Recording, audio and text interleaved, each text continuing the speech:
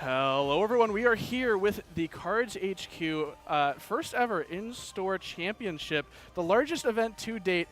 Who could believe it? It's incredible. We're glad to be here. We've got, I believe, currently 5 rounds of Swiss for you, potentially on to 6 if we reach the 33-player threshold. I gotta pull up the play network here to make sure I've got everything here.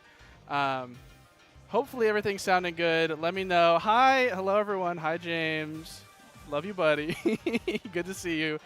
It's going to be a very exciting day as we get through what is looking to be a wonderful event here. I'm going to, real quick, I'm running everything off of a singular laptop somehow. So hopefully it's good quality. Hopefully it's enjoyable. But I want to pan real quick just to show you what this room looks like as we pan around the room.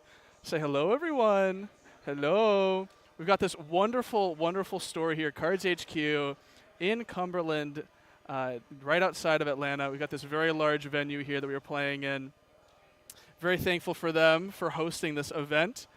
You need something like a space like this to be able to hold this many people and have such a big thing going on. So I'm looking forward to it. It's going to be a good day. Shout out to the Atlantic standings on NHL, which will be here joining us as well. All of my friends are here harassing me behind the camera. So if you see me randomly laughing, it's because people decide to come up and harass me here. Good luck to all the casters here. This is going to be a wonderful event. Let me close out of all the other stuff. Very excited. This is going to be a good day. We've got currently, let me check the numbers at the moment. I believe we're at 30 casters for the day. Still waiting for everyone to trickle in. We have a couple of casters that have not checked in. Actually, only 2. So we're solidly at about 30 people, which does make this the largest event to date in person. I believe the other largest before this was the new player experience that the Elestrals held in Austin, Texas in July of last year. So being able to say this is the largest event to date is a crazy, crazy accomplishment for Cardshq. This is about a case and a half tournament, I believe. It's 6 boxes of Moonrise and 3 of Daybreak. I got to go pull up the actual information to make sure I got that right. But it is a very large event. There's also an uncut sheet that is up for grabs for whoever's able to take that top slot at this event. Let's see, where is it? In 9 boxes of prizing, 3 Daybreak, 6 Moonrise. Moonrise released at LGS's yesterday, so if you have not picked up Moonrise, what are you doing? Go to a local store. I was at a locals for about 6 or 7 hours yesterday playing Moonrise. It's a really, really cool set. I think we're shaping up to have a very interesting metagame as we go into this next season of Elestrals, the next era, if you will, as things are getting a little bit faster, a little bit heated up, but not to get ahead of ourselves. We do have Daybreak to finish out as we have a couple weeks left before Moonrise becomes legal for premier level events. And this, while it is not technically labeled as a premier event, we are treating it as such. This is an event that's taking as seriously as we can take it. The stakes are high, and as such, even though Moonrise came out yesterday, it is not legal for this event. So fully expect to be seeing a lot of familiar faces in terms of deck lists. You're going to be seeing a lot of Cryverns, a lot of Galaxies, potentially some Joltons, as we saw with Adrian winning the most recent premier event just a week ago today. There's going to be a lot. Fully expect to see a lot of Galaxies. As season of the deck lists, there's going to be a lot of Galaxies. But what are you going to do when you got the best card in the game, Whale, Arrow, and Tarot-Bang? It is what it is. So we're just waiting now, I believe, for round 1 to start. As it is 12, check-in deadline was noon. I believe there's only a couple of non-registered players. And we have Nick speaking to us. His last call.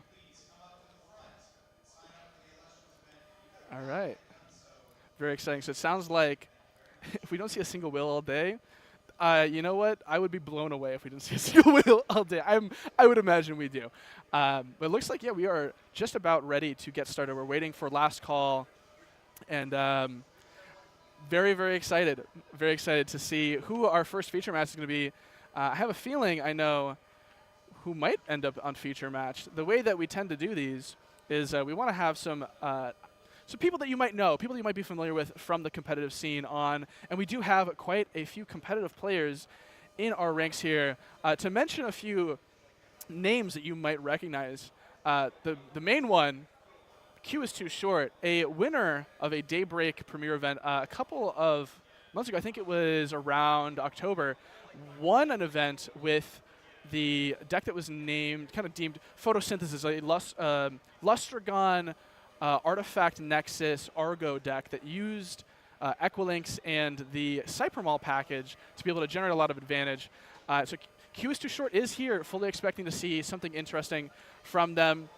We also have one other particularly prolific person, someone that you may have seen on stream before, who made a top 4 off the back of defeating the one, the only Joseph Rothschild, aka MBT, and that is Julian Whaley, who hasn't been in a couple events for some time, hasn't seen a top since that top 4, but is here today, who has been championing a deck that I was very excited about last week at the Premier event.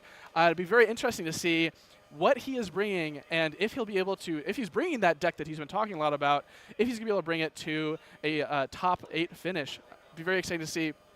Let's go ahead and let's see. It looks like all of our casters have been set to active, so we are ready to go ahead and pair our round 1. Let me log into my account here and make sure that I can actually look at some deck lists for you all. We'll figure out what our first round is going to be of the day. I got to wait for the bozos standing behind me to go away so I can pull up some deck lists and confirm who we're going to have. But it looks like our pairings are about to be finalized, and we're just waiting for the event to start. Very, very exciting. Cannot wait to see what's going on. I see Julian Whaley was right behind me. He's over there now. See, the people here, they love to harass me. There he is.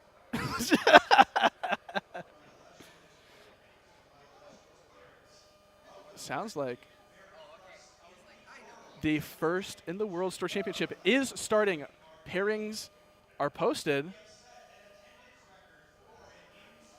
The largest event to date.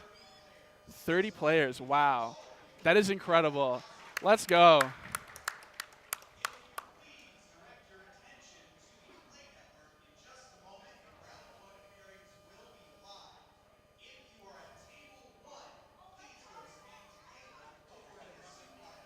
All right.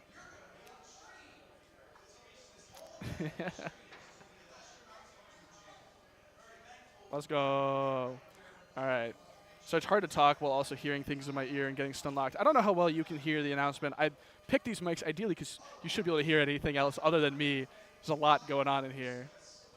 We got 5 rounds of Swiss. Top 8 cut. Participation. Wow, okay. Participation gets you 2 OP1s, 2 OP2s. That's pretty good. Damn, that's crazy. Okay. It looks like we have our feature match determined. It looks like we will just be doing, for sake of simplicity, Table 1 will be what we get selected for our stream. And yeah, we're just doing Table 1, yeah. You're Danny? You can just go ahead and get set up over there. We ask that you use the mat that's already there. You too, bozo. Up there, we're using the mat. You don't get to use your own mat. You can show it off and then you can set up, okay? It's fine, it's fine. All right. Our casters are getting set up at the table. We've got a particular name that maybe you've seen around the circuit a little bit, and that is Exar Merrick, or Kier, is a local of mine that has played well in a couple of events. I don't know if they've topped yet, but I'm confident that they have bubbled at least 1 or 2 times. They're a very, very good player, someone that I trust a lot when it comes to deck feedback and deck building. We got an update from the stream, Table 15. I see. The way they're doing it is that whoever plays at Table 15 wraps up to the actual Table 1. All right. Got lots of cool. We're good.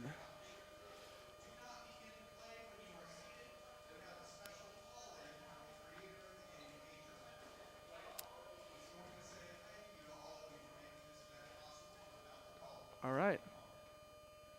So I believe the round is not quite yet started. I think that we might have a special message coming in from someone you might know, a certain man who likes to take his car on the weekends, moving around, using gasoline. We'll see if that's happening now. I believe that's what he just said. Looks like we're figuring out what's up with that. Very, very exciting. I cannot wait for what's about to happen. See all these casters shuffling up, getting their mats out. Elestrals is in the air, and there's not much more exciting than this.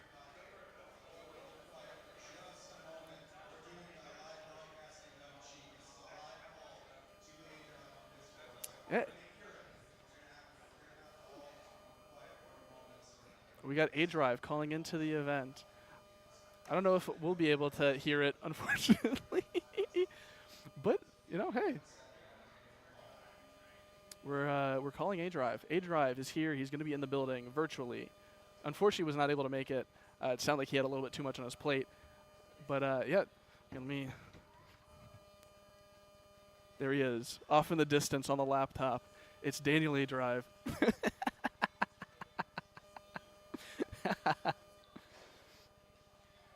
Yeah, I can't hear it. He's saying hi. Hi, Dan. Hi, Dan. You see him doing the YouTuber hand motions. Thank you so much for making it to the event. We're so excited that we were able to make such a large event happen. And very, very exciting stuff.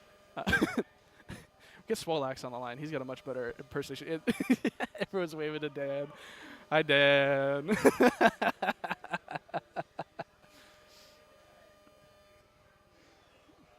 Thank you, Dan. Thank you, Dan. Thank you. Everyone say thank you, Dan. Thank you, Dan. Thank you, Dan. Thank you, Dan. Bye-bye. All right. I have no idea what was said, but hey, that was wonderful. Let's get back over here. Daniel said, thank you, everyone. Hope you have a good time at the event. All that. He's a man of few words. Unless he's doing an update video or a pack opening.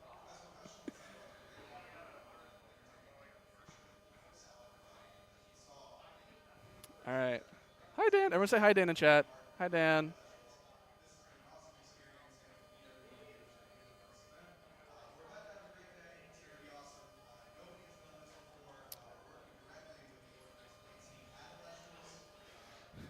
Big shout outs to the organized play team who was able to help make this all happen.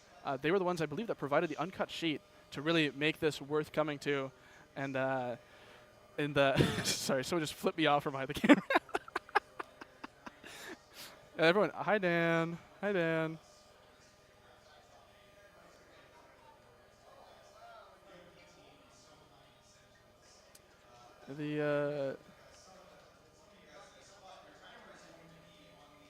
Okay, we got confirmation about where the timer is going to be, and have fun. I was just saying thank you for playing. Hope everyone rabbits find the Cardshq. Your galaxy don't get hit with any arrows. Love y'all. Thank you, Dan. Thank you. I was glad that you're able to call into the stream and say hi. So I bet everyone appreciate that. I wish we could have heard, but that's okay. That's okay. This is for the players, not for us. We gotta show love to all the people that drove out here. There's a lot of people that are from quite a bit out of town. Not everyone here is local to the area. There's a good amount of people that are, but there are quite a few people that I know drove at least 4 hours. A good friend of mine, Ren, is staying with me for the weekend and drove 4 hours well out of his way. A couple people from his locals also showed up today for the event.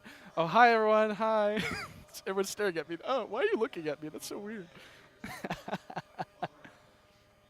All right. Handshakes all around as people cut each other's decks.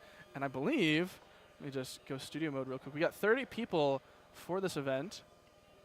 I believe we can just go ahead. Our players are shuffled up and ready for their game. They're drawing their opening 5 here. And this is the moment where it all becomes real, right? I put in a lot of time and effort to make this happen. Some things with the existing stream setup here fell through, and so I had to scramble to put together everything, which is nothing against the Cardshq HQ team. It's difficult to put on an event like that, and thankfully I have everything necessary to do this and also do it in such a way where the players are far enough so they don't hear me commentating.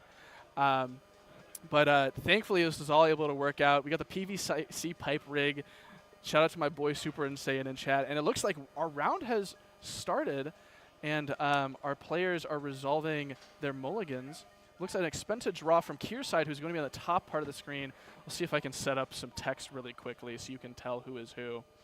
I won't be able to have life totals because that's it was a little too much to figure out at this point in time. We're going to go ahead and have Kier on the top part of the screen. I have no idea where the source is. Oh, God. And our bottom player, who is Danny, is going to go ahead and look at the top 3 cards of their deck with an Astrabbit.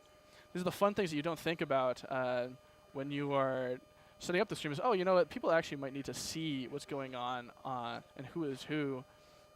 So it looks like Danny went for the Astrabbit, and Kier went ahead and used a poison-tipped arrow, which, like, what more can you ask for? Let's be honest. What more can you ask for than the than the poison-tipped arrow on the Astrabbit? Let's see if I can get this so I can adjust the. Nope, that's the. We're doing it live, you know. It is what it is. Okay, this is not working out the way that I want. We're gonna have to turn studio mode off. I'm sorry. You're gonna see me do this on the fly. We got Danny down here. We got Kier up top. And we'll adjust our fonts and colors here. Looks like that is the that's the fun thing. So that because of we're in a live setting here, we're in a store. That card zone, we're never gonna know what's there. I'm sorry. I'll be doing my best to try and catch what it might be in between activations and stuff like that. I have no clue what that card is. It looks like it might be an attack rabbit actually. I did not see the card resolving because I'm currently trying to adjust text and whatnot. Change this to a black real quick. There we go. Make it a little bit larger. 36. Oh, it doesn't go that big. 24? 12. Make it larger. All right, 20 is the largest we can go. Cool. This playmat is wonderful. Big shout outs to the team here who let us use the wonderful store mats. It looks like an Elestrals. The one of in the deck is going to land. That's pretty strong there. That usually demands a Gorgon's Gaze, especially now that it's at 1. And Kier, considering their options of what they might want to go for here, and not going to be anything. The Zeus is added to hand, so I think we can assume that Danny might be on 5s. Who could have believed it? It probably is 5s. It might be Thunder. There is a Frost Spirit that was expended by Danny, but the Tsunami going to come down from Kier, preventing that attack rabbit from going through. And we're going to go ahead and likely just pass back here. Nothing more you can do. Playing, well, the Astro was swapped to defense from the Tsunami. Very good value proposition here. Real quick.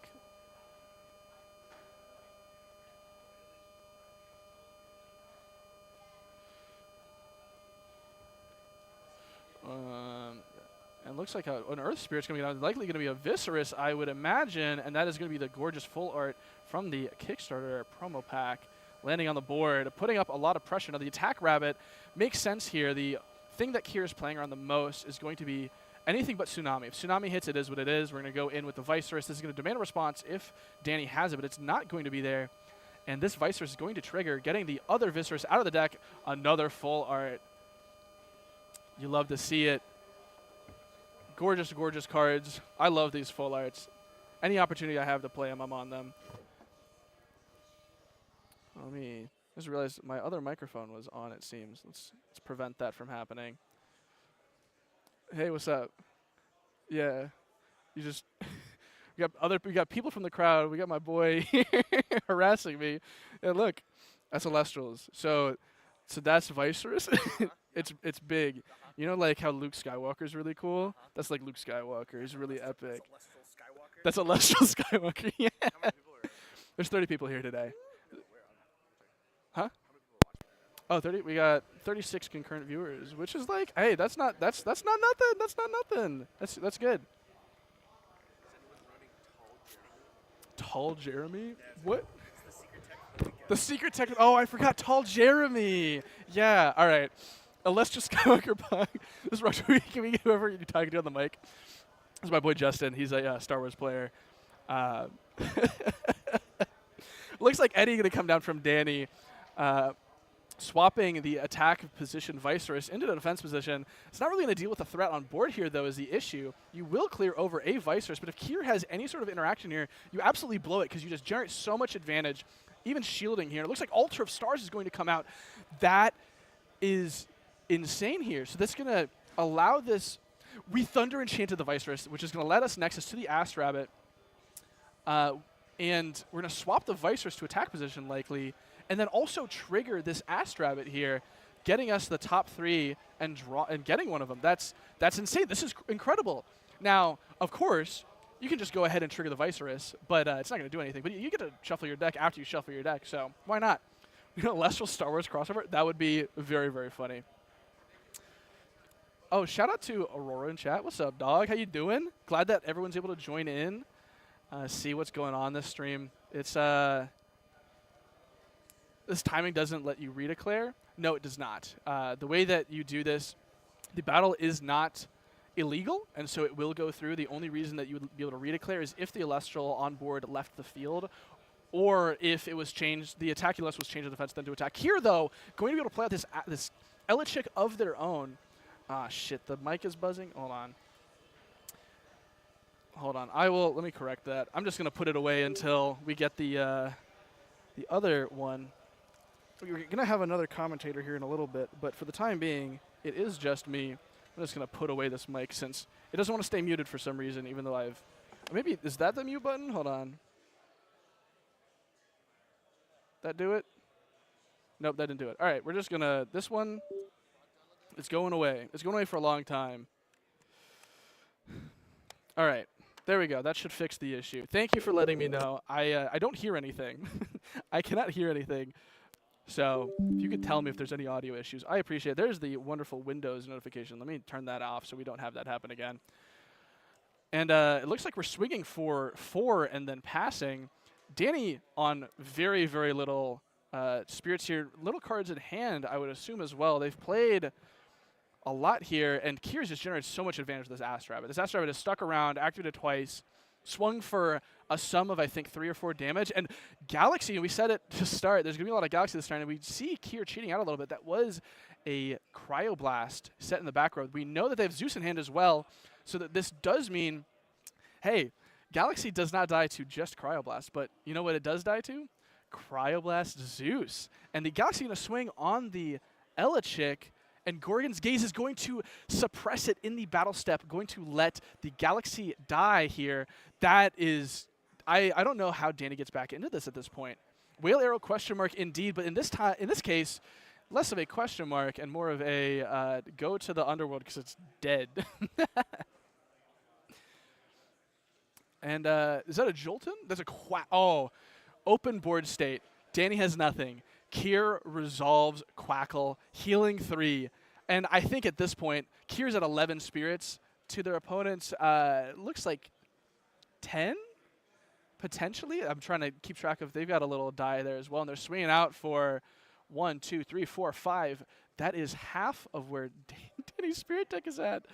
This is I don't want to say it's a foregone conclusion, but it's going to be very, very difficult for Danny to get back into this at this point, as they're left on so little with so much to deal with.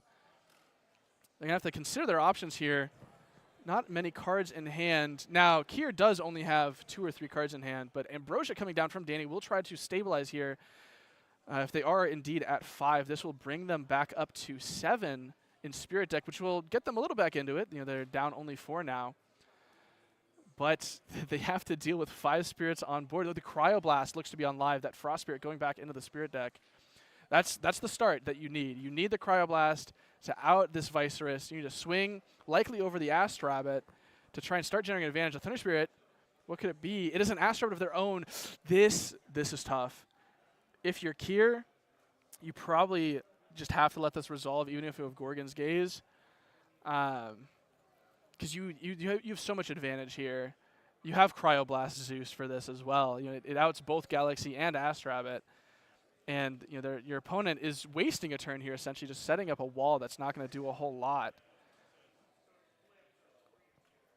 Danny, considering their options, looks like they have two or three cards in hand, which is I fail to see a point, a series of cards in hand that could actually handle this entire board, especially with Kier having Eddie, Zeus in hand. They've got the Cryoblast set. Two unknown back row to us, all three unknown to Danny.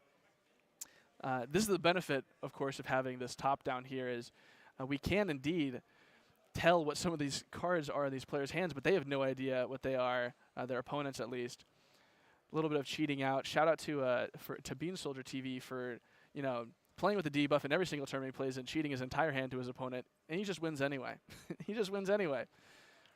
So this Ouch Rabbit resolves. We've added a card to hand. We're looking to our Spirit deck for something. That's an Earthquake that is going to be hitting the board. Now, what is the correct hit here? It's likely the Viserys, but it doesn't do enough, I think. We know that the Zeus is in hand from the Elestrals search. Those two back row will have to be a lot, and a Tsunami just stalls. The Zeus here into Cryoblast would be back-breaking and potentially game-ending. Tsunami is likely the only thing that will get through for Danny to prevent this turn from ending. And there's the Cryoblast. We saw it coming a mile away. This Astrabbit going to the Underworld destroyed.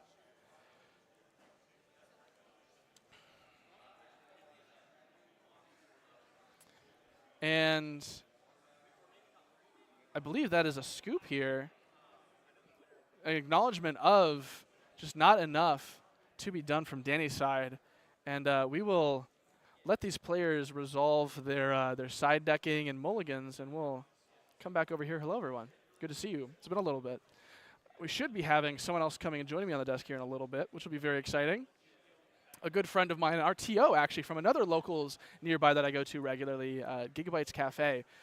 He'll be showing up. He's our TO. Great guy. It's great. Since he's your TO, he doesn't actually play the game a whole lot, but he is familiar. And there's not a lot you have to know outside of Will, arrow, question mark. Hello, everyone in chat. Hello. It'll be interesting to see. I'm going to open up the event on the side here, see if it was a quick match or a quick game from our round one feature here. Nothing else reported yet. I would have been very surprised if there was something that went quicker than that.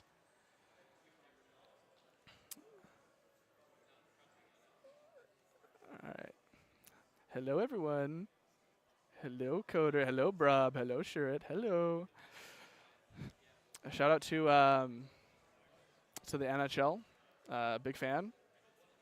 Let's go Blackhawks. Can you go back to the card game? This mana screw is too attractive. Hold on. Yeah. My bad. There you go.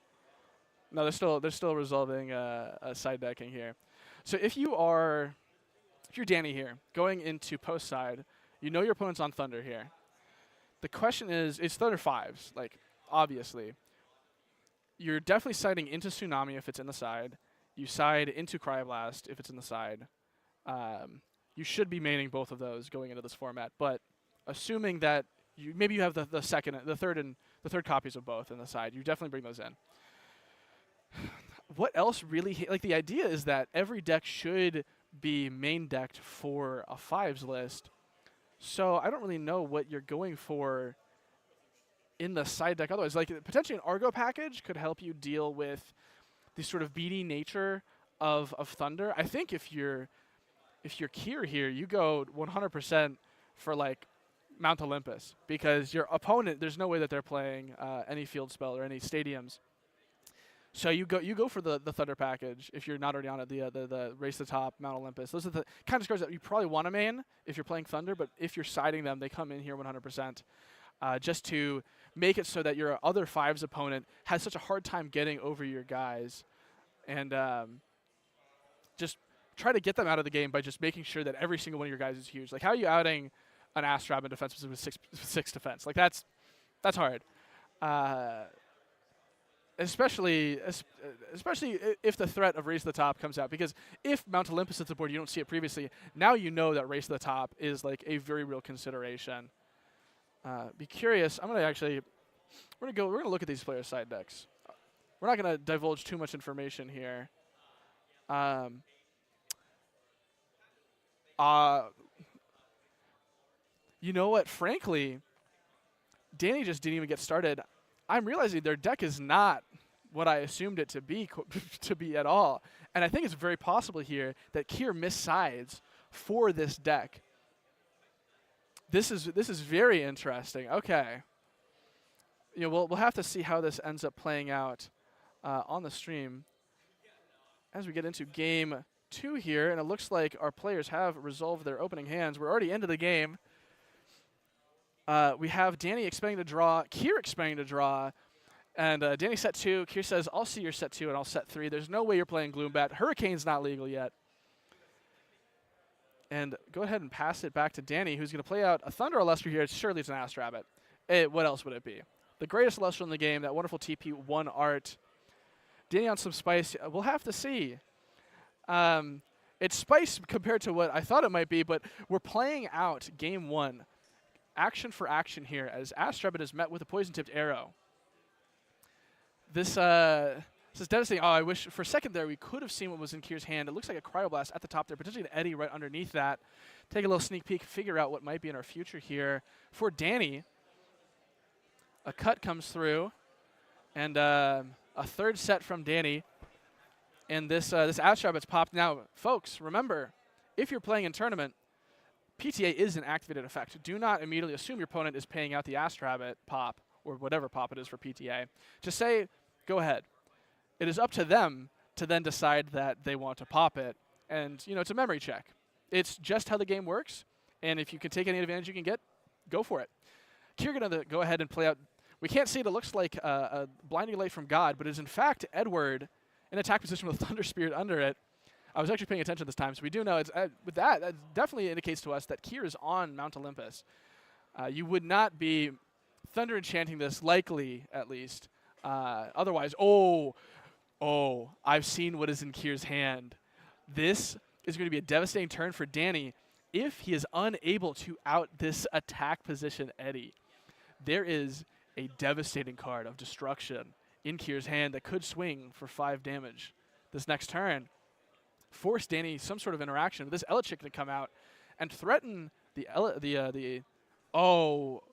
threaten the Eddy, but actually we were water enchanting the Elestrals. We have Zeus in hand already. This might mean that we're not playing Demeter in Danny's list, which is very, very interesting. I'm also noticing, I think we saw a lot of Frost Spirits the prior turn. I don't think I was paying that much attention to it, but that might indicate what Danny's actually on here is this Water Elestrals is going to swing. Kier, looking at their back row, going to prevent the attack with the Gorgon's Gaze. They want to keep this Thunder Word up. Now we'll see what might come out of Kier's hand this turn. It might just be something that swings the tide of this game. Drawing a Toxie for turn is very interesting. We're looking at our back row. It's going to be the Cryoblast. The Cryoblast taking out the Elestrals. Played around Tsunami, had to play into the Cryoblast. And it looks like actually, instead of the 2-drop that is in Kier's hand currently, limited to 1, we're going to be going for Toxie to burn our opponent for 1. Danny has to respect this if they have a poison-tipped arrow. If they don't, that's not good. This Toxie could just do a lot, and it looks like we're going to pass. We might, I don't know if we meant to do that. I think we meant to attack. But I think we just passed. I don't know if we swung for any damage there.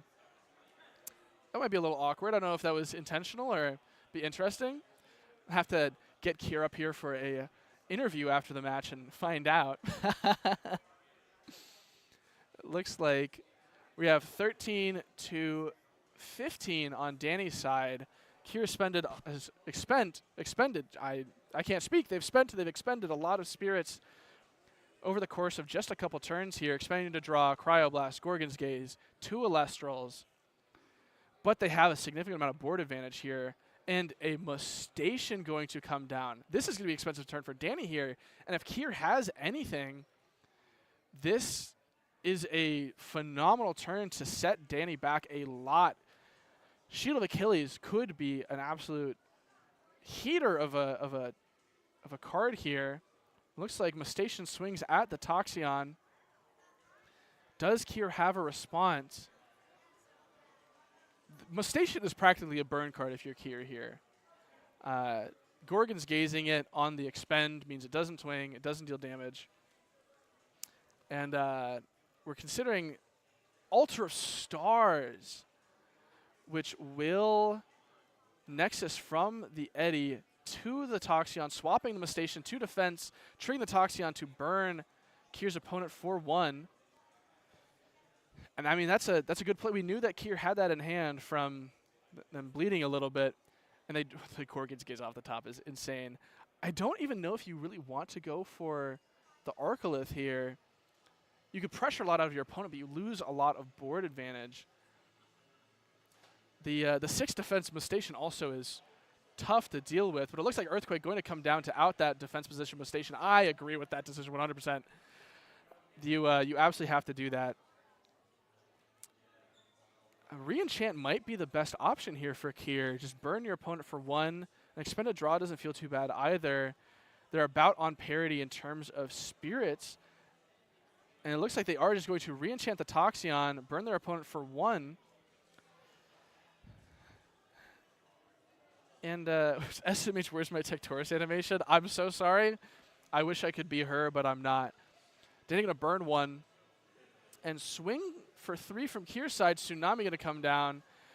You feel incredible if you're Kier. That set Gorgon's Gaze is now free, practically, as we're just going to be paying off the Toxion. We're going to count out Spirits and Spirit Deck. Kier at 8 here to their opponent's 8 as well. All of a sudden, we are much more level in terms of spirits between these two players. Kier only 1 card in hand, I believe. We have 2 spirits coming down for the Lavalith.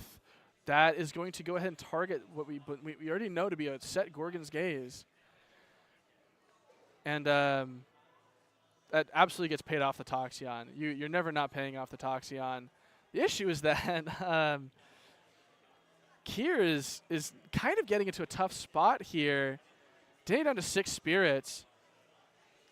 Realistically, though, an Arcolith crackback is devastating, but the Cryoblast is going to come down from TPHU. Legal. Any non-functionally different cards are legal the instant you have them in hand, as long as you can swap them out for an already released and legal card. So that wonderful Cryoblast.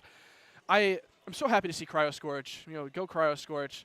Going ahead and taking out that Toxion. Oh, we're dropping frames. Oh no. Not receiving enough video. What's happening? Looks like we had a little dropout there for a minute, but hopefully we're back. Ambrosia coming down. This has been a big turn for Danny here. And Kier drawing an Astro out for turn is absolutely massive. They could go for Arcolith next turn if Danny plays into it, but the Poison Tip's coming out from Danny on the Astrabbit. That's tough. That is tough. I'm glad that there was not actually any issues. Welcome back, everyone. Good to see you. Looks like a couple of rounds or a couple of games have concluded. Go ahead and see if we can see some updates of some players to watch in this tournament. Curious to see where our 2 players I shot out at the beginning of this tournament, Kier, not Kier, well, I did shout out Kier, but Q and Julian. Kier is another person. I guess we had 3 people we shouted out. Only one reported so far is another local of mine, Sean, who went 2-0 against their opponent. And checking a couple of messages I received. This stream looks so professional. I love it. I'm glad that it's good for you. I'm glad that this is working out. We're going to go ahead and hop into the action here. That we are going to Ambro off of the Astrabbit. I don't know if you do that, honestly. I think that actually making your opponent pay out, especially at such a low spirit count, if they're at 6, it brings them to 5 to pop. I mean, maybe it is the right move. I think that that's a difficult back and forth decision. I don't think there's a clear option there. Reenchanting the Lavalith with the water, not playing into Arcolith in case the opponent has it, swinging for 3 damage here. And considering our options of what we might want to expend here, definitely the waters, I think, are the right decision. If you've got Galaxy, you only need 1 Water Spirit for it. Oh, that is a massive draw for Kier. Elestrals hits the board. Does Danny have the response? That Elestrals is blessed by God as it becomes entirely enveloped by glare. Danny considering his options. It's absolutely PTA. So PTA Elestrals brings it down to 2 attack, which still can clear a Lavalith. Can it? Yes. No, it doesn't. Sorry. Yeah, it would go down to 2 attack. Only a functional 5 here. And from what we know on Kier's side, this will not be enough. This is turning out to be an incredible match from these 2 casters. Demeter is the search, though. Kier maybe just hoping to play through all this back row, survive long enough to then land Arcolith, if they're able to draw, which we know they haven't, and swing for a insane amount of damage, ending the game. This is looking a little difficult as that's a lot of damage. It's a lot of damage they're taking. Considering cards in hand, they're just passing. And Danny will go ahead and expend a pop. That's how you know that Kier is on that mindset. They just say pass. They don't say end step, they say pass.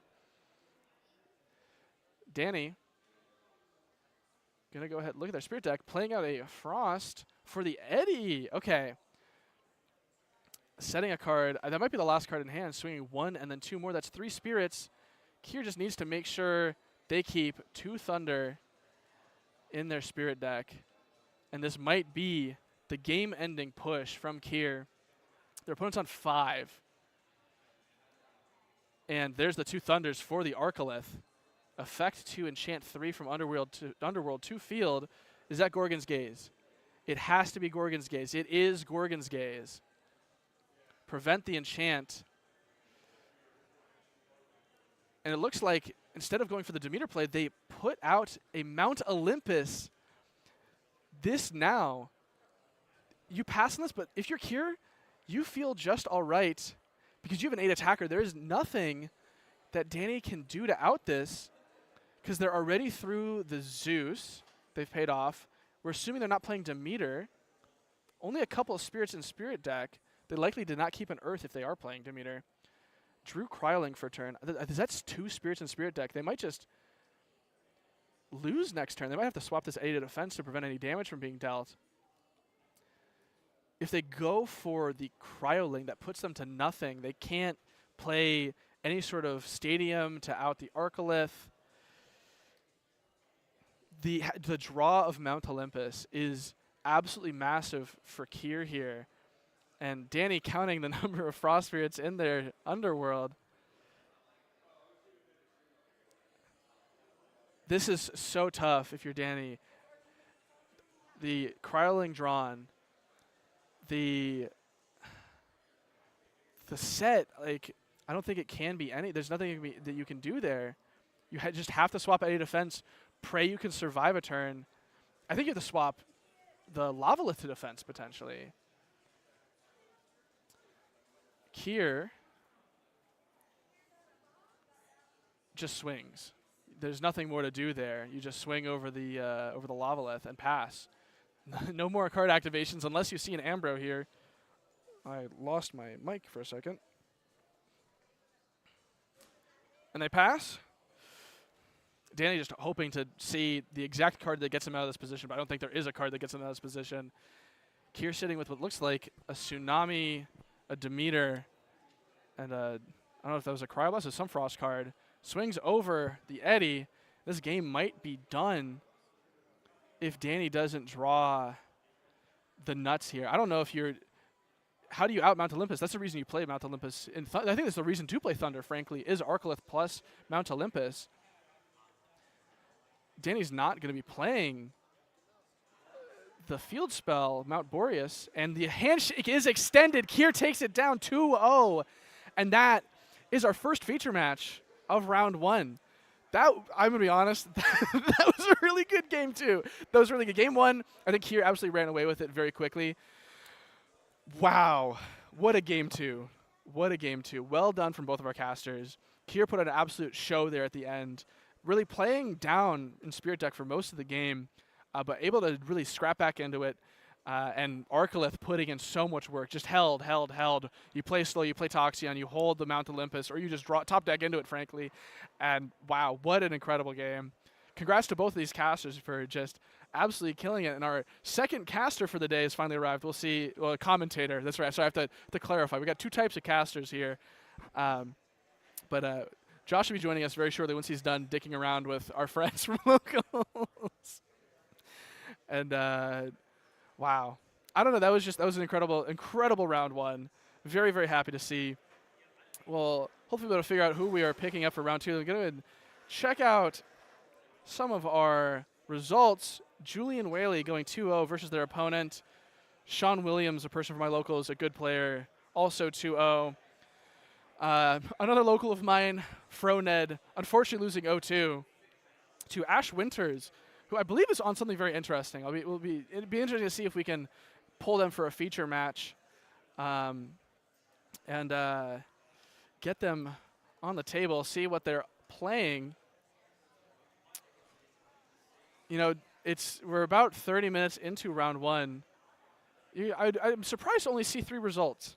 Maybe I'm spoiled as commentating on the larger events for Elestrals, the online events, which you should go ahead and play in if you're not already playing in. They're very, very fun to play in. I haven't played in one in a while. I might have to make sure I'm in that February 8th event because it's been a little while since I've made an appearance at one of these events, and I'm missing it a little bit, frankly. So if you're not playing in those, you should play in them. There's wonderful prizing. Even if you just play, just participation gets you a lot of cool stuff. Here I am. I'm not even commentating on Leslie's event. It's like, here's everything that we need to chill for the event. So make sure that you go ahead and sign up for the February 8th event. Here's the image. Silver Beanie, can you go ahead and put that on screen? Oh, it's just me. Sorry. That's true. I forgot about that. I've been informed. Kier is actually the Cardshq store champion for Season 1. So we got our champion for the store. Take it out. Kier, join us on the mic. Come on. Let's go ahead and let's get an interview in here. Let's get Kier. I don't have any questions written down. We're just interviewing. We got Kier here on the mic. Go ahead and toss this on your head there. Oh God, my cables are tangled up. Oh God. If you want to, you can just hold it up to your mouth. You don't actually have to put it on. Yeah, let me turn the mic on real quick. I don't believe it was on. All right, chat. Hopefully you can hear them. Hello. But what's up, Kier? Hello. How do you feel about your round 1? That was a really good game. The game 2 was crazy. Yeah. So that game 1, obviously, I kept a hand of like 4 back row and a Viscerus. And I was like, I'm sorry, you should go to jail for that. I was like, that's insane. That's I was so like, good. I'll just like set 3, expend a draw. Just you don't have to worry about Gloombat. Yeah. No one's playing Gloombat. I mean, no. Exactly, right? It's so true, I was it's like, true. I'm just going to, play a little slow. I draw into Rabbit off of the expended draw. Okay. And so I was like, okay, this is a fine setup. And then I just, Rabbit, Viscerus. Yeah, you just generate so many advantage. You got 5 spirits on board swinging. He goes Earthquake, the Viscerus, and was like, okay, that doesn't do enough. I'm sorry, because you have like, Zeus in hand that was searched off Elestrals. Yeah. And then game 2 was just like. Game 2, you had a lot. I should have lost that. Absolutely. The Arcolith into top deck Mount Olympus is like, that's crazy. Yeah, no. They had Gorgon's Gaze and everything for the Arcolith, but Mount Olympus, I think I saw you expend Earth, no, you had Demeter, and I'm like, that's tough. Like, what's up with that? Why? Yeah. And then you play Mount Olympus, like, that's game winning. That's all you need. No, because I was like, get rid of the Earth just because I want to have as much Thunder in here as possible for this Arcolith. Yeah, that makes sense. Predominantly playing a Thunder heavy deck, so I'm more likely to draw into those kind of pieces. Hit Quackle, you play Quackle, play stall Quackle, out a little bit. stall out, yeah. And I also had like an altar in the back row. Was my okay. So I was like, if there's some shenanigans, bull crap that I can do there, I can play around with it. But yeah, I drew that Mount Olympus. So first of all, he played the Eddy, which as soon as I saw that Eddy come down, I was like, oh, this is actually like I'm still alive. Yeah. There's nothing. You see the frost hit, you're like, because he topped that Cryolite. Oh, okay. Plays it, or actually it might be the next turn he topped that Cryolite. But played Eddie, and Frost like, oh, oh god. I didn't see a Cryoling that entire game. That Yes, entire yeah, set. he was playing like Iceberg. I'm pretty sure. That's what I thought. He kept expending the Frost, and I was like, okay. But Yeah. so yeah, he played the Eddie, and I was like, okay, I'll take 3 now. Summon Arcalith. If he doesn't answer the Arcalith, cool. Yeah. If he does answer the Arcalith, I just drew this Mount Olympus that's going Yeah. to stall out, and I just hope that he can't kill it. Yeah, Which and he already couldn't. used Earthquake, I believe. Laurels wouldn't do it because he'd have to kill off his own field too Yeah. much, which maybe So- does do it eventually. But But you know, he's kind of in that waiting game at that point. Yeah. And then, yeah, so I drew that, and I was like, I can just kind of sit here and hope that he doesn't have anything. yeah, You know, the worst thing that I'm fearing here is like a shield. yeah. Um, Which every turn you take out an Illustri, like I have less to worry about. And I'm Yeah. not. so, yeah, no, I completely won that off of the he summoned Eddie, and then I drew Mount Olympus. Yeah. Yeah. So, Hey. but no, very, very solid. Yeah, congrats on a round 1 win. Thank Hope you. to see you in top 8. Yes, that is the goal. Yeah, you've bubbled on a premiere, right? Yeah, Okay. I bubbled the premiere 2 times, 1 time, 2 times. The first time, I know at least one of those times was with the Wind Thunderburn Volt Yeah. Tempest deck. Yeah. Very, very fun deck. Rad. And I can't remember. I know you love Volt Tempest. I love Volt There are Tempest. players here that hate you because I you play know. Volt Tempest. I know, but Julian, he's just where a is little he? guy. He's a just little just out him. giant. Just use giant- shield. Just use shield. Oh, okay. Yeah. Because you're definitely swinging. Yeah. All right. Well, thank you so much for joining. Yeah. And we're gonna go ahead and throw it over to a little break real quick as we get into our round 2 and get the remainder of our round 1 finished. So we'll see if I can get some music playing. I don't know. I don't have a playlist yet figured out for this. So we're doing it live. All right. See you in a little bit. Okay. Bye-bye. Bye-bye now.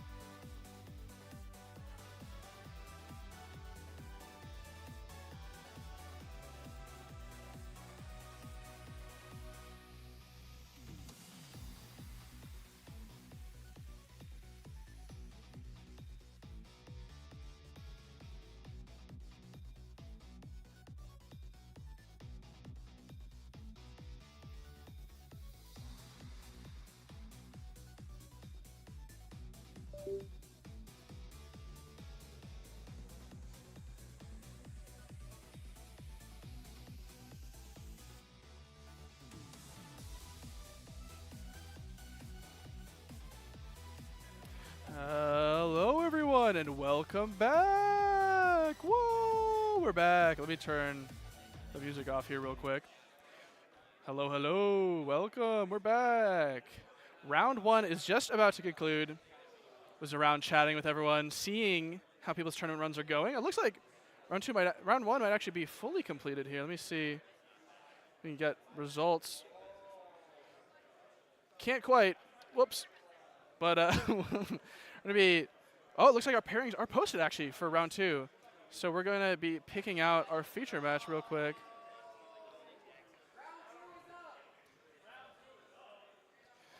Please wait to determine who feature match is. I need to pick a feature match before you sit down. Yo, me though. Who we to do? All right.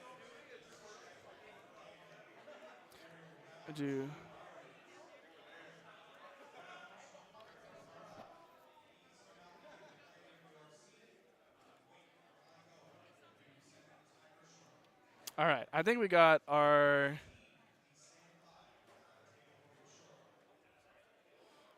All right. I think I've picked out who we're gonna be seeing. I think I got a good matchup for you all. I think this will be a good one. All right, someone. So we're picking feature match from everyone now. What?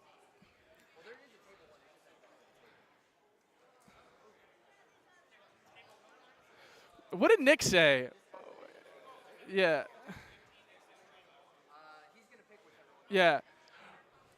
Ren and Jacob, your feature.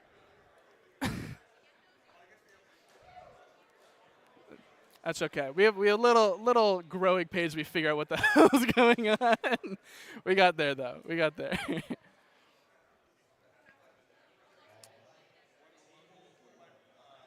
There we go. There you go. Julian shouted out at everyone that pairings were posted before we were ready for everyone to sit down for pairings. All right, we figured it out.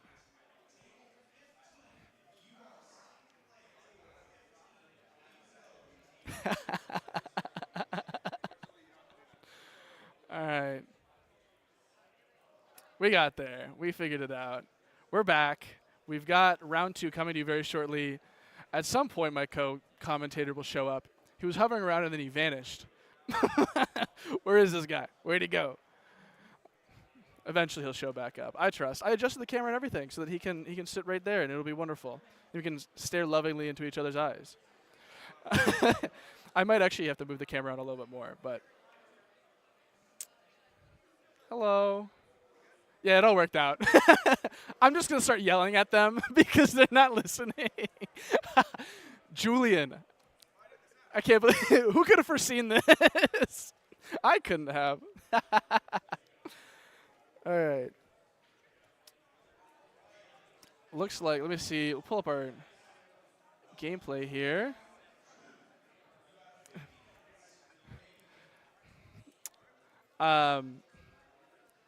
I gotta change this.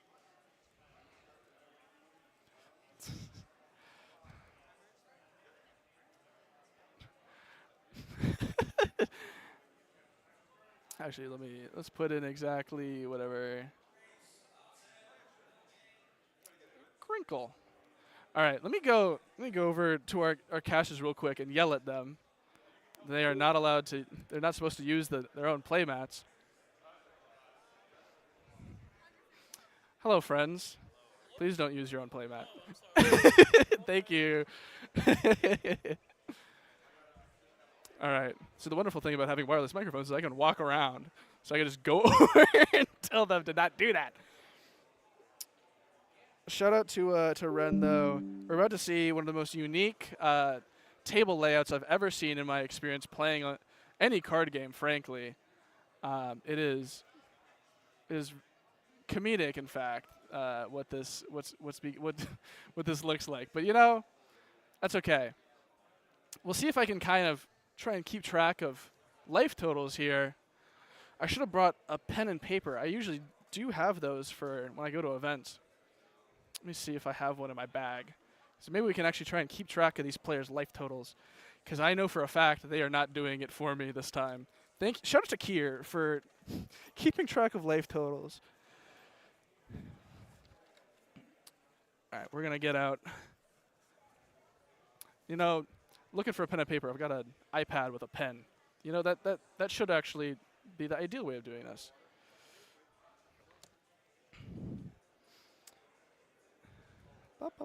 This.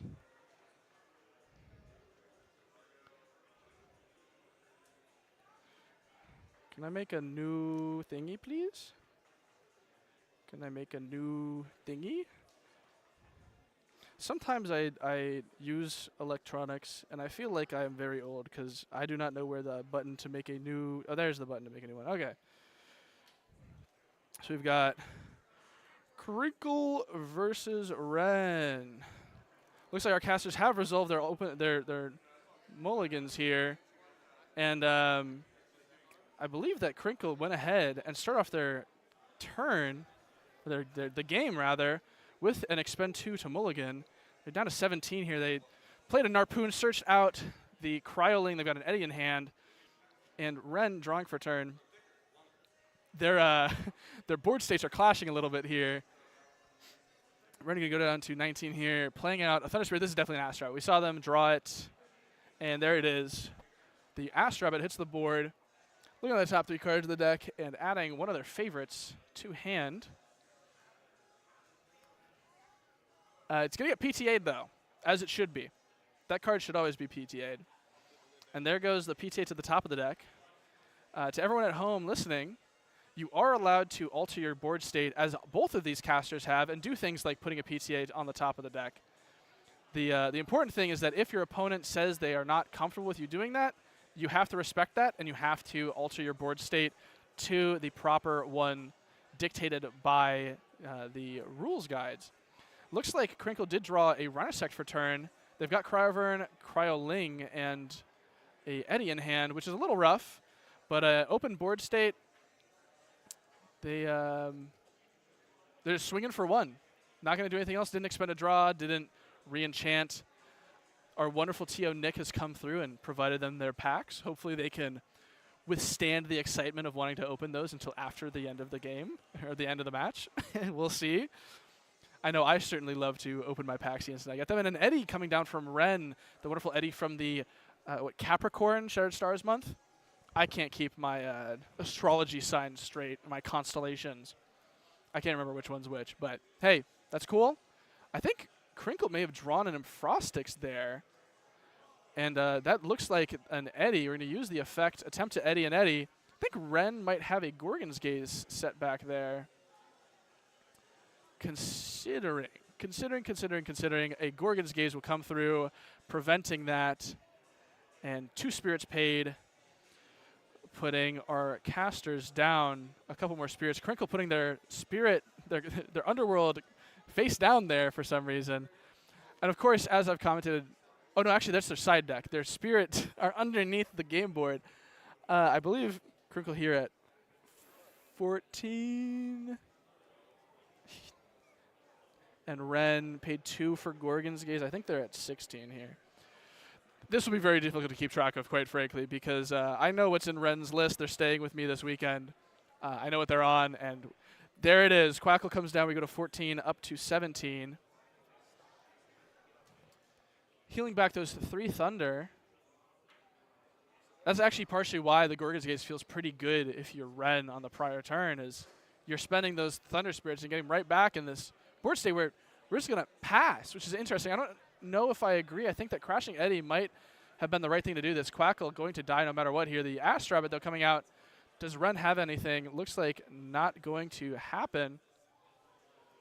Adding some card to hand. I didn't quite catch it. Shuffling our deck.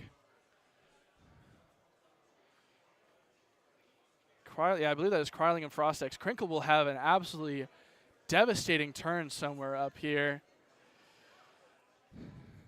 Determining which cards were set when. Looks like, oh, the Blizzard in hand from Crinkle, definitely going to rip out. That is going to take out, I assume, the most recent set back row. which it will. As another Gorgon's Gaze. I've played against that Quackle too much to know where it's going. Oh yeah, it's going to die here as the Eddy swings into the Quackle. And Ren, is this back row live? We'll have to find out here. It's not. It's that Quackle's going to the underworld post haste. Spirit deck, Thunder Spirit. Laurel's in hand is very interesting. Elestrals, though, is a phenomenal cast here. This Gorgon's Gaze from Crinkle is not going to come through. That is not a Gorgon's Gaze. It is something else. Ren's searching through their deck for the Zeus, I would imagine. That is the ideal target to get here. It's that or Demeter. But realistically, I think Zeus is what you want to go for, especially since you have the Quackle to heal back Thunder Spirits. Looks like Ren did pull out the Demeter to the bottom of the deck, but is going to search out the Zeus ultimately, which I agree with. I think that that's probably the right decision here. Zeus is such a phenomenal card, allowing either of these Elestrals to out this Astrabbit. That back row could be literally anything, and I don't think that it clears Zeus, Eddy, Elestrals. Tsunami does not prevent the Eddy from swinging. Gorgon's Gaze doesn't prevent. It could be Argo. Argo giving this Astrabbit a Scythe of Demeter does it. The Eddy going to swing. Are we going to attempt to crash here? I don't know. Looks like we are not. We're going to pass. Cryoblast drawn on Crinkle's end, which you just ripped that, like 100%. You take out one of these Elestrals, probably the Eddy, since it plays around Tsunami, and you're likely main decking at least 2 Tsunami. Checking our Underworld. The Cryolink comes out. It's going to... Is it going to immediately ascend? It looks like we... Yeah, it will. We do have exactly 5 in Underworld. And we're going to go up into the Water Enchanted Cryovern. If Ren has that coveted Galaxy in hand, that would be very rough. Very, very rough if you were Crinkle here. And that's an expensive turn. Putting him down to... I think I might have a wrong count here. It looks like they would be going to potentially 12 here. Or they have their count wrong and they're going to 9 here. And it looks like we're swinging Argo to the poles. This is massive, actually. This is going to make this Elestrals a 9-1 with the Necklace of Harmonia. Argo resolves. New chain, and we're casting Scythe of Demeter? No, this has got to be... There's no way we're casting Scythe, right? Yeah, okay. It's Necklace of Harmonia. The double Earth confused me for a second. I had me scared. That would not... Scythe of Demeter would not quite get there, but Ren going to be paying a lot of spirits here. Going down to 10, I believe, after the paying 4. And that will get us over the line here. This Elestrals is very threatening. An Equilinx would be absurd. Equilinx, Nexus off Harmonia, and that might be exactly what we're seeing. The commentators curse or blessing the TP2 Equilinx hitting the board. And that back row, you got to do something with it. Affect the Nexus. If you have Gorgon's Gaze, you have to respond immediately. You don't. Equilinx goes through. Nexus pops the back row. I don't know what Crinkle's considering here. Gorgon's Gaze. Okay, so potentially the consideration here is we want to Gorgon's Gaze the Elestrals. I don't know if you... Maybe you do just... Maybe it is correct to let it Nexus first. My thought would be you want your opponent to burn more by keeping Harmonia around. Because no matter what, this Eddy's dying, right? You have the Zeus on board. They have to use it, I guess, is the consideration. Swing Elestrals. We're taking less damage, which is ideal. I do think that it might have been correct to Gorgon's Gaze the effect activation. But who am I? Who am I to judge? I'm just the silly commentator here. Crinkle, look at their spirit deck. Looks like they might only be on 7 here. After that Gorgon's Gaze, my count is actually correct. Wow, I'm like blown away. And we're cryoblasting the Elestrals. See, this is where I think if you have cryoblast in hand, you definitely Gorgon's Gates first. If not, I can understand.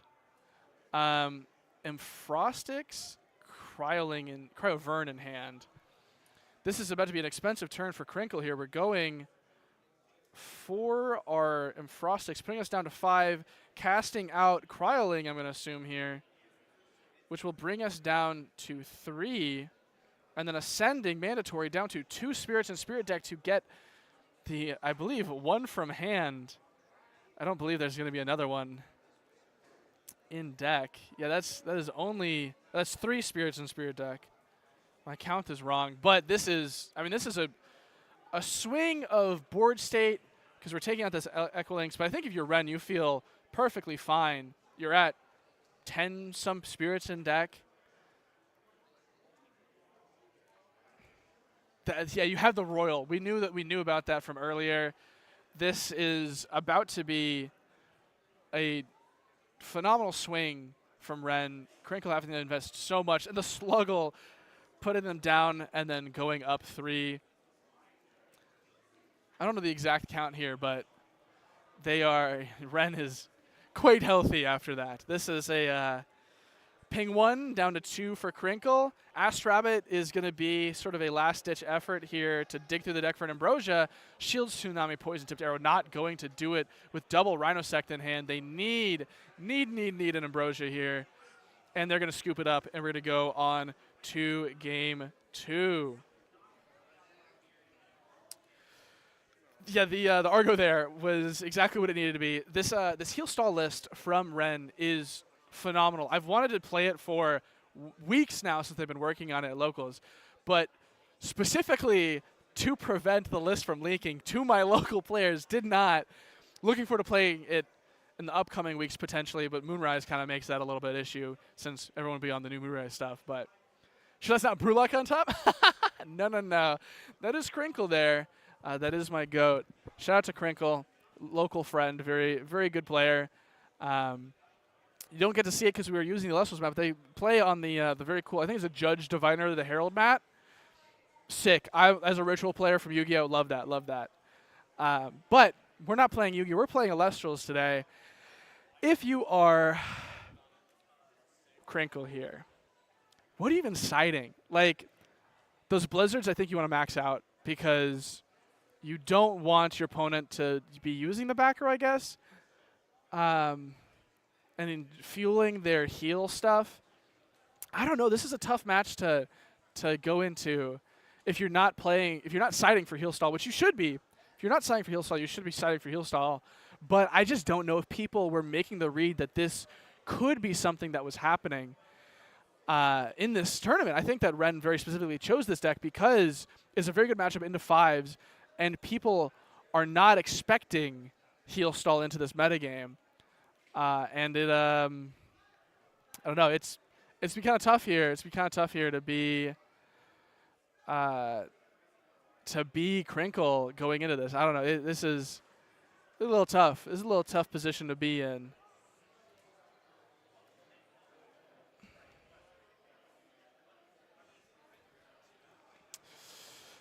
I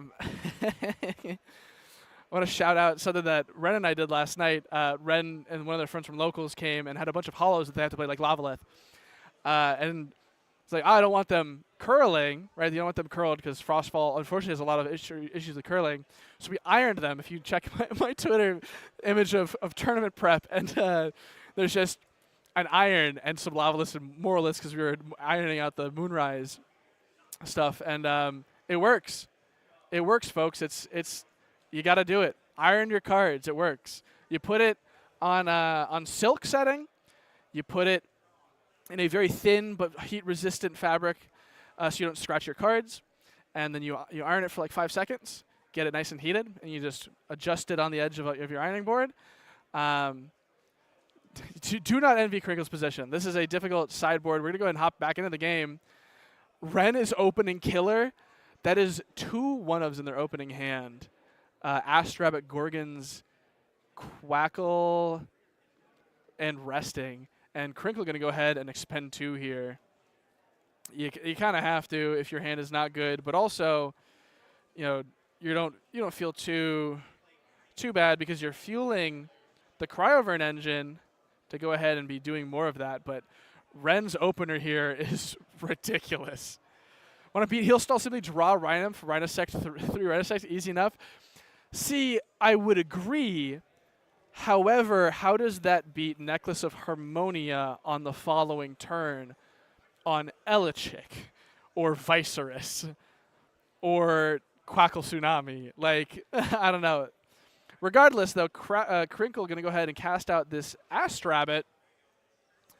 A solid opener here. Looking at their top 3, they got the Kryling already in hand. I think they added a Blizzard from deck to hand. Symbol Print doesn't exist or just eat the necklace? Correct. Call a judge. Don't do that, actually. You will get DQ'd. Sending a card here. Got an Earthquake in hand as well from Crinkle. Kryling in hand. I believe there's an Omni Rune in there as well. Yeah, sometimes your opponent just doesn't have cards. And Ren playing out their first card of the game. It's an Astrabbit in defense position. What more could you possibly want? Are you not entertained? Rabbit should draw the top 3. I agree. Thank you for that commentary. Not sure. I agree. They need to make this card better, actually. I mean, if you think about it, it's just a little bit better than Nectar of the Gods. It's lower cost. You get one more card. I mean, it's fine. We'll put those cards back on the top of the deck.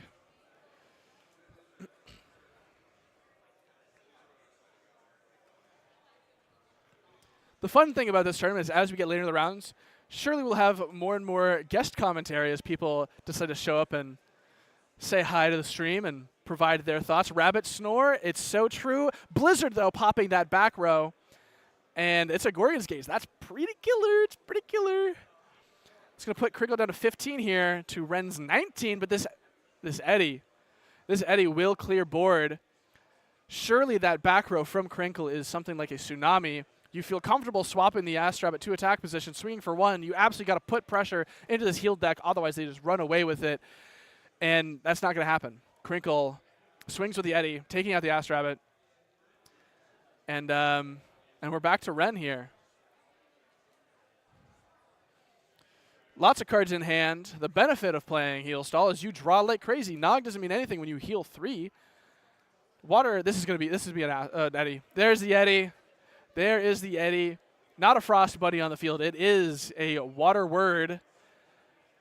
I think that back row might be a Cryoblast from Crinkle's end, and the Eddie swings into the Eddie, taking it out. Eddie on Eddie violence. You hate to see Ed versus Ed, but it is just how it is. Crinkle checking their spirit deck. They're at 15 spirits at the moment. And here it goes down to 14. This is a large Kryling, but not large enough to go ahead and ascend. There goes our wonderful Tio walking by, drinking some nice apple juice. I envy that, actually. Apple juice would go crazy right now. Kryling, though, big enough to get over Eddie.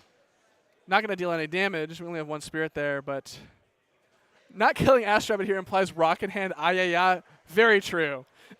Very true, very true.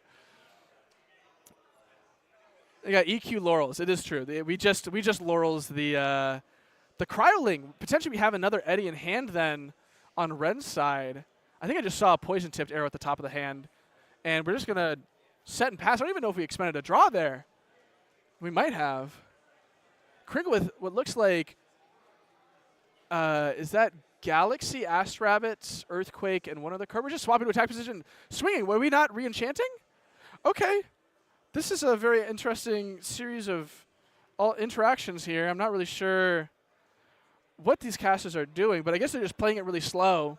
Don't want to invest too much into board, but Laurels is through. I don't know why you don't just go for the Astrabbit re-enchant there, but the heal 3 from Ren will put them down to, what is that, just 2 spirits out of spirit deck. The 1 Thunder and the 1 Water now in the Underworld is the Astrabbit, and Sluggle will crash. I guess Crinkle didn't want to re-enchant at risk of knowing Astrabbit dies here, but he would take 1 more damage if you're Ren.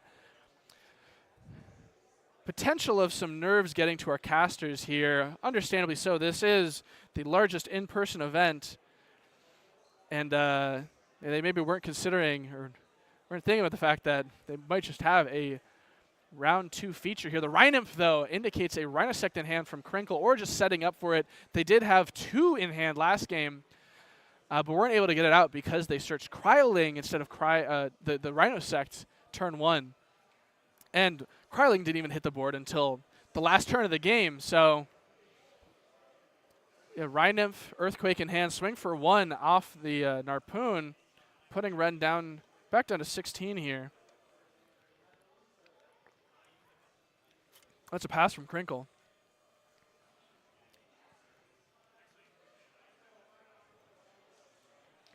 Nick, at some point you should join to either talk about Cardshq between rounds, or you just join to chat on desk if you have free time at some point. You're welcome whenever. Right now? You want to hop on desk? Yeah, get in here. All right, folks, we have our TO and a good friend of mine, Nick, joining us here at the desk. Hi, Nick. Hello, hello. Can you hear me? Looks like you are. Yeah, you are Amazing. here. Awesome. It's great to be here. Hi, everybody. Hello. Thank you for having me, Caleb. Thank you for doing this for us. Yeah, great to have you. Thanks for hosting such an amazing event as Crinkle goes Astrabbit and Ambrosia. That is really powerful. It's very, very good. I'm not. Now, I will be transparent. My knowledge of Elestrals is definitely far more limited than Caleb's, but I don't think it takes. You play one game of Elestrals and you hear those 2 cards' names, so that's not surprising at all. It's hard to think of a worse, or it's hard to think of anything better than this. Like, it just doesn't get better than this. It's great for you and very bad for your opponent. I'm sure his opponent's hurting right now. Oh yeah. Despite the fact, though, maybe Ren here is playing into Astrabbit and Ambrosia. However, Ren has, I think, only a couple of spirits out of Spirit deck, because this deck that they are on is entirely dedicated to healing. Right. So Crinkle not putting on any pressure here is just enabling Ren to continue to draw cards, generate hand advantage, and just do a lot here because they're not being pressured. Right, exactly. You can just sit and expend a draw, an action that people frequently forget about within the game of Elestrals. You can just spend a spirit and draw a card, and if all you're doing is sitting with an Astrabbit, what are you doing? And not only that, but the ability to recycle your life and your resources is really huge, because it can just keep you alive a lot longer than your opponent's math plays out. Exactly. So you have the problem of you might be going up against your opponent and thinking you have them near death, or you're thinking they're expending a lot of their resources. But in a game like Elestrals, one thing I do understand is that if you're in the right colors and you play the right cards, you're able to stay alive a lot longer than anything your opponent might have predicted and just win the grind game. That is the big thing that Heal still wants to do here is. The idea initially with the deck, back before the limits came through, that's a Quackle coming out from Ren. Amazing. That is a lot of spirits that are going to go back in the deck. I think they are at 16 here after the Heal 3. The massive thing about this deck that used to be what it did is the idea was that every back row card in the game is a burn card functionally, right? And so all you do is you play removal. You play 0 back row in the deck, and you just heal so much, your opponent burns themselves by interacting with you, and they lose the game.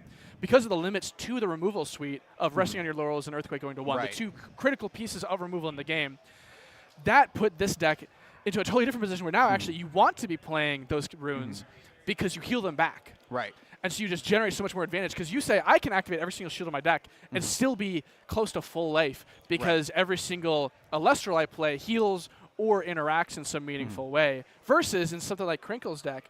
Crinkle is playing a combo-style deck where, I think that was a Galaxy that just got cast?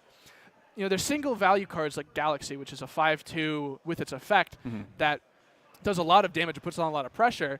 But then the rest of the deck is dedicated around 2-card combos like, well, Cryoling is a 1 card that gets out a 2-drop. Yeah. It's 7 stat line. It's hard to deal with.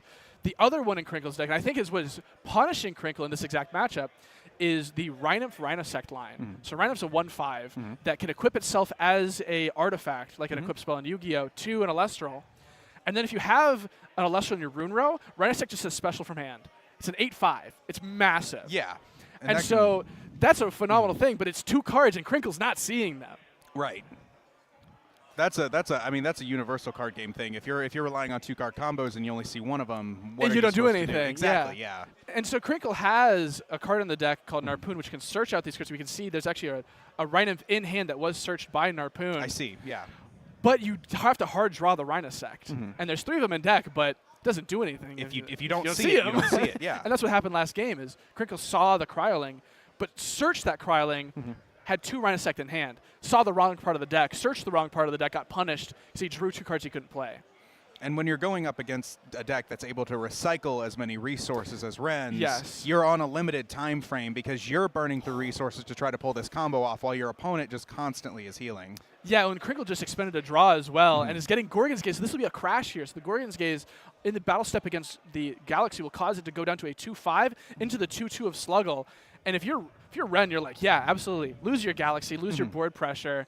And all those back row for Ren is just going to be so difficult for Crinkle to play through here. Based on just what I'm seeing, I mean, it feels like, current spirit count, current board state. It just feels like Ren's really running the gambit with what he's trying to do here, and he's avoiding any of the methods that Crinkle has to try and apply pressure. Yeah, and I think that this Quackle cast puts Ren back to 18 in Spirit deck. We've got 1 on board, 1 in Underworld, I believe. Yeah. Ren has never dropped below 15 this entire game. That is an absurd thing to be able to say in the game of Elestrals. And furthermore, like we were talking about, if Crinkle is not able to find what he's looking for and is able to apply pressure through his 2-card combos, and Ren consistently stays above 15 in his Spirit deck, there's not much that any deck really could do in this circumstance, especially one that's so reliant on seeing specific cards. Exactly. And this is a moment where Ren's skill as a player is about to be tested. This Rhinymph goes to the back line.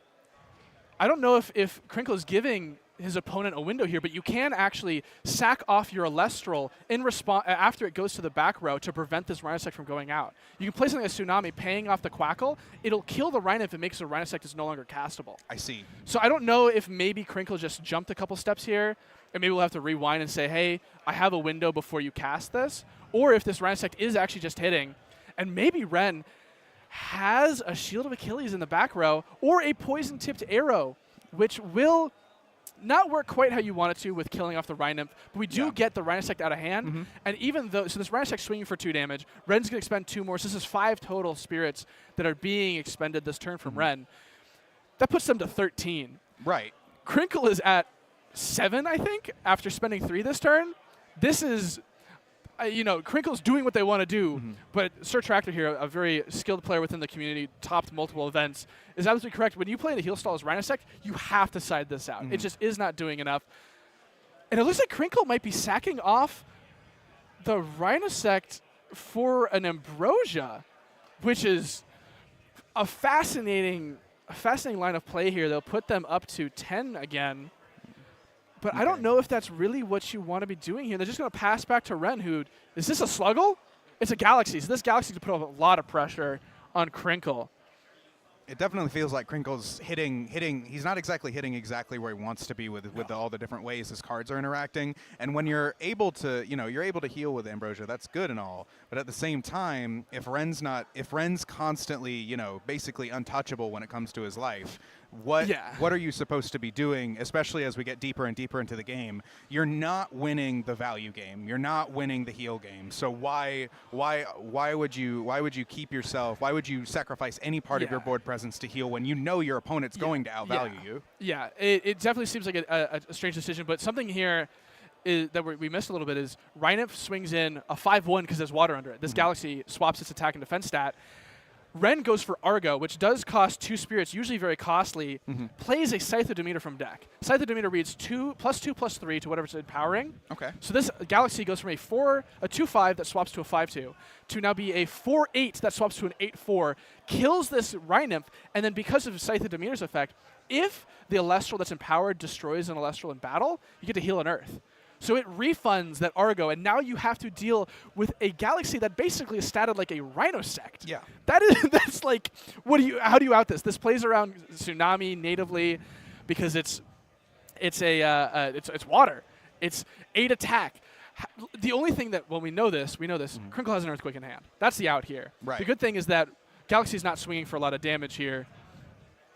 Well, for once, it does seem like Crinkle might be fortunate enough to have an answer, but that he's just been searching the whole time this game for something that can interact substantially with what Ren's doing. But it just feels like everything he's doing is one step behind. Absolutely, and it looks like just going to pass potentially, want to use this Galaxy to out Elestrals, and the Earthquake is going to take out this Galaxy. Whale Scythe is a little insane to see, and a Galaxy of Crinkle's own is going to land on board here. These players have reached about parity in terms of board state and spirit deck, despite Ren sticking with so much spirits for the entire game.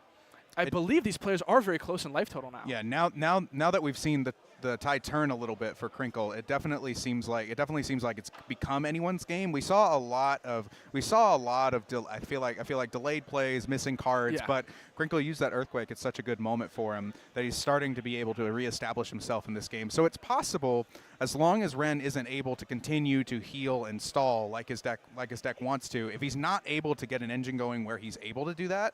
Oh, what did he just drop? So that is a Dratagua. It's a 1/4 water enchanted, so it's a 4/1 because the Galaxy that Crinkle has. It's going to heal 2. Okay. So this essentially just a +1 in Spirit deck for Ren. I believe should put them at 8 here, if my count has been correct, which I've been trying my best, but it's hard to keep track of.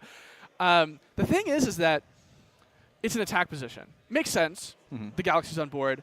Does this mean that Ren has another artifact rune to buff this up, or it looks like we're just going to be passing? Crinkle drew a Narpoon for a turn, which could do a lot for him here. I believe 2 cards in hand. That other card, I think, is a Blizzard, which you do not want to be seeing this late in the game. We're ascending into Narpoon, which is a very heads-up play here. It's going to enable the search out without swapping the attack and defense of the Narpoon, because it would have to be water enchanted to get the effect. And it would be able to out this Dratagua, meaning Ren now has to Gorgon's Gaze this because this Narpoon threatens the entire board single-handedly. Also, you can play using the spirits under Narpoon because it's got an extra one. You just play a counter rune off of it. Attempts to attack. It's Gorgon's Gaze. You can't see it on stream, but Crinkle goes, yeah, that's right. It's Gorgon's Gaze. I can't swing with it. And this is this. I don't want to say it could be anyone's game because I think Ren is still firmly in the driver's seat. It depends, though, on what Crinkle's back row are. Yeah.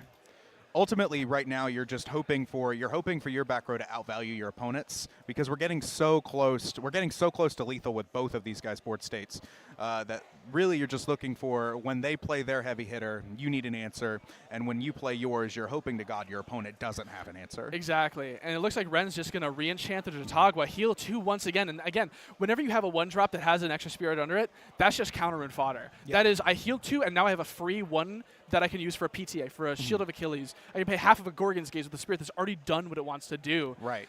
Just an absolutely solid play from in here. Because Dratagwa's a 4 defense, that Narpoon's a 4/3. It's not hitting over. Crinkle has to find some way to get through this Dratagua and start putting up pressure because this is infinite value for Ren right now. It's re-enchant to heal stuff, and we're ascending here a second Frost into a Cryovern. This is a 7/4 water enchanted 3-spirit Cryovern, but it puts Crinkle at just 3 spirits in spirit deck, I believe.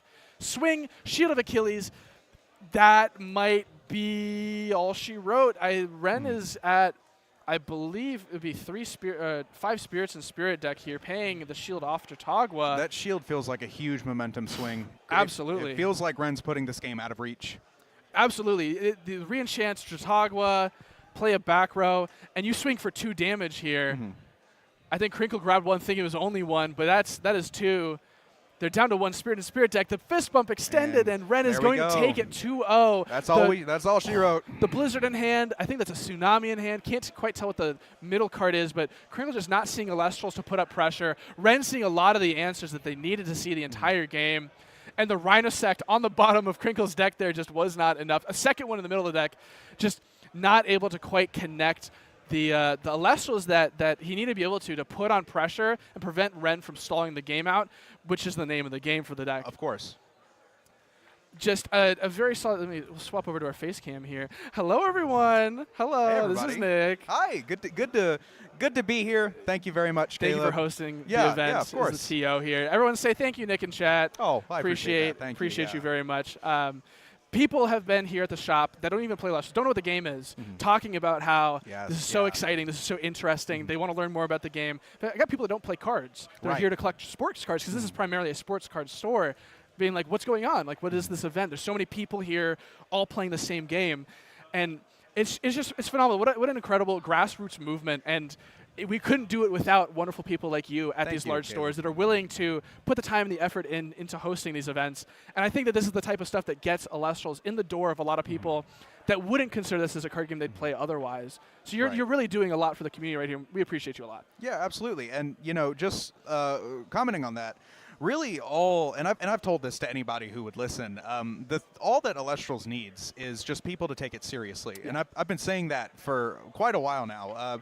I've spoken to Dan A-Drive quite a bit. I've spoken to a lot of members of the Elestrals team now, and it comes down to how much are you willing to invest in the success of the game, and the more people that do that, the better off the game is going to be. And I think we can see that just demonstrably with how we did today. Yes. With 30 people in store. There's never been an in-store event for Elestrals this large. Yeah. We'll hold the record for that until the Dallas Open, but we're happy to do that today. Cardshq, we're still a brand new and growing store ourselves. We opened a little under a year ago. It's crazy. But the opportunities we've had to run really exciting events like this for both Elestrals and other games has really just we've really tried to hit the ground running and try to be one of the premier card stores in Atlanta, in the Atlanta area. And not only that, but also when it comes to Elestrals, I've told Caleb this, I've told other players this. Our goal is to be the largest Elestral store in the world. And currently, I believe we have evidence to support that right now. Yeah. I would love to see other stores really, now that we've set a precedent, I would really love it if other stores took a risk on this game because it's a great game. Yeah. There's so many card games to choose from nowadays. Mm-hmm. There's so many different things that you can play. There's so many different hobbies you can get into, and it's great that you have so many options. But Elestrals truly has done such great work in establishing itself as one of the very best up-and-coming competitive card games you can get into. So I'm just really happy that I can be a part of this game's history. I'm happy that we can do fun stuff like this. And the goal is to hopefully do it again as well. Yeah, I'm really looking forward to whatever the next big event you all host, because the amount of people that are here from out of town is crazy. Like, the Elestral scene here already is fairly large, frankly. We had a locals at another nearby store, which had, I think, 12 players, like 2 weeks ago. The first one of the year, 12 players. Crazy. A good portion of them are here. A good portion of people from other shops that weren't able to show up to the event are here. But at least half the event, I think, is in from out of town or not the direct local area to this store. People drove in for at least an hour, because I'm about a half an hour away from the shop. So it's not like everyone here lives 10, 15 minutes away. Right. These are people that drove in 1 hour, 2 hours. Ren, who just played on feature match, here drove 4 hours. 2 people from his locals, 4 hours away. Plenty of other people from all around the state of Georgia that drove out just to play in this event. And it wouldn't be possible without wonderful TOs and wonderful stores like you and Cardshq. Which, thank you. I mean, even in terms of the length of the store, right? You were hired as like the sort of main person for actually running events just a couple of months ago, right? It's been like about 6 months. I have that right? Yeah, about 6 months ago they hired me as the TCG events manager. So I'm the TO for every card game.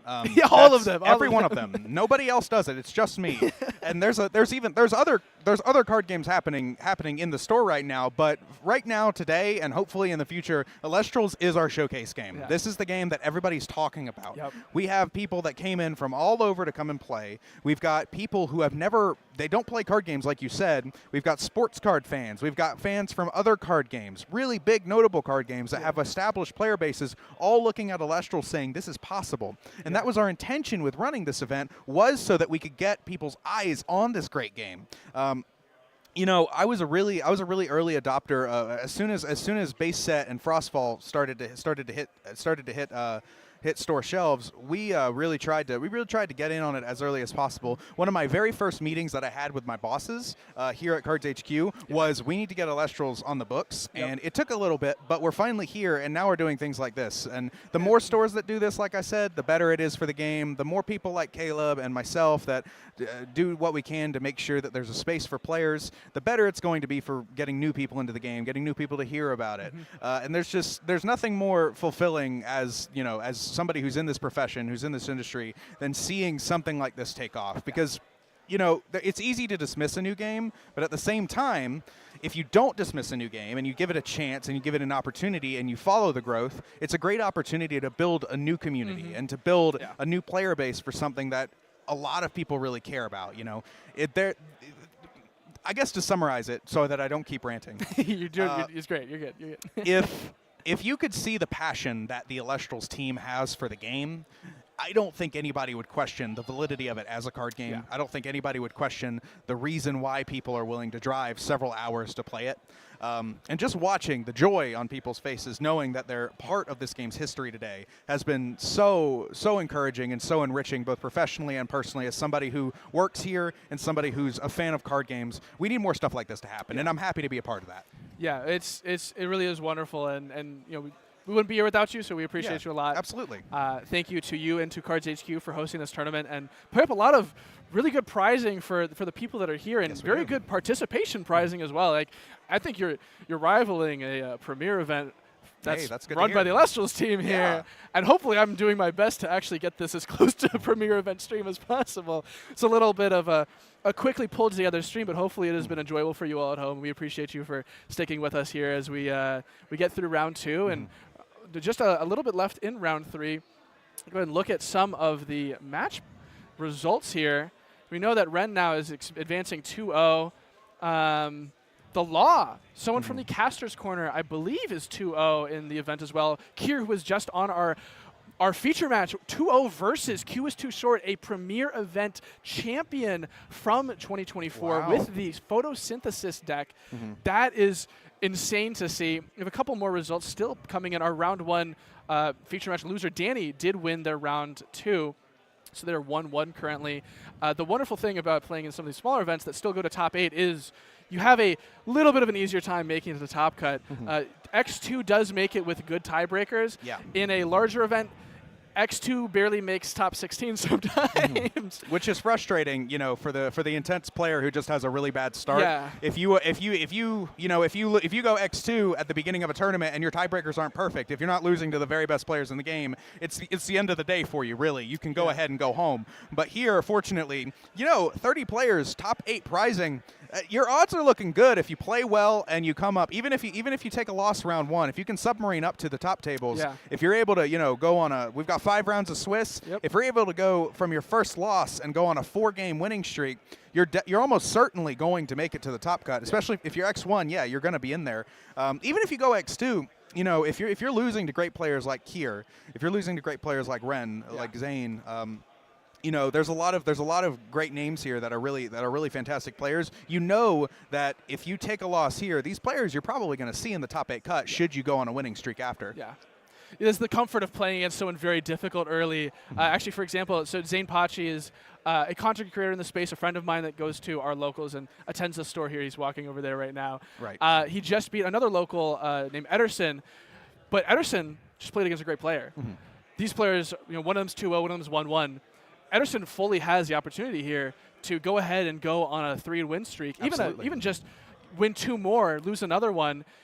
Zane is going to skyrocket those opponent win percentage tiebreakers for Ederson. So even if he ends up going X2, it's still very possible that he top cuts here. He could get in there. He could bubble in. Absolutely. It's very, very possible.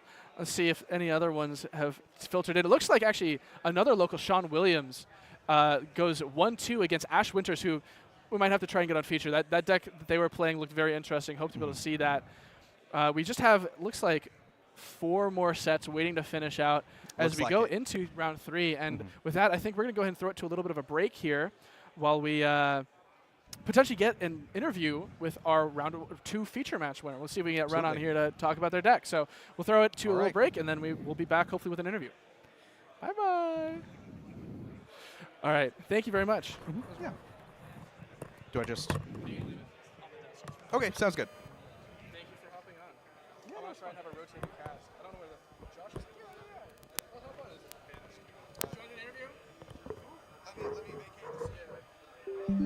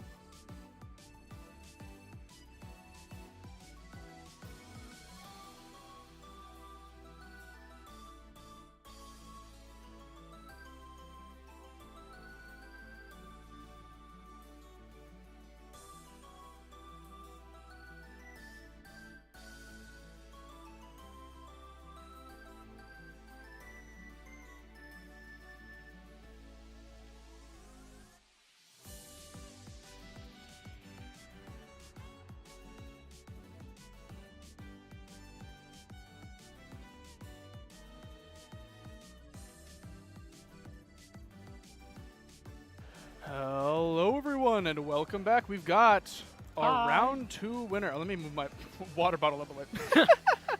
I don't need to be in frame. It's all good. That's okay. Yeah. All right. Well, we got our round 2 feature match winner here, Ren. So I'm curious about why you decided to bring Heal Stall to this tournament. Like, what was the thought process behind that? So the thought process was I was building a deck specifically to counter 5s, which I figured would be very popular. And it clearly is, because we've seen a lot of it so far. Yeah, so it's basically 5s, but with a Heal Stall package allowing it to go longer than 5s can. Yeah. And really nothing can beat Heal Stall at the tempo game that 5s wants to play so bad. Yeah. So the main deck is specifically tech to beat 5s, and then you side your answers for everything else. Yeah. What did you end up siding for this matchup? Because I assume Cryoblast is the main, so that goes out like immediately. I sided nothing because Cryoblast is not in the main. Okay.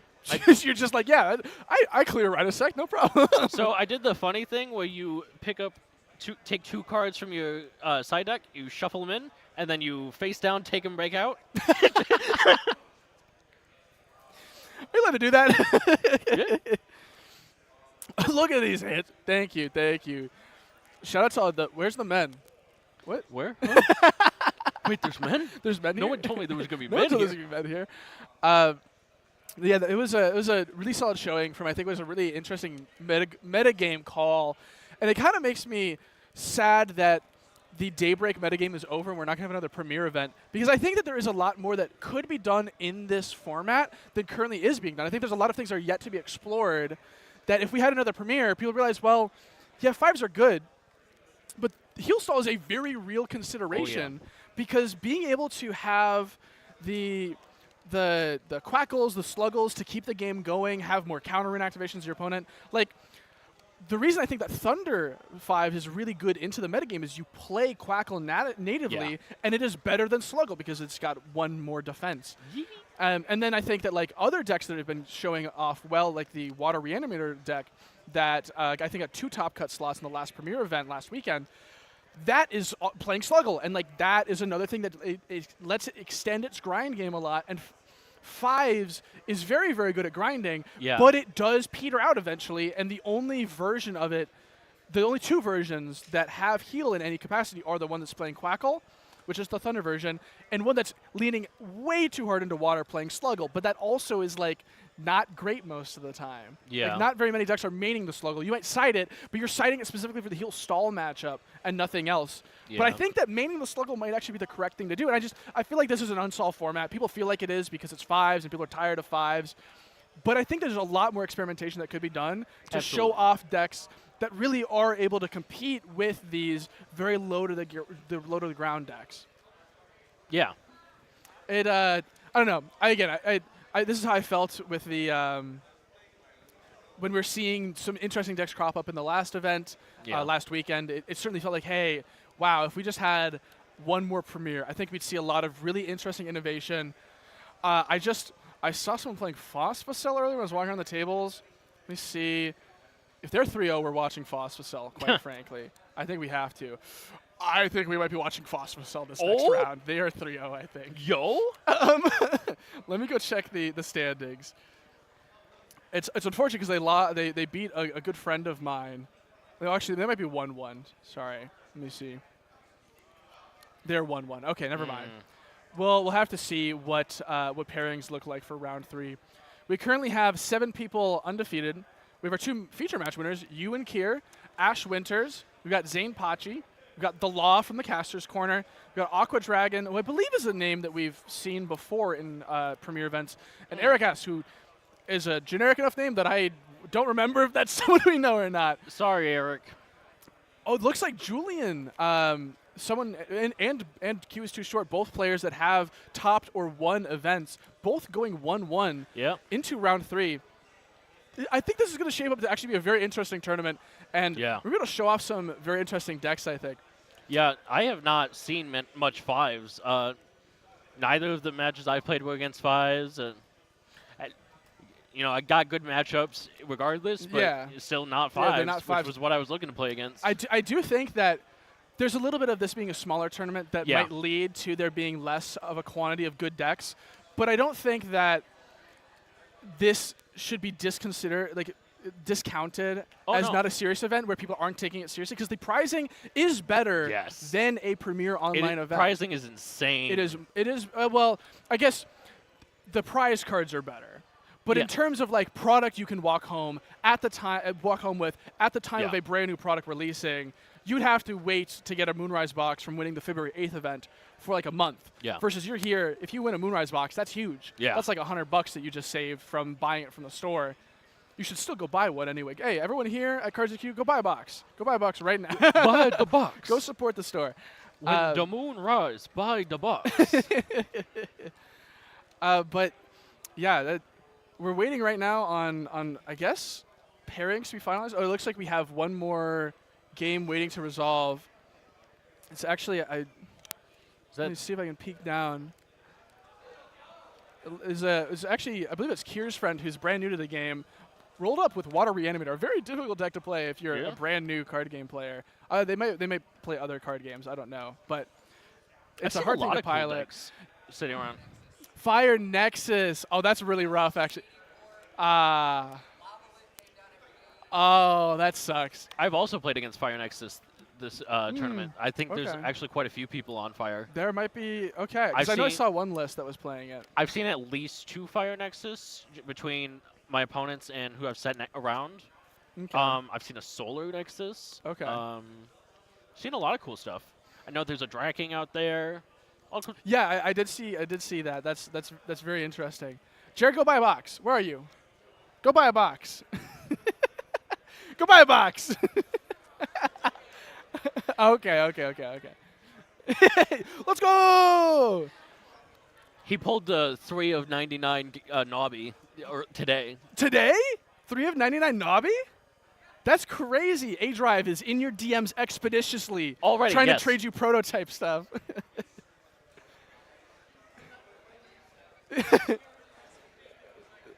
No, I wasn't joking as well. I was like, it was a joke, but I knew that he actually would be in your DMs trying to get that off you.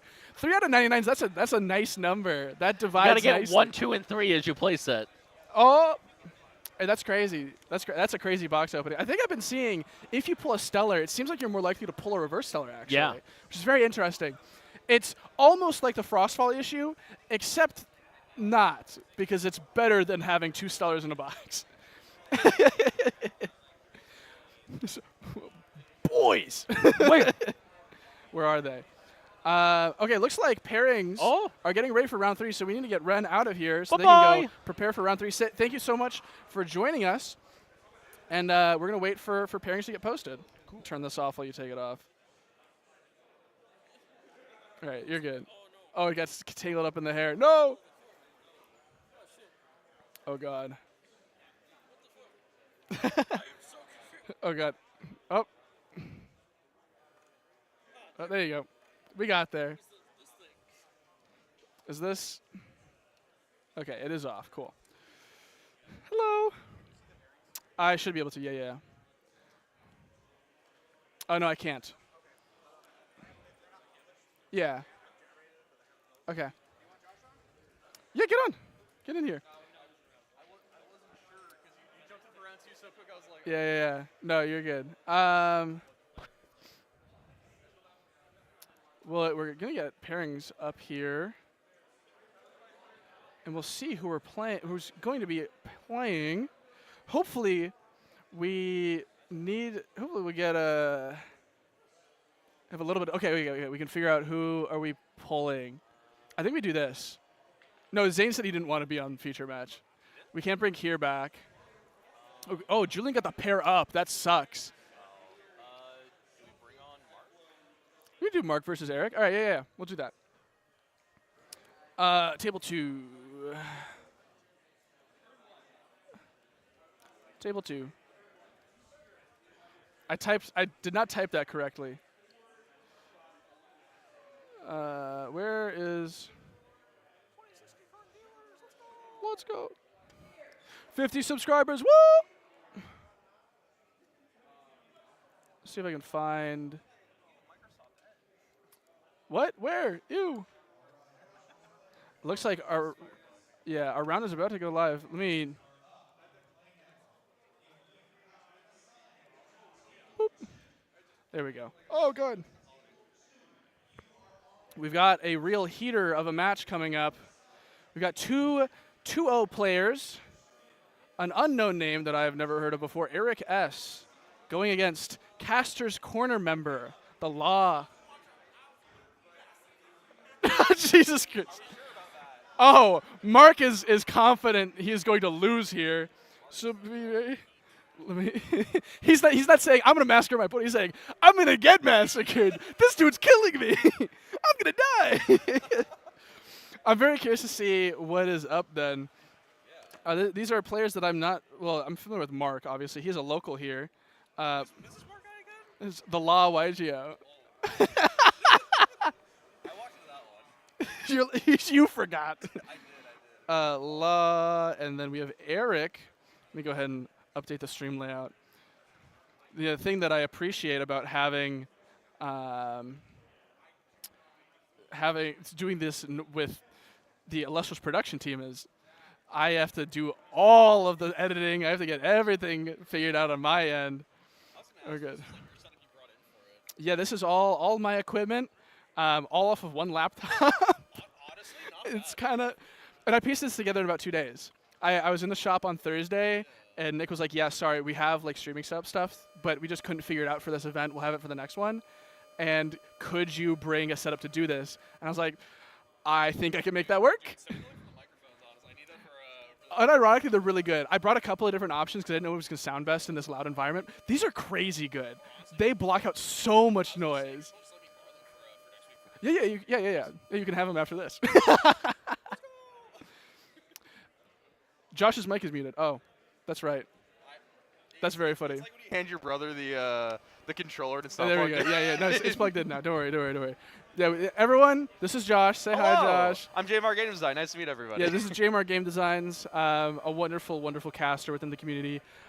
You are the TO, actually, for the locals that I go to every week. Over at Gigabytes Cafe here, like maybe 15 minutes away from Cardshq. Yeah, it's just like 7 miles north of here. Like, it is not far at all. It's super nice. So I'm very glad to have you here, and we've had some guest appearances. It'd be good to have someone else here for a little bit. That'll be a consistent factor. And it looks like my man's tired of yapping. I've been enjoying being the solo commentator, but it's nice to have someone else to riff off of. It looks like we're getting into round 3. The instant of this, Zaxby's ad stops playing on the YouTube video of the timer, and it looks like the timer has begun. And here we are. Our players are ready. They were waiting for me. I appreciate them very much for that. And we are into round 3 with our players here. Eric versus the Law. I'm realizing the Law text is like massive. Well, it's got to be massive. He is the Law. He is the Law. You need to know he will lay down the law. He will lay down the law. It looks like both players are mulliganing to start the game. Very interesting. We have 2 Lunar from one player and 2 Frost from the other. Now, correct me if I'm wrong, Caleb. Moonrise is not legal for this event. It is not legal for this event. The strong arm of the law is here to throw down. We have Giant Skyhawk in the chat, one of the rules managers of the game. Everyone say hi, hi, Giant Skyhawk. Hello, Giant Skyhawk to rule on that thing. We aren't even at the start of the game, and already Caleb was laying down the absolute worst of heaters. Oh, yeah. All right. Tiered to top of absolute dog water. Our players are looking at their mulligans resolving. I think Eric might be on fire, it looks like. What did Locke spend? It's double Frost. Oh, are we going to see? It's double. It's it. We got to do it. We got to do it one time. We got to do one time for the Law. The Funny Bunny!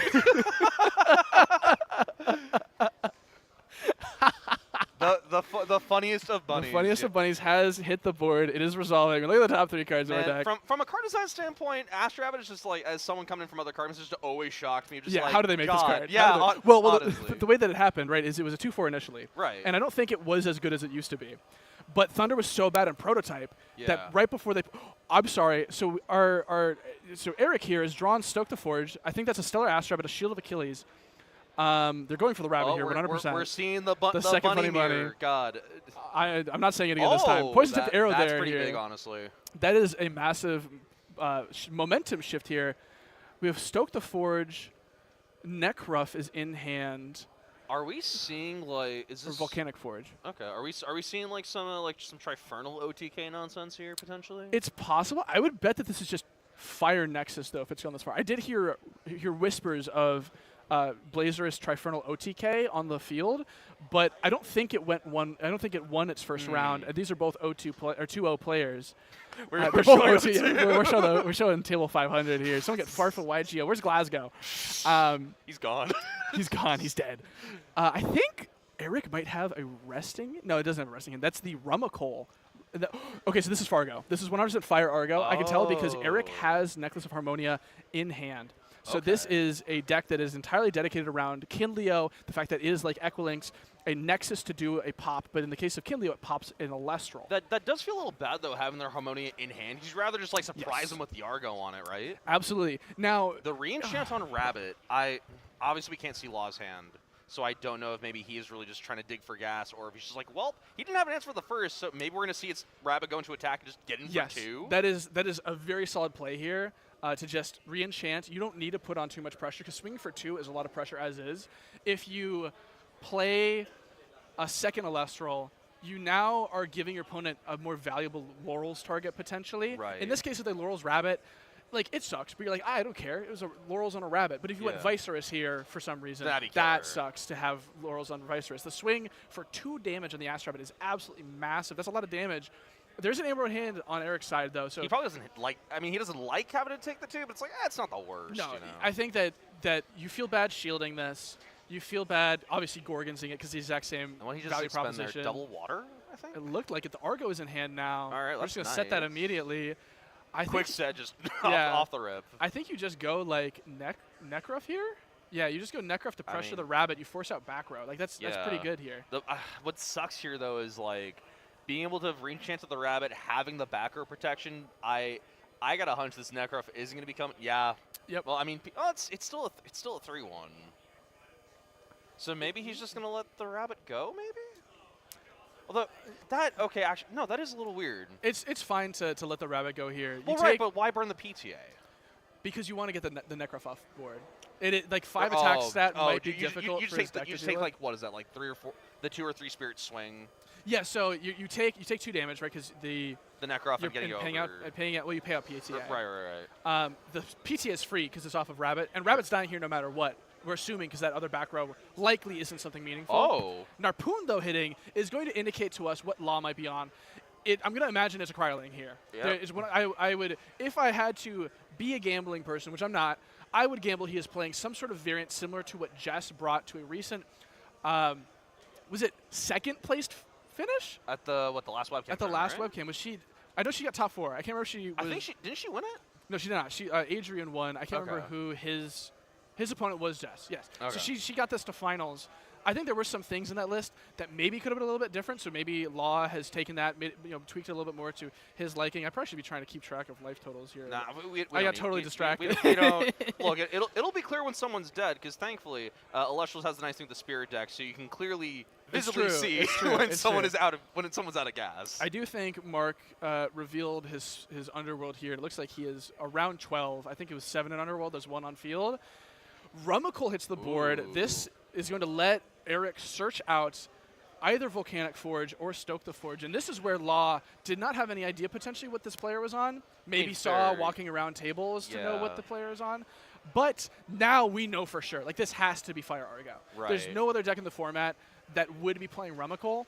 And so if you're Law, you're like, well, do I stop this? I don't think I do, because if it's Forge that we're searching, Rummacle gets up to a 4. Okay, that's fine. Just have like another Nexus Bank, I guess. Sure. Yeah, well, and it's only going to trade with the Narpoon. Right. So Law in his mind is likely saying, What's well, the worst you have to thing commit a that'll second thing to get over my Narpoon here. I don't care if you're spending more spirits to do this stuff. So I think if you're in Law's position here, you don't feel too bad about the sports stage. It's very funny, Law talking as he was going to table, saying, oh, I'm going to get decimated here. This seems like a very reasonable back and forth. I think that Eric has passed. So Eric just playing the Rummacle 3 attacker and not doing anything with it. Very strange. That second Narpoon has hit the board. Well, actually, we did see him set the Argo, so maybe he's trying He's probably trying to like force Caleb into, or not Caleb. You're playing right now. We're trying to force Law into a weird spot where like believe our Law feels like he has to like push in, but then just gets absolutely punished by like I can't like Argo getting like what, a poison tunic or something, or like you get Hess the Harmonia. Do you play multiple Harmonia in the list? Well, cast from hand. Oh, Argo got cast it. from hand or deck. Oh, got it. I was thinking Argo was just from deck, which obviously makes it probably a little worse. But yeah, I mean, yeah, I think if it only casts from deck, it's horrible. Like it might be unplayable because if you draw the bricks, they're actually hard garnets. Cryoblast is massive. Oh, this is going to be a massive tempo swing for Law here. So I think that they are at parity in terms of spirit count. Not for long though. Based off of the dies they're using to represent their spirit decks, Eric is at now 11 after this expansion, I believe. Can we get the magnifying glass on those dice? I think that Eric is at 10 after that. I believe that red die, 10 to 10. We are even. We're Call that a funny little iOS game where you like move blocks around. All my real ones get that. That was crazy in middle school. I think that was 2048. That's a different one. All right, 1010 is like Tetris, but different. We got Volcanic Forge, though, coming from Eric. We do know that they have the Stoke in hand, which I think we're going to play out here, searching any one-cost fire from deck, if I remember that correctly. I don't think I have seen one of these in a long time. Oh, it looks like Law has updated his spirit total. He's actually at 8, not 10. Okay. I mean, I still feel Law is definitely in the better position here because like 100%, yes. Kindleo. We are still watching XO games. Both of these players are 2-0 at the moment. But ideally, not for long. One of them will walk away with a loss. Ideally, we'd like to try and make it all the way through, only showing XO players. But honestly, after this round, I think there might only be 3 or 4 players left that are XO. I'll be honest. Kindleo feels awful here potentially because you have to go for the Harmonia. You have to go for the Harmonia. Harmonia Nexus to Kindleo Papa guy. Oh. Which is fine. Oh, but Gorgons is devastating if Law has Gorgons. Well, so the upside though is like, okay, well now you just like sit on this. Kindleo becomes like an 8-1, right? With Harmonia. Like, yeah, so it becomes an 8-1. Well, okay. But if we have an Eddie, that clears. Fair. Well, okay, so we Gorgons here and not on the effect activation. I think that's correct because this is going to force Eric to burn an end phase, so they both stay at 6 apiece. I think I agree. I agree with this. I was actually going to shout that out. I think that that Mark needs to go for Gorgons on an effect declaration because we want we want Eric here to go lower. They're currently at 5. This will put them at 3 after the end phase. We saw the Ambro in hand. So that is true. We do know that's it's possible that I don't know if this would be the right player or not, but maybe you just like say, all right, I'm just going to lose the Harmonia, Ambro off Harmonia to get back some spirit counts. I mean, it's only like what you get. Like, it's like a net 1 versus a net 2. But maybe that's what you need in this spot here. I think that you have to keep it because Kindleo is at 9-2 right now because of the Volcanic Forge. Oh, but we might. We're seeing the Ambro play. So I mean, you were absolutely right. So it looks like Eric is valuing the life gain here. You know, baiting out the Gorgon's Gaze doesn't feel too bad, I guess. And we're gonna go up to 8 spirits in Spirit deck again for Eric. And you're missing out the value of that 1 spirit. I mean, it sucks, but it's like it is what it is. You got to do what you got to do in these really tight positions. The thing though is, if Law has another Cryoblast, it's lights out. I think. Yeah, no, that's backbreaking at that point. And I guess the other thing is, are these 2 back row from Eric live? They've been you sitting there. Yeah, you got to ask because we saw one as Argo. Yeah, we do know one that one is like, Argo. So that hits. The thing is that what artifacts? Oh, well, the glare is that. That's an Eddie. Oh. That's backbreaking. That actually might be what Law needs, because that Argo isn't going to do it anymore, because Argo would cost a ton. It would have to be it would have to be Scythe of Demeter, and now you have a 5 defense Kindleo. You don't get the pop. We're just swinging for 2 here. I think that this might be the corner that we've turned. Well, if we see a Necrof off the top, Necrof off the top would be pretty killer. No back row from Law. That is worth noting. Yeah, that's the best part about this. That we really It was an Ash Rabbit. Big front board. Ash Rabbit's very good. Ash Rabbit's very good. Ash Rabbit is a 6 defender. Yeah, and then also effectively just heals 1. Well, Ash Rabbit adds back probably Ambro, Kindleo, and then It's not Harmonia? So Or Necro. Stoke. Stoke is good because Stoke could Stoke. search the Necro. You could just do Necro on- plus Stoke, and then you would have to get back Well, into are we it. on enough spirits? Because like, how many spirits does he have left in Spirit deck? Unless we decide to pull off the Forge, in that case, that might be a little bad. We'll be at 5 after this cast. I Okay, so believe. we have a little bit of room to work with, but not a crazy It's amount. very thin margins. Shield in hand. Another Ambro though, to be noted. Oh, Amber off the top. Okay, Ambro never mind. in We're Eric's cooking. hand. Never mind. We We're are good. probably We're good. fine here. Also, like, what does Law do to out a 6 defense Ash Rabbit? Eddie? That does it. Yeah, Eddie. Law also has a ton of cards in hand. I think that's like 5 or 6 right there, just from the little peek we can see. And there's a lot of roads that lead to Rome. And Rome, in this case, my Roman Empire is killing this Ash Rabbit and putting it dead in the dirt 6 feet. Frost Spirit, Cryoling does it. Cryoling does do it. Is Cryoling massive right now? Cryoling will be a 7 after it is forced to ascend into the Cryovern. Now we have shield set on Eric's side. However, shielding That's the expensive. Cryovern puts you down to a point where I don't think you can. The Ambro only gets you up to 5 at most again. We're at 5 right now. Well, yeah, because then you can just like ascend off into the Cryovern again from hand. Exactly. Well, no, actually, hold on. So remind me, Cryovern doesn't have like any stat pumps, right? It's a 7/4. If we can turn this corner here with Achilles, and we keep another fire in Spirit deck, we re-enchant on the Ash Rabbits. Yes. Heal up a little bit. Now we're at 7, so he needs another thing in addition to ascending to the Cryovern. Well, the thing is that ascending to Cryovern, then you swing for 3 or 4 more damage. Or 2 or 3 more damage. Well, but the Ambrosia, I think that this is the point where Law is saying, I don't really care. I got so much life now.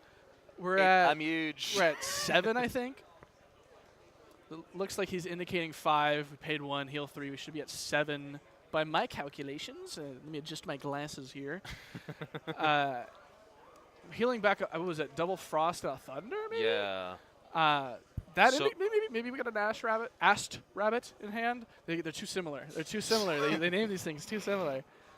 Can't keep them straight. We are like we're 2 syllables away from a copyright complaint. Shield of Achilles. Here. Okay. That was the one that we just set last turn.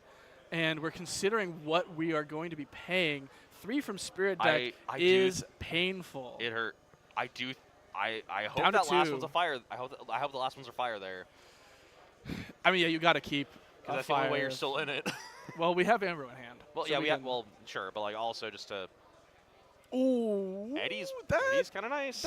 That outs one of the Nerpoon. Well, okay, so the problem is you don't want to be in a position where you leave something up and attack, because we know we just bounced the Cryovern into hand. Yeah. He can just free ascend onto something. We don't want to keep spending spirits to like deal with, like, that's what I was saying. I feel like the play is we re-enchant on Ash Rabbit. Now it's a 7 defense, and now the impetus is on Law to have something to not, like, to deal with. So, okay, maybe he has like an Air Cryoblast just to drop it back down to 5. But it's going to take more resources out of Law that we can then hopefully just stall in this Ash Rabbit for, more stuff, basically. Yeah. And maybe we get into a position with, like triple, just force. It's like, okay, cool. Re-enchant on the Ash Rabbit, 3 Ambro, have fun. Yeah. So this Ambro will land, putting us back up to 4. I think I agree. I think re-enchanting Ash Rabbit, adding a card back to hand, and then just sitting on 7 and praying that Law can't break a 7 stat line. The thing is, there's so many things that do it, right? Because there's 2 Eddies left in deck still. We've only used 1. Right. Well, I mean, like, it is going to be a 4-attack Ash Rabbit after the re-enchant. So, I mean, I guess you don't care, but... Well, yeah, you crash, you're fine. You can swing one of the Narpoons in. Yeah. Like, there's a lot of... You don't really care. You have to have Gorgons if you're Eric, but that also puts you so low once again. I think the other consideration is Frostmite. Frostmite does it. Stop it. I'm so dead ass, and Frostmite threatens it every single turn. If Law is playing Frostmite, that is massive. Cracked out of his... Are we ascending? Oh. We are what, though? ascending. Maybe Has this been Kindleo. Rumacole is a 5 attack stat. We are searching for Stoke, probably. Okay, so... Stoke should not pay off of Rumacole. help me understand why we would go this line versus just sitting on Ash Rabbit. Like what else are you able to do? Don't know. Come on, there's a lot expert in of the chair. there's a lot of things that I considered as reasonable options. Ascendant to Necrof, very reasonable. Sure. I don't understand this because Rumacol, I think, only gains. It's attacking. Oh, we were trying to put on pressure, and Tsunami is going to prevent that. And I think this. That might. Is this that's it? That might just be it. How many spirits? Mark is on. Mark's die is not correct. We were well above 3. I think we're at 6 now. BRB. And we're gonna send over the Eddy into the cryover and just continue the pressure. Just gonna hollow. There's the Thunder Enchantment. That's that you just want to play it. It does. You don't care what the yeah. other spirit is. The water actually is bad because if Eric is on Galaxy, that does a lot. Switches, yeah. Coming back to where Frost on camera. Oh yeah, we got Cryoburn. I mean, I don't know if there's another. This is engine Frost here. in the biggest air quotes possible. Well, I mean, we're playing Cryoling.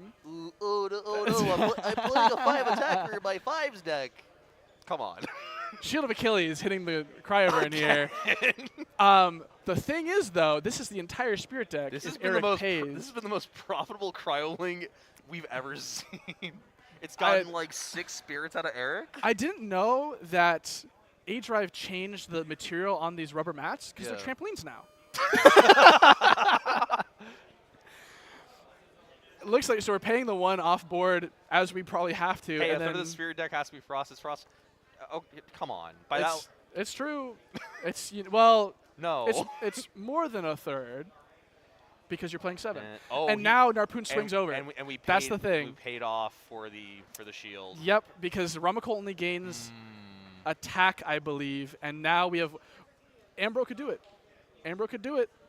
Okay, Ambro could one do time. it. He's played 2 already. That's not gonna do it. That's on Ambro. But if we sit here and run the clock, let's Judge! So that's me. I'm running over. Fun fact: these mics are actually wireless. I can just get up and walk around. I did that earlier because Ren was trying to play with their own playmat. I was like, "You can't do that, dog. We got this out for a reason." We got to use the official Elestrals tutorial mat. And we are back because our players have gone into siding. What do you think about that? I think that your Ash Rabbit play was correct. I think the player didn't see it though. I think I can understand it, but like for all we know, Law just had like more stuff in his hand just to deal with. He did have like anyway. 6 cards in hand, dude was ripping card advantage. Yeah, but I think your safest play there probably was just re-enchant rabbit. Yeah, just re-enchant the rabbit, stick on it. I can't imagine what he's playing in his deck though that would make him go, yeah, I'm gonna go Stoke the Forge. Like we didn't see him cast Stoke the Forge afterwards, did we? Like the only case in my brain is like, okay, you're trying to like edge out like a 2%er just to like help consistency, maybe. Yeah, I don't know what we were. I think that like a Necrof play would have been solid, but also it's not as good as Ash Rabbit because Cryover and Crash, I kill you after that with the 2 Narpoon. I don't get it. The world I see where the Ash Rabbit play isn't that great is like, okay, well, cool. Now I'm like running time, but the problem is like, what other stuff are you like re-enchanting with? So in the long run, it's not as helpful. Like you get a couple, maybe you get like a spear or like something in the yard back to hand, but it doesn't actually help your position. I think that maybe the thought there was, Law's backer was not real. That Tsunami that ended up getting played that swapped the Rumacol defense, not real. The game plan was maybe we had a set Argo that was missed, and it's like, well, if I swing Rumacol, I have just enough to play out the last artifact from deck, and maybe that edges me over the line. But like, it clearly wasn't enough, and it just sometimes this is how it plays out. You take a line that you think gets you there. Maybe there's a higher percentage line you can take, but sometimes they have it. It is what it is. It is. There's also an aspect of card games. Limited card games, percentages, variance, statistics. I know how it is. Pulls out the slideshow graph. Pulls out the master's ring and statistics. Now, as you can see from this chart here, you can see from my abacus. I found the numbers. Okay, hear me out. Someone brings an abacus to Elestrals, so like that's your spirit counter. Each bead is like for your reference for like these are how many fires I play. Just make your spirit deck public knowledge. That would be awesome.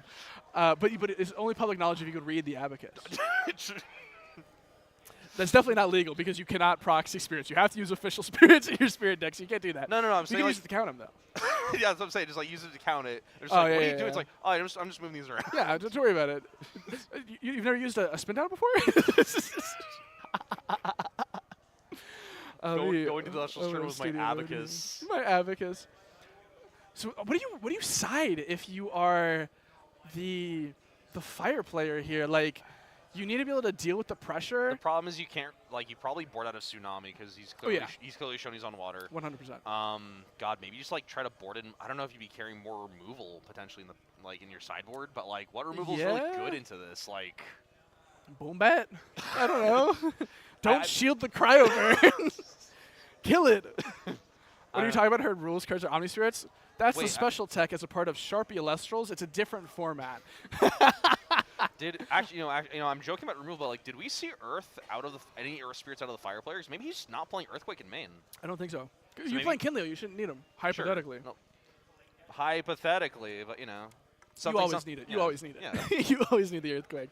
Look, I'm sorry. You will never catch me not playing at least 2 Earth Spirits and 2 Fire Spirits in a deck for Earthquake and Lavalith. I'm sorry. It's free real estate. It is free real estate. I don't care if it messes with my Spirit Math. I'm doing it. Just play better. Legitimately, just play better. Like I'm being so dead ass. I'm being so dead ass. If you have an issue with that Spirit Math, play better, because you can play better to play around the weird spirit ratios. You know, you say that, but then I see your Spirit Math sometimes at locals. I'm like, what crack are you on? What are you legitimately playing? play better? I've been undefeated 2 weeks in a row. All right, I've been undefeated 2 weeks in a row. It's not even really my deck. It's a modified version of other Josh Bean Soldier, Trevor, Trish, and JJ's top 4 out of 8 list. From not the last premiere event, but the last one of 2024. Yeah. All 4 of them top 4 with the exact same deck list, except for side. And so I just tweaked it partially for the local scene, but also because I don't like some of the decisions they made in board. Gotcha. But enough talking about that. We've got our game here as both players have resolved mulligans. It looks like neither of them are mold, actually, so at least we're starting with a little bit faster. PTA Argo set. That's kind of hot. Do we have a body at least? Oh, okay. We set a card, but we took it back because Law is going to be mulliganing here.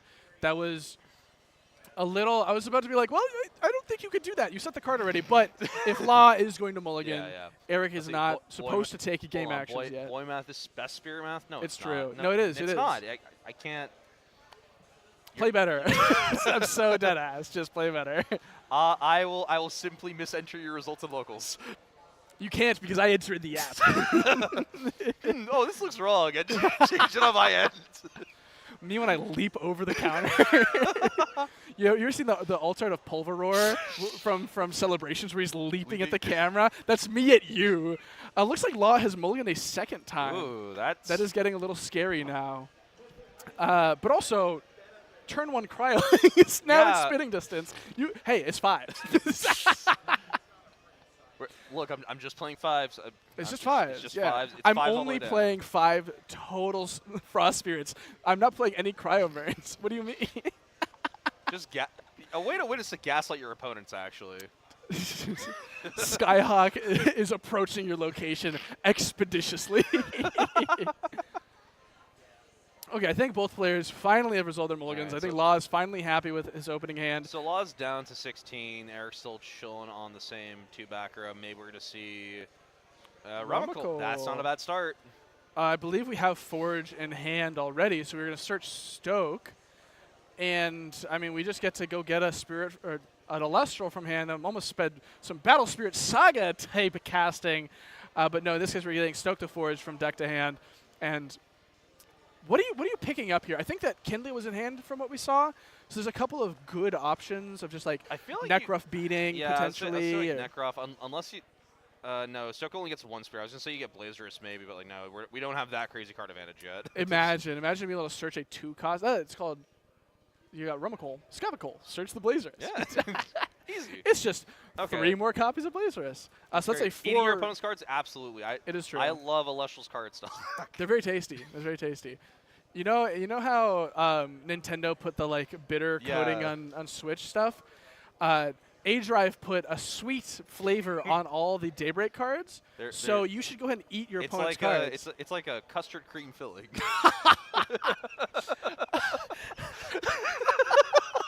We see it Eddie It's comes very down and sweet. gets hit with the PTA. All right, so our Rumicle's safe. We're good. Okay, Rummikle will live another turn. So Law here to 15. Eric has spent 1, 2, 3. Will be at 16 after the PTA payout, assumably. And Law sitting 2 cards. Trying to see what's in hand. I think there might have been an Earthquake in there. And All right, we are paying out. Cool. All right, well, we are seeing Earth now, so maybe this is Eric just going like, well, we don't need an Earthquake. We'll be fine. Definitely not. That's the what leak are I you want. Earthquaking? I want the leaks of what Switch 2 cartridges taste like. Very tasty. They're actually like sprinkled with tahini. That's awesome. All right, looks like did we hit Stoke the Forge here? We did that last turn. We're doing it right now, or We are expecting to draw. Okay. So we're down to 15 here on Huh. Eric's side. You know, Setting a so shield. you know what? I was gonna say I disagree with that, but also it's like, well, you don't want to commit when you Yeah. don't know what the law is putting down. Yes, I agree. I think that So we can hold like this tutor ability for later, basically. yeah, you can hold out until you know what you're going to. So it looks like Law is at 14. I have that. I am Stand up keeping up. every frost in the world right there. I believe maybe he was counting to say, hey, Kryling's live. Be afraid. Look, there are many things in the world that are true, and one of them is Well, I you're mean, always in I Kryling mean, range.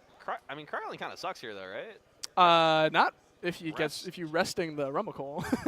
I mean, like, well, sure, but like, still Shield of Achilles, where it's like off, with nothing to reascend onto. That was.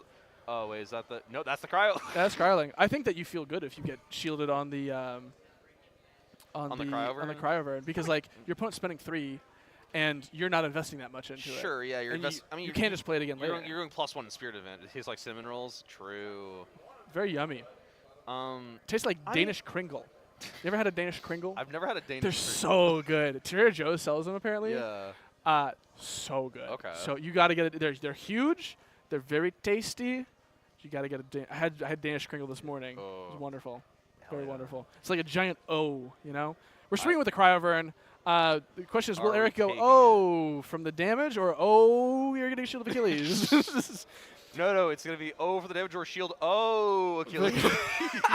They're just taking it. I'm gonna be honest. Huh. I don't agree with that. Yeah, no, I don't think I think you have to shield that because if you Yeah. shield it later, you are He just reascends. You just do it again, and the board state's already there. The advantage is there, and you look like a silly Billy on feature match on the Elestrals account. And what more shame is there than being on the Elestrals account? Actually, you know what? Maybe the reason is we have Kinleo in hand. Sorry, I totally missed that from earlier, and I forgot because I'm a stupid. It's okay. Okay. We're dropping frames. It'll fix itself okay, eventually. okay. It's actually because we have too many frames, I think. We're at 21,000 kilobytes per second. Our internet's just too good. It's the internet here All at right, Cardshq and is too like, good. is that Kinleo or Necroff? I can't tell. That is Stellar. That's Kinleo. Okay. Kinleo. I mean, a Gorgon's Nexus? Gaze really sucks here. Gorgon's Gaze is brutal, and Law is Has going to it. be activating it. Oh. And now we cry. And now we cry O Vern and cry O Ling. But do we cryo Scorch? No, no. There's only one fire player here. The Ambro off the Kinleo is really sweet though. Like that definitely makes you feel a little more comfortable taking these game actions because if you get interrupted, you say, okay, I'll heal 3. I'll still get value out of the Forge Spirit that is now gone, and the Earthquake Spirits go back to Spirit deck. Are we? Do we have Earthquake in hand? I don't remember seeing that. Well, he looked. Oh, how is he? Okay, he's just shoving him back. I believe that brings us back to 15 so Eric's here. working off like a line that we just aren't seeing just because I really don't know why he didn't shield there because now we are threatening Cryovern for like the rest of the game. So I think there's 2 things here. There's Shoot. one where I think the correct thing is to go for the and shield. Law expense to draw here. Sorry to cut you off. No, you're good. I think the correct thing is to go for shield, but I think the line that Eric is seeing is that, I can Kinleo pop it, and now it's 1 less Cryovern in rotation, and if they're Sure. only playing 1, because some decks are only playing 1 Cryovern, then it's gone and you're done. And you can't hear, but we just heard Law go, if you got the Argo, you've got the Argo, and it looks like Eric does have the Argo. That's got to be a Necklace of Harmonia coming out, and making this Kinleo Absolutely gigantic. huge. That is an 8. That is an 8. Absolutely huge. It's huge. We're spending 4 spirits, though. It's going to put us down to 11, but that will It's worth clear it, I the guess. Cryovern. I mean, I guess in the long run that the Kinleo wasn't a bad play for it to get rid of the Cryovern because it did get the It does Gorgons get out of there. Law. It does get there. I think with the knowledge of Argo, maybe it makes more sense to go for this lineup play. But I think you can hold it and force Law to reinvest into the Cryovern versus this same Cryovern has gotten so much value, but the Tsunami is insane. That is so good for Law here. Holy Oh my lord. So this means that if that other back row is Gorgon's Gaze, actually no, sorry. The battle continues. I'm a fool. I'm a rube. Wow. We have Water Enchanted our Cryovern. This I'm gonna vomit. Actually, I'm gonna vomit. That was absurd. That's disgusting. That was Dude, insane. okay. So as I want to have it for Eric here, but dude, can you come back from that? I don't know if you can. They spent 4 spirits that turn and then still lost the body. Oh, They have Ash Rabbit you here. don't take the damage, I guess, but fuck. Yeah, they have the Ash Rabbit. So just to review for everyone that's at home, either listening or not super familiar, the way that the chain of events just happened there is Cryovern declares an attack into the attack position Kinleo. Argo has to be activated on attack declaration, which is in the attack step. The cast of Argo resolves, then you cast the Necklace of Harmonia from deck, equipping to Kinleo, putting it at an 8-1.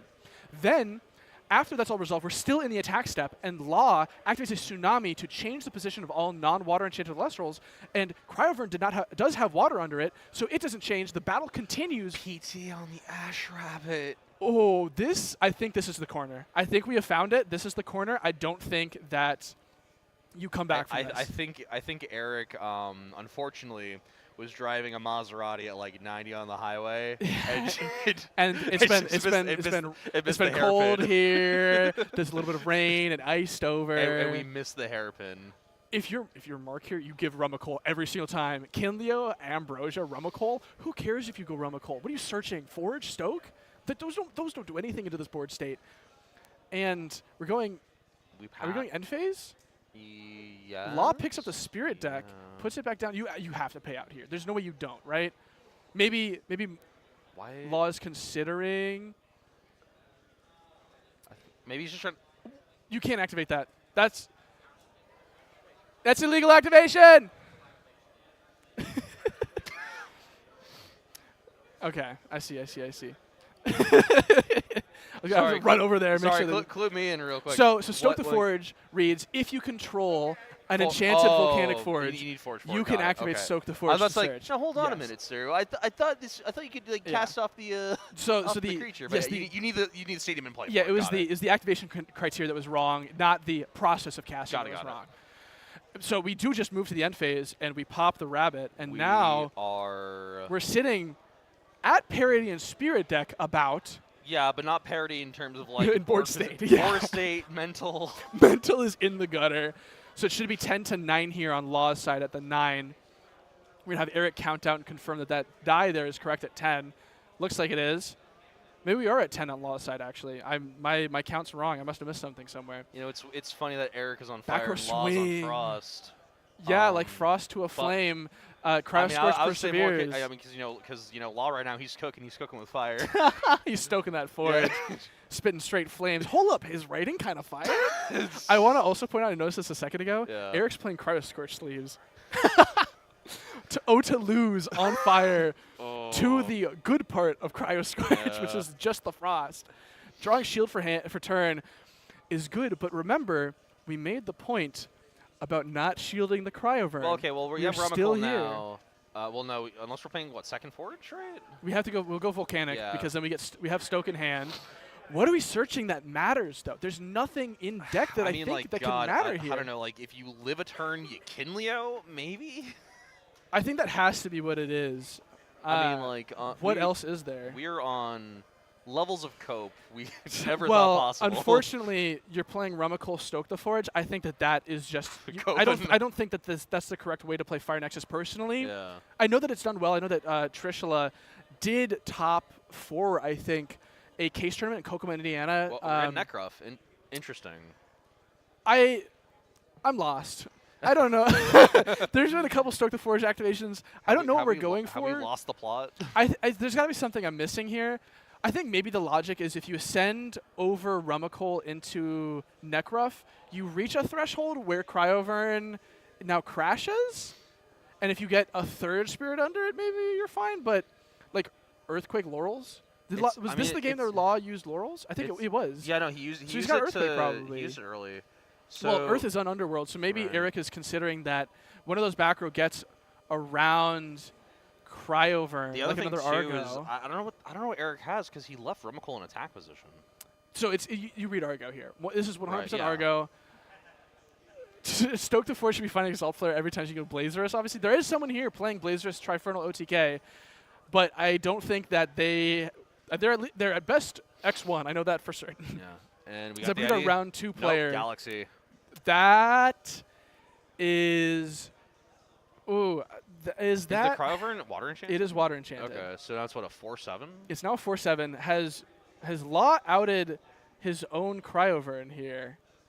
Oh, well, I mean, he swings the Galaxy because now it's like, well, either you do something to the Galaxy and now Cryovern is back to a 7/4. Yeah. Or I do like that. I do like that. It does force the interaction. That's an interesting, interesting brain blast there. I get it. I like it. It looks like it's resolving because we want to out the Cryovern. Is this where Shield that has been set since the start of the game finally comes out? It has to be, right? It has to be. We're not protecting anything here, though. That's the issue. We're protecting our pride. I guess. We're taking one more Spirit. We're going down to, I believe it will be 4 now. Dump the waters. 3 waters in the Spirit deck. Interesting. I don't know what those are being.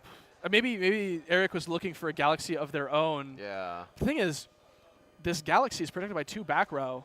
Nekruff does clear it, but plays into every single back row under the sun. If there's PTA back there, we definitely go for the Nekruff here. We gotta do it. PTA clears this. Achilles clears one Spirit. Is that 1 Spirit? That's oh my one. God. My count is off massively. Bro, we were playing with fire and Tsunami on the attack declaration. This might be game. This is if Law has another normal cast. That's the thing though, because unless Law's has been playing very conservatively, like he's been. Oh. That's it. Yep. That does Law have a normal cast? That's backbreaking. That looks like a normal cast. Yep. Yeah. It's the Cryoling in attack position with Thunder. It's got Thunder. Oh, I saw. And that swings I saw for Thunder 2. there, and I was like, yo, did he put Funny Bunny out just for one last show? There it is. That's the handshake extended. Another 2-0 on the feature table, with the man who said that he was going to get decimated. Going 2-0 here. That was surprising. I mean, we got to bring him over here because that one play, oh my. The tsunami play. That was wonderful. What a wonderful, wonderful read. Playing around the Argo every single time. The Galaxy into Cryovern, I think, was also a really solid play there. Because it's really just like, well, what do you do to it? Because you deal with one half, you can't deal with the other half. Exactly. That Cryovern was a menace that entire game. It came down to that they needed to shield the first Cryovern, because that Cryovern did not leave until that same shield that had been there the entire game was activated. I'm pretty sure it was the exact same one the whole time. Got shielded right at. I think you have to shield the first one there. I think a thing that people don't consider a lot when playing is lines of play, right? Yeah. Oh, I can do Kinleo to get into Underworld, but then the shield doesn't do anything. If I do the shield now, if they play it again, then they have to invest more resources into it. Then I can pop with Kinleo and let them play into me more here. I think that's the mentality, not the immediate payoff of, oh, if I pop it right now, that's great. Well, that back row is probably live. If you shield it, they have to play into it. You're now playing into their back row, dwindling it down. And then if there's not many left, you just say, okay, I will resolve the Kinleo pop, which at a certain point, Law didn't have anything else. I do think it was a little greedy for him to be holding on to shield for as long as he did. Like with the knowledge of stoking for Kinleo early game and then baiting out Gordon's gaze, like, okay, sure, like, that's fine, right? But then holding Achilles for as long until it just didn't matter, I don't think helped Eric at all. No, it definitely, like, I see the line of play and the thought. I think that the consideration needs to be like, oh, if I do this way, it could screw up my ordering of everything so hard that now it's backbreaking. I'm exactly the position that Eric ended up being in, where shield does nothing. It's the type of thing where I think all card game players have had this experience. You misplay, and it makes you feel shame, and so you continue to misplay because you don't want to show that you misplayed. It's the domino snowball. Yeah, I didn't shield the Cryovern the first time. Shielding it later makes me look stupid. But like, I'm sorry, you have to Swallow your You gotta pride. swallow your pride and do Just the do correct it. placement. And maybe that I don't want to attribute that to Eric and that's what was happening. But more so to people at home.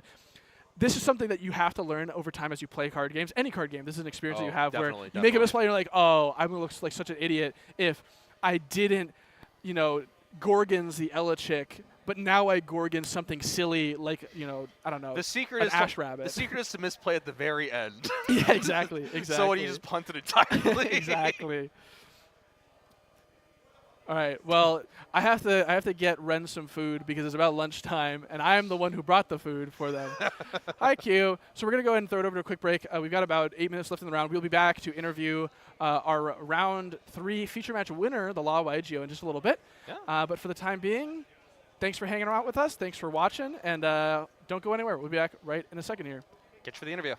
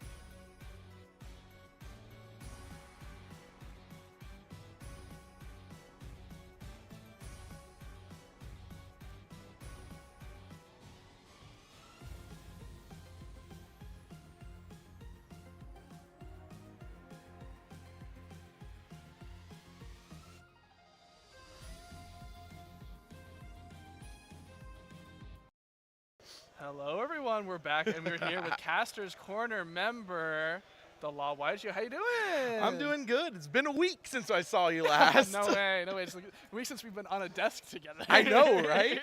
And your voice is sounding wonderful, and mine is sounding awful. Well, you actually sound fine. A little bit earlier, it was a lot scratchy, but I think you're maybe projecting a little bit better because you're on Yeah, camera probably now. something like that. Yeah. So, well, I won't keep you too long so you can save your voice as much as possible for the rest of the day, as you surely are going to make Top Cut here.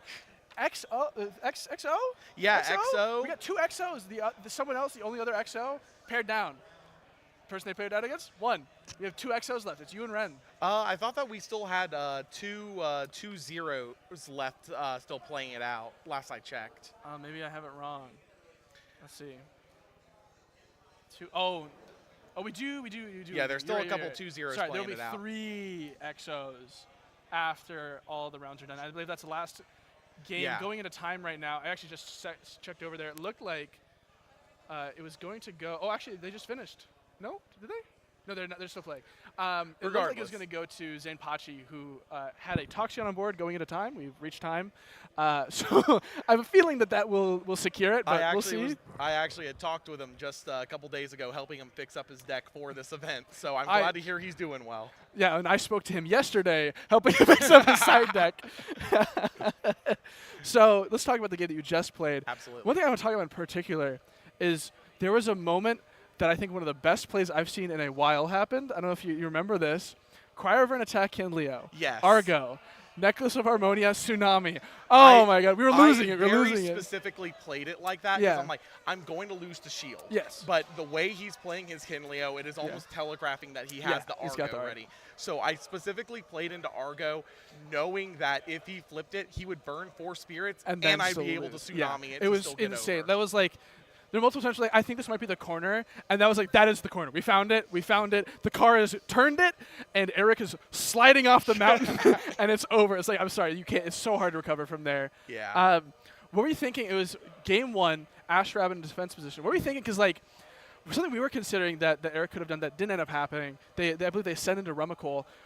Do you have a way to out a 7 defense Ash Rabbit if they re-enchant it? I did not have one readily available, but I just didn't really have an easy way to answer it at that specific point in time, outside of trying to run over it with the cryover. Are you running Frostbite? I am running Frostmite. Okay, yes. so it's something that you could have drawn into eventually yes, if it is it got something I large could have enough. hit there, and that would have been an answer, but it is a 1-of in my deck. So it's, Yeah.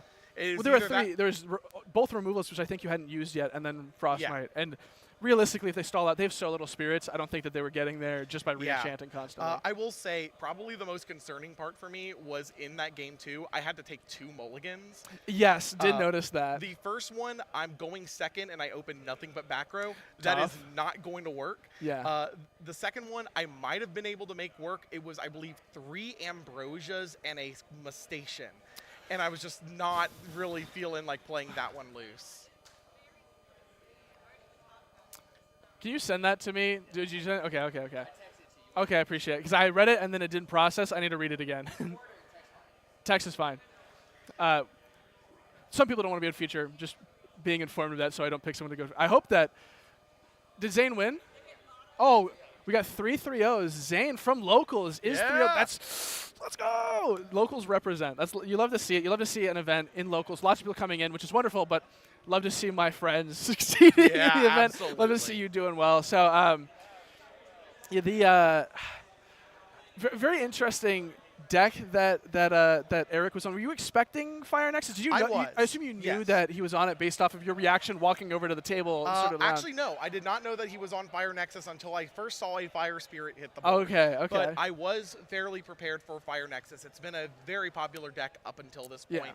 And the moment I saw the Fire Nexus, I'm like, okay, I have to be aware that Argo is in the back line. Yeah. There's no way that he wouldn't have the Argo ready. 100%.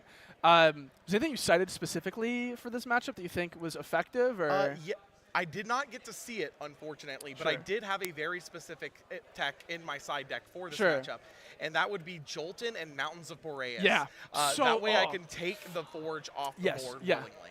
I like that a lot. I think that Frost is something that really needs the field spell, specifically to out other fields, because they struggle so hard to reach stat line. So I actually really like that. Is your list based off of anyone else's recent topping list? Yes, it is almost card for card Jess's list from this past weekend. I've been on Frost 5s, as you know, for a while at this point. But Jess's list definitely is extremely polished, and I think there's a couple of changes I made for my own personal play style, but for the most part, it is very similar. I made that exact call here on desk, and I was right. Look, all I'm saying, I'm a great analyst. I mean, you are, man. You're an absolutely amazing co-caster. I've been informed pairings are up. We'll go and see. You're playing versus Zane. Ooh. Ren is playing the pair down. Okay. Oh, no. There's a player that wanted me to pick them up for feature, but we'd have to show someone again. Well, regardless, do you want to be on feature? I like that matchup. You can go grab Davis. Regardless, I'm assuming that we kind of have to get to the tables to start the next round. Thank you, Caleb, for having me on for this. Yeah. Good luck with your round. Sorry to, end this totally shortly. Fine.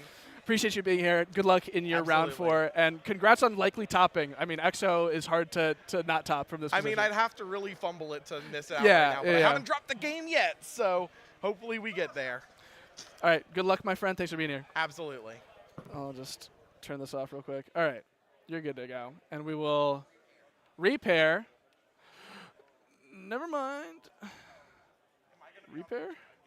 No, I'm going to do my best to not repeat any features. There's a repair?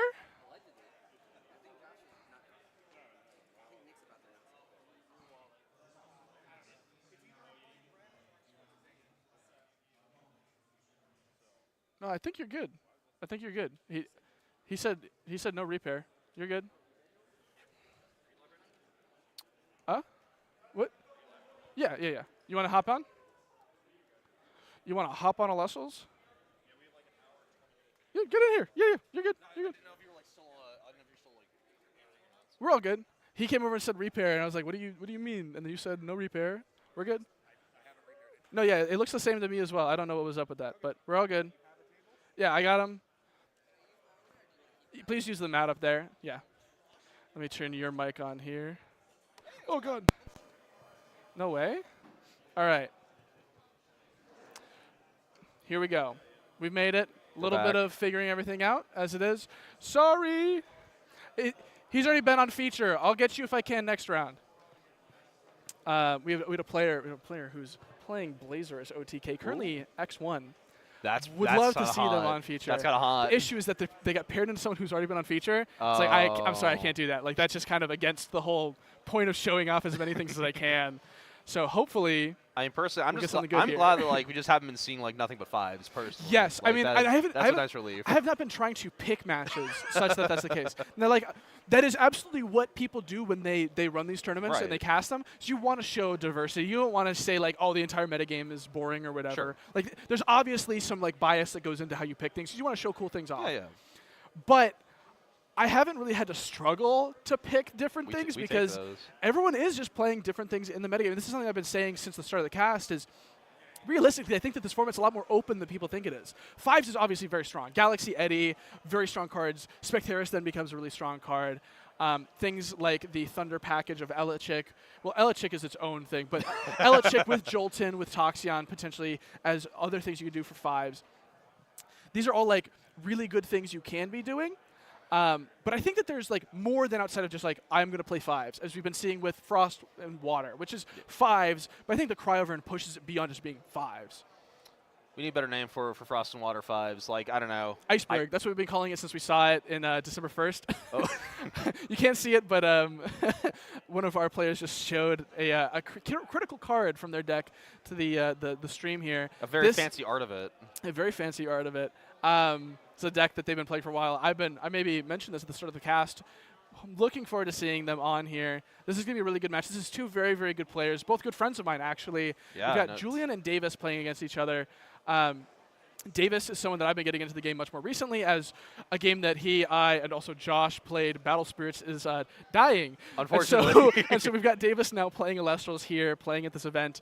And I like the deck he's on. It's gonna. Davis has been a menace in the local scene. Mostly, he's like the one. I'll change it. You're good.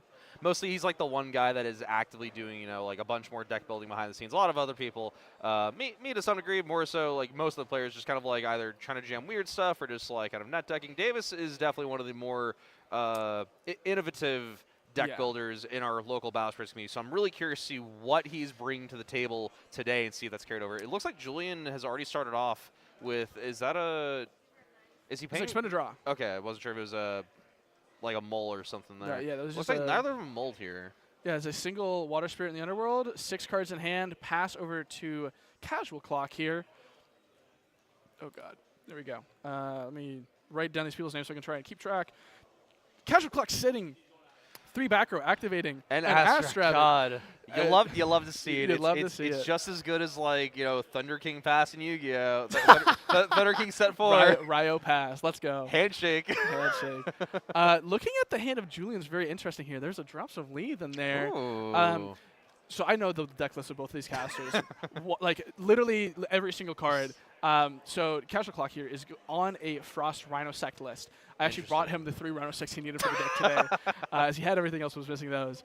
And then Julian, So if he loses, he can blame you for not giving him like the better quality Rhino Sects. I did not give him a full art. Yes, you're correct. Julian here, though, actually I think I sold the Rhino Sect full art. Julian here is on the Water Reanimator list. This is something that if you remember.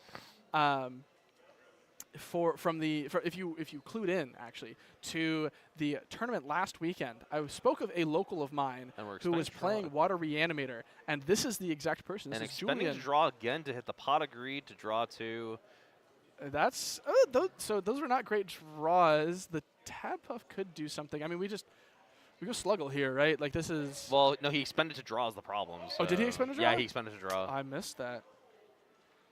And so then we're just going to likely pass, I imagine. Yeah, Skyhawk Bungus is here, too. Yeah, this local's this stack. Yeah, welcome to this is my every single week I have to play against this guy. Caleb is screaming. Every single week. So it looks like Julian's now at 16. And what did he just drop? What does he play there? Oh, I can't tell if that's the mat or that's the, okay. That's the mat. And it looks like we're playing Narpoon from Cardshq, and I imagine we're searching out the Rhynymph. I think that actually. Maybe we'll Cryovern here just for like pressure. I actually do like Go Cryolink Cryovern. I think I like that. It's going to be very dependent on what's in hand. Paused on the Rhynymph and the Cryolink. It looks like we're going to get the Rhynymph. I think I like the Rhynymph here because it means that when you draw into Rhinosect, you're way more better off. Otherwise, Rhinosect does nothing for you the entire game. You need to be able to get that online. And so I think I like the Rhynymph here the most. And the thing is, I think that this actually might be a favorable matchup for Cardshq because Julian's game plan, expending to draw, and I dropped my pen. I got it. No, I got it. All right. Julian's game plan here, as I continue to commentate we got the Sluggle down, so we're going to heal back some of the spirits unless we're going to, I don't know, would Gorgon's Gaze be that profitable here? Do we just not care? No, you never Gorgon's Gaze a Sluggle unless they're very, very low. The fun thing is actually I can move around because these are wireless. So right. I'm still here. We're still commentating. We're still vibing. I slow down. Julian doing anything else here besides just sitting on this little Sluggle boy? Likely not. So we're just down to what, 2 spirits in Underworld? And Julian is he writing a message to the stream is the question, or is he just writing down numbers? No, he's using his God-given right to take notes based off of the game state, likely noting the Rhynymph in hand. We're playing this is a Narpoon. Second Narpoon, okay. So this is where, because Julian's putting up 0 pressure, yeah, you can see it's very close. That's Rhynymph. Got it. It's not a cry for help. Please get me out of here. It's about to be. Okay, we do have all 3 Cryoling in deck. We already have the one Rhynymph in hand. Interesting. We're getting a second Rhynymph. Yeah. They're just turning every single Rhinosect online, essentially. I guess, yeah. Might as well. I don't hate it. I think the one complaint I have is maybe like just deciding to not hold the Narpoon until you actually need to tutor up something more specific rather than just like, well, I'll just get the Rhinosects online. I don't hate this game plan though because Jolton. That's going to turn on. Casual Clock wants to put on pressure is the main thing. Like, that's the game plan here is pressure. Right. Julian's deck loses to pressure. And so we need to pressure as hard as we can. Playing out the Jolton, Casual Clock got to read it, check, make sure. He may not be familiar with this deck, and so maybe he'll just let this resolve. I think you have to Gorgon's Gaze this if you have it, because the Atlantis is devastating in this deck. Yep. Poison-tipped arrow is going to hit. That's not that great, though. I think it's fine. It means that you can put up. Mean, you can't trade, I guess, with an Harpoon, but like, okay, I think he's already elected to be like, nah, I'm paying this out. he's ready to pay it out. The okay, we're gonna resolve that. Cool. You know, something to be noted. Casual Clock here has only spent 4 spirits this entire game. I mean, your starting is literally Astrabbit, double and Harpoon. Like, you don't, and your opponent's going like, I'm just gonna expend a draw. I'm just gonna like, play a Sluggle. You don't have to go into massive expenditure plays to try to make an advantage that like, you're not seeing the need to. You don't have to overextend so hard. Yeah, I think the main thing here is I don't think that Casual Clock knows what his opponent is on, and likely doesn't know how to handle it. Because when your opponent just starts drawing a bunch, you're just like, okay, what are you going to do with all those cards in hand? Yeah. The answer is you're slamming Lockagon. Yeah, you're popping 12, and you're healing 32. So looks like we're going to pay out, and that Cryoling is a step closer to being online. We got 2 spirits in Underworld. That's not enough. Yeah, no, I guess that, in hindsight, I guess that is the reason why we you have a wouldn't sect in hand. Oh. I think that's a sect. Interesting. Both players are at 15, it looks like. Wow. I'm more interested, I guess, why Casual Clock isn't choosing to put Astrabbit to attack to, I guess, put even more pressure. I agree. I think that would be the correct thing to do here, but potentially. I mean, I get it where it's like, the one backer, but like you're not re-enchanting on this thing anytime soon. Like you just want to like go, turn everything sideways basically. Yeah, I do agree that likely the correct thing would have been to start swinging. It's curious. I believe we're at Casual Clock's turn here. Okay, yeah. He has a ton of cards in hand. Hold on. He has like 6 cards in hand. We're setting into Rhinosect. We are setting into Rhinosect. I mean, this is just pushing a ton of pressure now. Like, this is exactly what Casual Clock needs here. Because that set is a Helios' Chariot Ride. Oh, yeah. So, because Julian wants to have that, for his big and combo. And now turn. the Attack Rabbit comes out. This is going to be a really big turn for Casual Clock as we swing for 4, putting Julian down to 11. This was a big turn.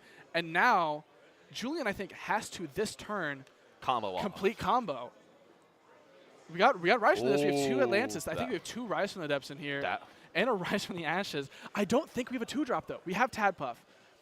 We have Eddie. We have Sluggle. Do we have a Drops of Lead in hand? We have a Drops of Lead in hand, Okay, yes. so what we can do is, like... We're going draw phase Chariot. This is the right, turn. folks. Strap yourselves in. Get some popcorn. We're going to see some nonsense happening. We're going to 7. Playing the Drops of Lead. What are we revealing? Tadpuff. Revealing Eddie. Revealing Sluggle. Ambrosia. Rise. Are we going Atlantis? So we're going everything but going a Rise. So we're putting this back to draw. I don't know if I agree with like throwing Ambro back. I mean, I guess you're going to have enough draw anyway to hit it again, but I don't like the small chance that you miss Ambro and like end up losing out your Spirit Math and like now you can't actually combo off. Well, I don't think the Spirit Math is the concern because Spirit Math in terms of like physical spirit count for things. Well, no. Rise from the Depths gets Sluggle, heals 3. Right. So you're playing that for free essentially. Sure. And so I think that the Ambro, my issue with not doing that, you drew the Ambro anyway. Okay. The issue is if you don't draw Lockagon. If you don't draw Lockagon, this turn does nothing. Did we hit the same did not hand hit again? anything. Yes. Well, we hit more Drops of Lead, I guess. So just. He hit double Atlantis. Did we just like see the same hand that we threw back in? I think we saw something very, very similar. We're gonna go Atlantis Rise from the Depths. This puts us to 5, down to 4 for if Gorgon's Sluggle Gaze cast, is here, up to this is 7. gonna suck. I think if you're Casual Clock, Gorgonsing here is phenomenal. 2, 3. I thought he was gonna count out Underworld. So folks, you never Gorgon's Gaze a Sluggle except exactly this position because ascending over the Sluggle is insane. Given, actually, you don't want to do that because there's still ways to play with the Sluggle anyway. But so we do have Nectar of the Gods. Nectar of the Gods could get us into what we want to see, but Julian is so low on spirits. We're just for context to the folks at home, I have an iPad that I'm writing out people's spirit math. The spirit changes on Julian's side have been so much that I no longer can see Davis's life total. He's at 15. Just right Julian's at Smeller. 7. just right Smeller. Oh, you're right. That's my bad. That's my bad. Skill issue. I'm just gonna. And we are ascending into. There's Caprigal. There's Caprigal. That's really good, actually. That's a good 2-drop. That is a 9 into this Rhino. No, Rhino Sec's a 9. It's got a water under it. This trades if he swings. Does Julian realize that? Is Julian aware of that? Oh, no. I have not had to run over to the table yet to tell them something happened illegally, but I might have to run over just to confirm, because if they attempt to trade here, it will be an even trade. But it looks like we're going to go for Caprigal into Astrobit. Shield of Achilles is so good here. It looks like we are resolving the damage and the special cast. To get Sluggle back to go back up to 9. Wait, is it 8? Because you use 1 from the Caprigal as Sluggle, well. bring up 2. Yeah. I missed the Caprigal. What? Are we? Hold on. Are we even higher? Sorry. That looks like 8 in Underworld. Oh, I think he was organizing by like Zaptor Yeah. versus Leviathan. Yeah. So I think there's 6 water, 2 Zaptor. So that's 8 in Underworld. 1 on and Atlantis. then 1, 2, 3, 4. Yeah. So we are at 8. I'm so good. I got my counts correct. Caleb passed first grade math, guys. Don't worry. Let's go. Don't fear. It's not like I have a degree in math related stuff anyway. The degree is just like help you count to bigger numbers. Oh yeah. I can count to 42 now. Earthquake is insane. Earthquake's insane. Oh my god. That is devastating, actually. Well, do we see is there a rise in Julian's hand? There is a rise in the ashes. Is he going to be That's on 2 5 cost though. That would put him to 3. He mean, has to connect. There's not another Sluggle in Underworld. Well, I mean, he's going to run over the Sluggle here. There is a Sluggle in hand. That is true. If there's a Rhino Sect in hand, this might be. What's the ascension condition for Rhino? It's not an ascension. It moves itself to the back row. Yeah. Rhino Sect special cast from hand. Oh, okay. We're doing it. Okay. There's the Rhino Sect. Puts us to 8, I believe. Alrighty. And we're gonna swap it over. Just so if you are have him read it. Julian, you're gonna use the read it, and Casual Clock's going to use the effect to pop. We're swinging for 5 here, and now that Rise from the Depths doesn't do anything. We have to sequence Sluggle, puts us to 2. You would go to 0 spirits in Spirit Deck, I think, to go Caprigal. And you'd be very much like crossing your fingers to say, well, I hope this connects so I can heal up. Yeah, and exactly. you'd still lose it to like crashing the Caprigal, but exactly. And so we're swinging for 5 damage here. This is scary. This is mucho scary. 2, 3, 4, 5. That leaves 3. Yeah, that is 3. Ooh, this is tough. If you dude, he's actually too good with it. That is disgusting. So we go Sluggle. Declare the effect to heal 3. It gets Gorgon's Gazed. Oh my. Oh no. I don't disagree with that. I don't disagree with it either. I'm just saying it's funny because I was thinking it's like, okay, so you probably go Sluggle here to bait with it, bait and then go, just hit him with that. This is exactly what you want to see, and then Ambro puts it back up to 5. Now we have a Sluggle engraved to like Rise from the Depths off of, but like the problem here is like how much gas Julian has, and now because he doesn't have Chariot Ride online anymore, Casual Clock can still respond with anything during combat, which is like the make or break here. This is very much a thread the needle moment. Yeah, Shield of Achilles ends this game. I don't know if I agree with that decision. Because that takes off Rise from the Depths. Well, Rise from the Depths isn't live. The issue is that Caprigal trades with a Rhinosect with water under it. It does nothing now. Well, it leaves us with 1 in Spirit. So I guess the idea is that we have to go over. What is that, Narpoon, I think, right? Narpoon. So we have to go over the Narpoon. It gets Shield, and then we're going to go to game 2. Wow. An incredible back and forth with these 2 players. That was such a good game. I feel so bad for Julian, man. Yeah. Because like that, I don't know if he was like hoping and praying that drops the lead. Yeah. But that's backbreaking. Be like, all right, drops the lead. I want to see new stuff. And you see almost the exact same cards. Yeah. Seeing no locking on the entire game, that's very, very tough. You need to see locking on, and I think that seeing locking on maybe changes the math on how that game turns out. Oh, definitely. It changes every time. Yeah, but if you are Davis here, though, your Casual Clock, you have to be playing Galaxies if you're not playing Galaxies. If Galaxies inside, it comes to main immediately. Like, you need to be playing Specteris if Specteris inside, because Lockagon gets huge. It's very hard to deal with. And the main way to out it is you go, okay, suppressed, swing over it. Because even with Atlantis on board, Specteris swings over. Yeah. It's a 4 under Atlantis. Right, yeah. And you swing over it with Specteris at 5. Now, remember, folks, declare your Specteris effects. I heard today someone got sharked on that by one of our players. Wow, that's a little rude. You know, it's a little scummy, but it's the rules. If you declare attack, and you declare the Specteris first, technically you've declared a new action.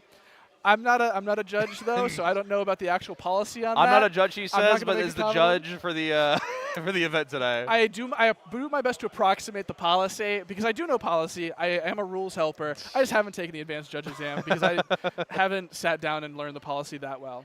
I'd have to reference the policy to know exactly how that works. And by that, I mean I DM Skyhawk. Skyhawk, how does it work if I go Specteris, if I say Specteris Eddie, and my opponent says, well, Specteris doesn't hit over? Let's find out. Let's see if he's in chat. Just like the live judge call. Don't worry, I can judge. I'm knowledgeable of all the rules. Hello, Skyhawk. Hello, Skyhawk. Can you can you help me out here? Skyhawk is a wonderful, wonderful person. I'm so glad to have him on the judging team because I legitimately have had multiple questions in the past week or two that are very intricate rulings and be like, hey, can you? I'm frustrated about this. First of all, I admit, I know, maybe I'm a little bit of a bitch. I'm sorry, but I'll be frustrated about a ruling. Talk it out, and at the end of the day, every single time I walk, I'm like, wow, I understand this game so much better. And I appreciate that Skyhawk was patient with me because I think a part of learning is not knowing things and being frustrated because you don't know them yet. And having someone be patient and kind with you as you learn it is really big. And so having people on the team that are willing to do that and really help their players learn and get better at the game by understanding deep interactions like that, I think that's wonderful. It's killer. I think that's wonderful. Shout out to Skyhawk. Hey, he is in chat. Never a problem. Hi, Skyhawk. Never a problem. Yeah, we've never had someone declare Specteris Eddie and then someone say Shark. Actually, you didn't declare Specteris effect. Actually. Did happen here today, unfortunately, to one of our casters who I believe lost off of that. But they got 2-0'd anyway. No, now if it would have mattered, then we'd maybe have a bit more of a fuss about it. But it didn't matter. Maybe it did matter. I don't know. I wasn't watching the game. It wasn't on feature. Julian waving his locking on full art at the camera saying, why am I not drawing you?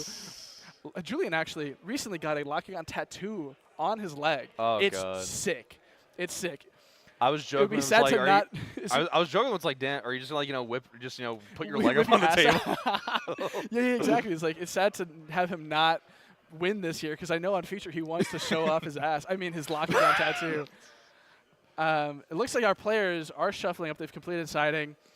Really, I think the things that you're siding here are if you are Julian, you might need removal for those Rhinosects. I think I saw him take out Drops Elite, so maybe he's trying to not be as heavy into the combo portion of this and just play a go little more heal stall. Yeah. Which I like. I think that's a really good part about this deck is you can just pivot to heal stall essentially. And your top end is now cool. I can now ascend off from the heal stall guys into Lockagon and now have a guy that is just I'm gonna start machine gunning you out.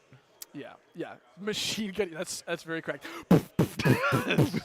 Is that not what Lockagon is doing though? Come on. So right. You're so right. You are literally it's the equivalent of just unhinge his jaw, throw some ambrosia in there. It's just it's like the cartoons they have a watermelon just start shooting at the seeds. Yeah, exactly. The dragon fruit seeds. Yeah. All right. Well, Drataya is dead. And Julian is mulliganing. And Lockagon killed him. And Lockagon killed him. No, I killed him. Julian here is mulliganing. We're going to hop onto our cast here. Just to point out, that's rough. I mean, it's not too bad because you're in a heal deck, right? But the mulligan game 2 down 1 doesn't feel good. Does not. And if the current feature match sort of pattern keeps, we've had a 2-0 every single time. Will this be another 2-0? Will Cardshq Clock be able to take it down? Hope not. I'm rooting for both of my friends here equally. Better hand? That is a good hand. That looks good. Hand? Shield, Lockagon, Tad Puffs, Eddie. Lockagon, Gussing Watermelon, and firing at the seeds of the poor harpoons. Thank you, Skyhawk. It's true. We need to get the new Lockagon alt art. So Julian's hand's looking really nice here. Shield of Achilles is phenomenal for these Rhinosects. Because the way that you do it is, the Rhino doesn't stick around once Rhinosect and there he is. It's Pikachu. Sorry. Astro. Daniel A. Drive doesn't want to know your location. He knows it. He's in the walls. Daniel A. Drive doesn't want to know your location. He knows it. He's in the walls. He's on his way to kill you. We're going to go for the Ass Rabbit. So we have Eddie, Tadpuff, Ambrosia, Shield of Achilles in Julian's hand. There's 2 other cards, right? Or maybe 1 other card. This, I mean, this feels really good if you're Julian. That's a phenomenal hand here. Depends, I guess, on how much more back row. That's resting. Oh, that's killer. That's killer. We see the 1-ofs every time, folks. You will see the 1-ofs every single will time. at the top. You will. Well, the thing is, when you play enough 1-ofs, every that's what happened when Ren, the feature match, 2 feature matches ago, opened up, like, I think it was Elestrals, Earthquake, Laurels. It's like, yeah, well, when half your deck is 1-ofs, because that's what Heal Stall does. Like, yeah. And yep, it's another Thunder King. You know, Pot of Duality, set 3 pass. Oh, wait. And the Blizzard. Oh, it never resolves. It never resolves. As was foretold in the Ancient Scrolls, it never resolves. I missed that Julian went first. Jeez. Julian went first, expended draw, pass. So set 1 pass. I guess not the worst. I think you maybe want to put the Astral attack position there. I understand the hesitancy, but I think you maybe want to push the advantage a little bit. Yeah. Eddie, though. Edward deals with it. Does handle it. Unless he wants to burn a response. I don't know. How much do you care about the Astra? Yeah, I was going to say, like, you don't, right? You do not care. But Poison Tip's actually really good because this forces the trade at best. If he wants to remove it, yeah. Now, Atlantis could change that math, but as we can see from Julian's hand, he doesn't have the Poison Tip. We are going we're just bonking. Crash. We're going to bonk, and there you have it. We're at 16 to 17 here. The double Lockagon Laurels, Tadpuff, and Ambrosia. So Julian does have a guaranteed pop here. Because unless, like, exactly Gorgons comes down on Lockagon cast or something. But that is true. Well, you could do it in response to the Lockagon right, effect. Yeah. The Cryoling in hand, though, is a little dangerous, potentially. It's at 4 right now. Eddie in hand as well. I think Casual Clock is like, I don't know which of these to go for. I think you go for the Cryoling because you can make it a 6 or something like that. Yeah, we'll go Cryoling. I think that is correct. You go Cryoling, put yourself to 16. If you have any chainable back row, you can make this thing huge. And you could even ascend during someone's turn. Well, no, it only ascends on your turn during the main phase specifically. Gotcha. But you can still make it massive. Rise from the Ashes off the top. Actually, I think I unironically like Rise from the Ashes Eddie. I unironically like it. It's really expensive, so maybe you don't do it. Expending the draw doesn't feel too bad either. There's Atlantis and a pass. This might be slipping away from Julian because the draws are not great here. I don't think I like how passive Julian's playing. It's just giving Davis such an advantage to just like get board position out, get more annoying back row setup. I don't think I saw a Chariot Ride in Julian's hand, so like he doesn't have a way into. But I think Davis also expended a draw. I think you're totally fine if you're Davis here. Like you're pinging him down. If you don't have anything meaningful in hand to cast. And did he draw Rise for turn, or was that just like we have Atlantis? I'm assuming that Rise from the Depths was drawn if we're playing Atlantis. Yeah, that's definitely Rise from the Depths. That's my Rise from the Depths, probably. I lent him 2 Rise from and an Atlantis and said, I need those back, please. The Eddie, though, is huge Eddie's here. Nice. And, I mean, that Cryoling. Will we see some response in combat? Oh. You don't care, though. What is the defense on Cryoling? I think it's a 1-3, yeah, right? It's a. So. Wait, it's one. Isn't it Oh, I thought it was like a 4-1 or something like that bait or something crazy bait. It's base 1-3. Okay. But the Ascension of the Lockagon here is very good. Ooh.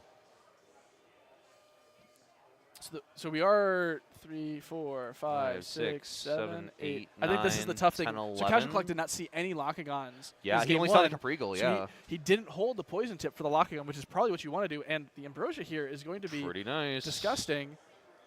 Hit we're the popping the back row. It is a shield. Oh, no. I guess that shield didn't really do much. Yeah, that Cryoling is in defense position. There we go. They've corrected the game state. We're good.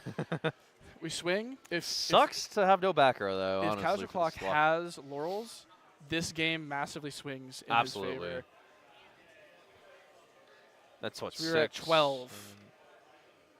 Lockagon is gaining 6 from Underworld, and then 2 because of Atlantis. So it's a 10. Lockagon's huge. Lockagon is massive. Nessie is out here ripping people to shreds. What does it from Davis here? I think you need exactly, I think, like a hard removal spell here. Yeah, I'm inclined to agree, unfortunately. I don't think his hand does it. He's like going through. He might be expecting to draw here. I wouldn't be surprised, honestly. He's fanning through. Because an Ascension doesn't do it. We are expecting the draw, I think. Interesting you give up the Water Spirit here, though. Just because, like, I don't know if Julian's playing Tsunami in his deck, or maybe he boards it into it, but it feels a little like you'd want to maybe have the Tsunami in just to, like, you know, deal with Galaxy maybe, or, like, or Tsunami, so. Yeah. Yeah, I'm not really certain. I think. But I think I think Julian might just win this based off of the back of removal in having hand. so much removal. Both of the one of removal spells. And it does feel kind of bad if he has to expend a draw here, just because he isn't able to, like, get more board position out. Yeah. Yeah, I guess we're expecting to draw here. That feels a little bad. Or no, are we just correcting stuff? We're just rectifying the game state, making sure both players know how many spirits they're on. It's 11 to 12 here. Yeah. 11 to 12. I did not have my counts right, that's for sure. I must have missed some. It looks like Julian's considering his options here. What do you want to do? Because I can look over the table and see Davis fully looking away from the table. Man is just like, we're done here. I mean, there's a certain point where if you're in a game, in order to just like a mental reason, you say, okay, I'm not out of it yet, but it's not looking good. I don't want to lose like my mental. Yeah. And so I can kind of check out and be like, it's okay if I lose this. I can take it to a game 3. Like, we can win from that position. The issue, though, is Davis's deck loses really bad in time to this deck. So he has to be considered that there's only 23 minutes left in the round for this. But he's going to draw for turn here. Pray that he can see whatever he needs. Didn't look like more removal. I think he drew an Eddy. He already had one in hand. The only upside I can give here is, like, Julian isn't really pressing that much of a clock. Like, 2 damage, you know, it's not great, but it's not filling out an entire board to really pressure him down. It's the one problem, I think, with Julian's kind of general position right now. We're in a position where we can control the board. We're not in a position where we can really end the game. Yes, I agree. We're confirming Spirits Underworld. It's still 6. That Lockagon is still at a 10-6 stat line. The 6 stat line is what really makes it. Well, it's 10-8. Yeah. The stat line is what makes this really big. And, again, I think I said this with Law, but being able to play Boreas is really important for Frost decks for this exact type of situation. Just for the Stadium Wars. You need to be able to win the Stadium War, because if you do win the Stadium War, you can win this board state with Cryoling, Cryovern. You just run over, yeah. It'd be Boreas. Boreas Cryovern would get get to there. a 9. This is a. Oh yeah, it would get there. In most cases, where you're not just like loaded up. The defense Edward, that feels awful. I don't disagree with that. And this might be where Julian runs away with it. Rise off the top. The Rise off the top's really big. We have only an Eddy in Underworld is the thing. We've not seen any Sluggles. We're going to play our own defense word to swap its own to attack. The power play, big fan. He talks about doing this all the time. I've never actually seen him do it, though. Going to go ahead and swing, and then swing for 2 damage. For 2, just keep the pressure up. And now Eddy's also a 5, which is like... Eddy is also a 5. That's the name of the game. Yeah.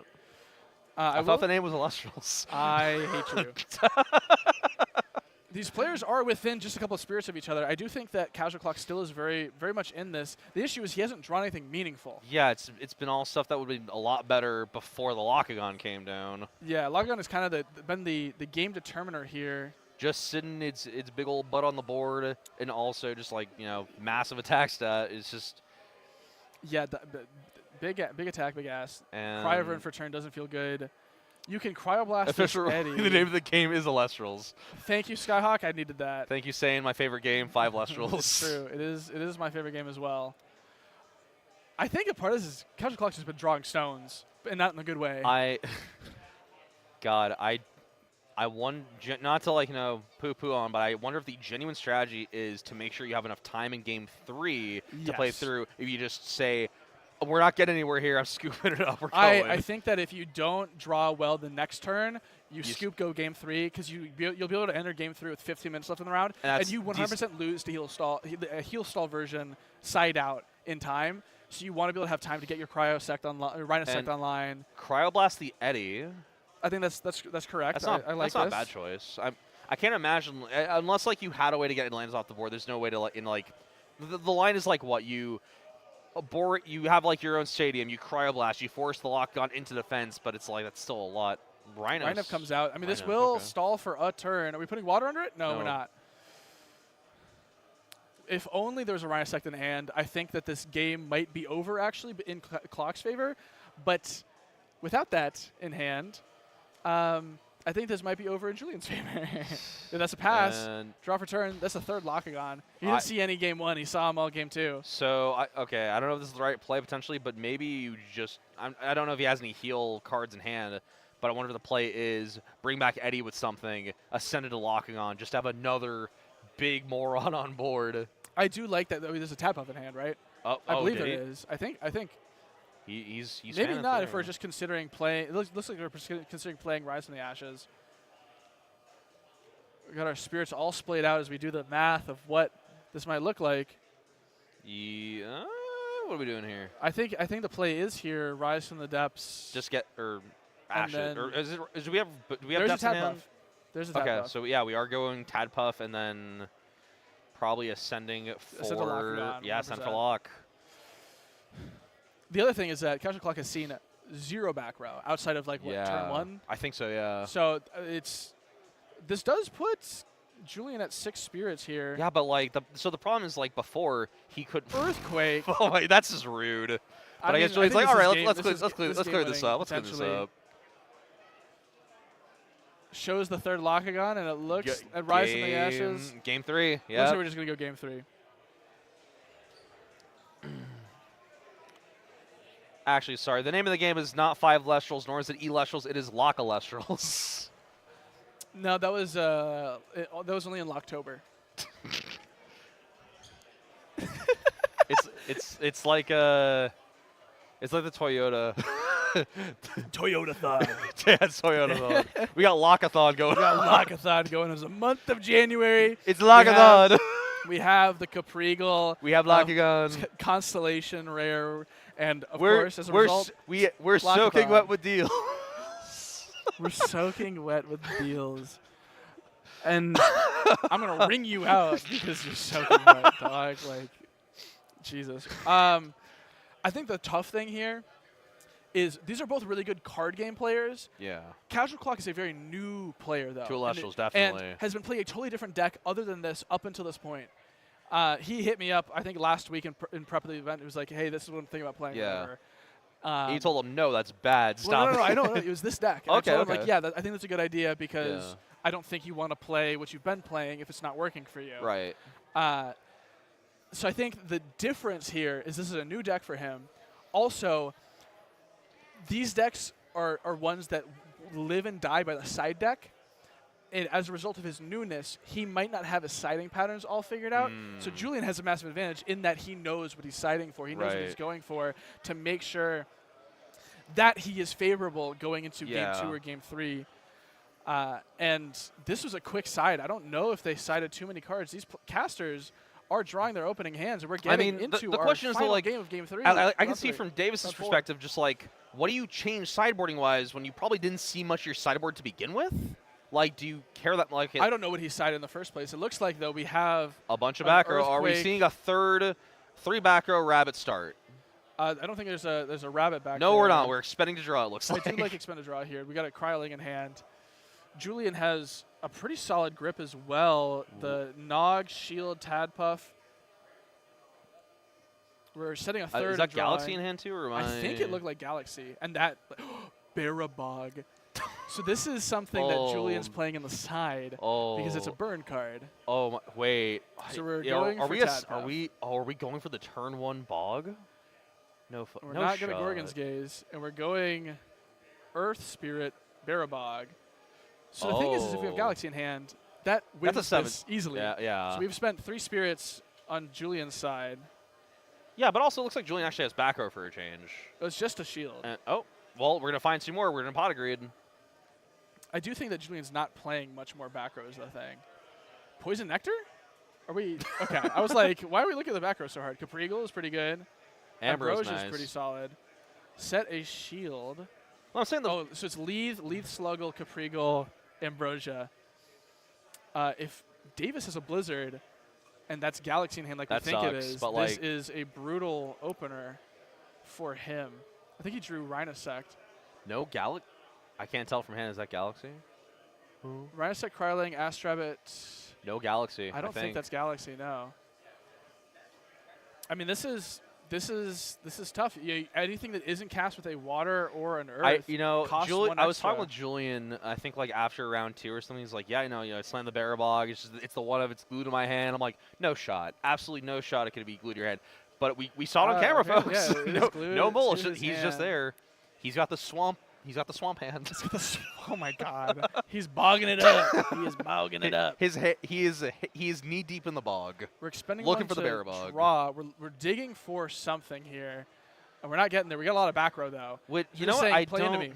Yeah, I was gonna say I don't disagree with because on the one hand it's like okay, Barabog's in defense, but the onus is on Julian to be the aggressor here to really do anything, especially when you have 3 back rows set up. Obviously, at this point, Davis could just sit and expend for a while, but I mean, Sluggle's nice to go from and just.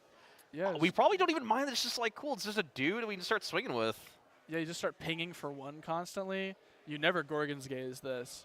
I don't think you feel too bad about getting hitting in the face with this you wouldn't PTA it, would you? Bog gets better with Moonrise. Focus shifts a bit to Lunar from Water or Earth. Yeah. I don't know if I believe that. I'm gonna be really honest. I think that. Well, I guess it's better in that the metagame changes, but I still think that Water and Earth are both very strong. How would you rank the? How would you rank the elements now? Because now we have everything from Moonrise. Like how would you kind of? Because for me personally, I hate it. I think Fire is still kind of dog. It feels very. Fire and Wind are probably the worst, even with Divine Healing helping out Wind a lot. I do want to point out though that this hand is pretty killer from Casual Clock, because you can just go Rhinymph in hand, Rhinosect pop Barabog. You're only spending 2 extra spirits to do it, and then that Shield of Achilles, like it's good. It bounces back to the Rhinosect. But you can just play Rhinosect again. Well, and Rhinosect is an 8 attack, right? Or is it 7? It is an 8. It is an 8. We're playing out our Rhinymph. In defense, he doesn't have Rhinosect in hand, does he? He does. Oh, okay. I can see it. Okay, then. We use the effect, expending 1. Why? Okay. And then we're gonna we're gonna empower the Barabog. Now and then we're gonna spend 3 to special cast. This is expensive turns. This is cost 1, 2, 3, 4, 5, 6. Davis is 11 here, but you will out the Barabog and run over the Sluggle. Well, yeah. Well, I was say the Rhinymph will fall off here. Rhinymph fell off for real. It's kind of the issue. He's not popular anymore. Yeah. This is kind of the issue with playing Rhinymph. Rhinymph is very cool, but it does die to your own effect. It's a little unfortunate. It's a big investment. And Shield of Achilles is going to bounce the Rhinosect back to hand. Julian going down to 14, but I mean he doesn't mind. Yeah. I mean, because you have all the heal in hand. Your deck is on 3 Sluggle. I do think that maybe. Actually, no. I think that Casual Clock can kind of pressure crazy here, because unless Julian sets up an insane turn, clears all this back row, there's a Cryoling in hand. Yeah. And Julian is not playing any other back row other than I think 2 or 3 of Shield, and I don't think we've seen him get another one. Drops the lead. That hand is not good either. Well, that's the thing. Expend to draw. Are we? Huh. Oh. Rise from the ashes. Rise is nice. Ping for 1. So now Davis down to 10, Julian on 13. I mean, okay, so here's the thing. You go for the Cryoling line, you get Cryover, so you have your 7-4 in play, but like it's just the bundle of stats. And right now, like Julian can be representing a massive combo to go off next turn. You have the back row, yes, but it's like that's the thing, is you have the back row. Sure. I don't think you mind if the combo goes off because you have the back row. Yeah. That was the big differential between the first game and the second game. Right, the second game, there was 1 back row, I think, the entire game, maybe 2. And there's all those Frost Spirits. Yeah, he expended a lot to that Barabog. It was worth it. And here we go into the Cryovern. Going to ping Julian down to 12 as this attack connects over. And, I mean, despite the cost of Barabog, I still feel Julian might be in a... I don't know if I'd say a better position per se, but it's just like I don't feel Julian's had to expend as much resources already as Davis has, at least as much. Or what's Davis made a little oopsie. He's thinking it's special cast. It's special ascend. Yeah. There we go.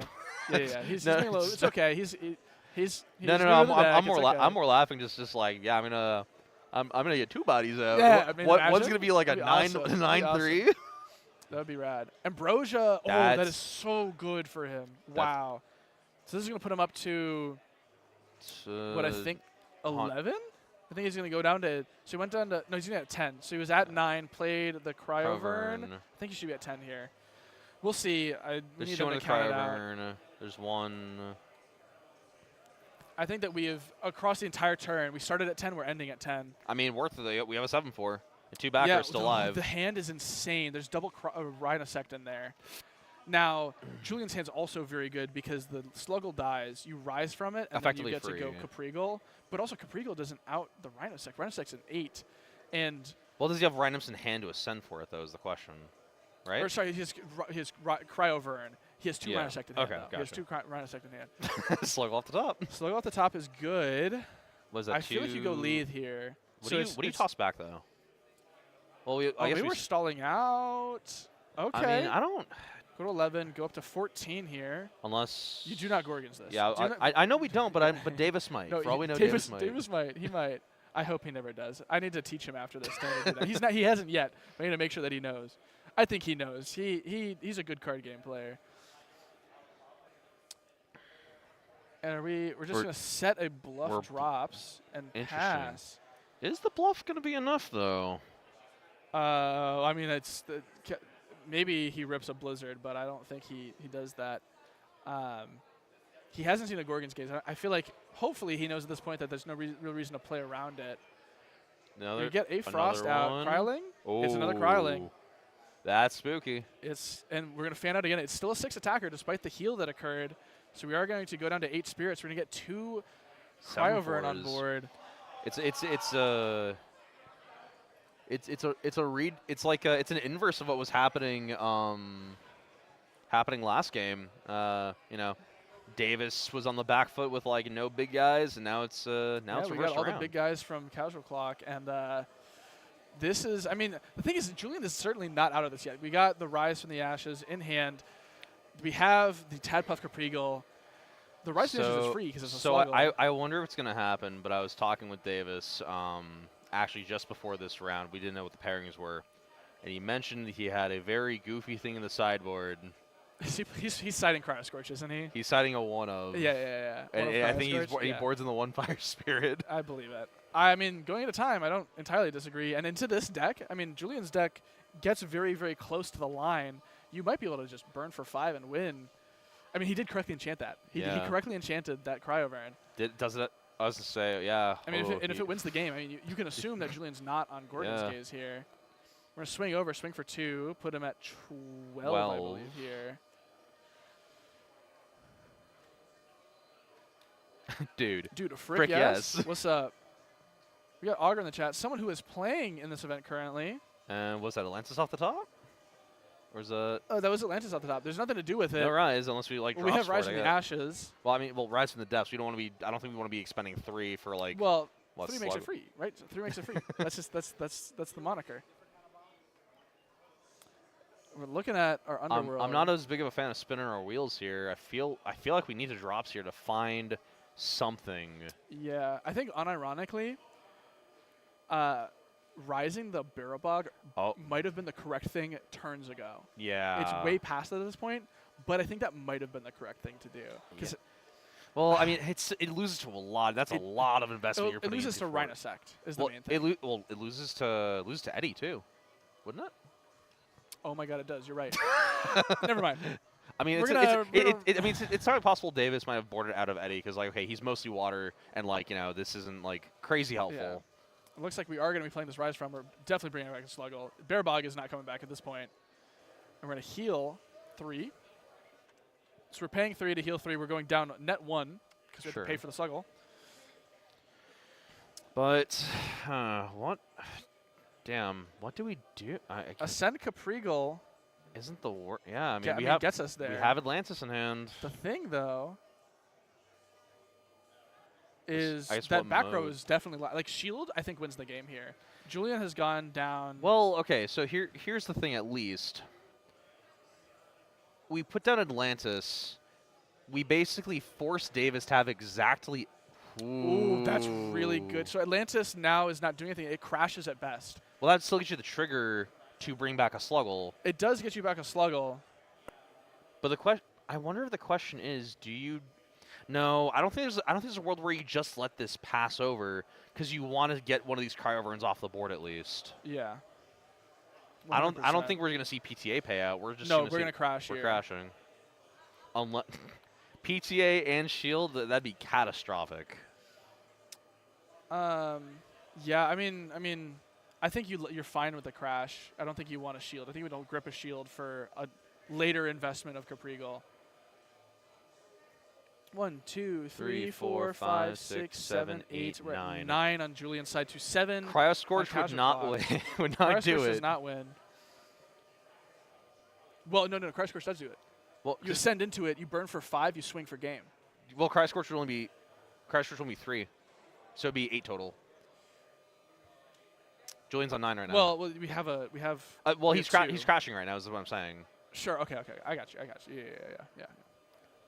And okay. We're shielding. Whoa, we're shielding. I don't know if God. that.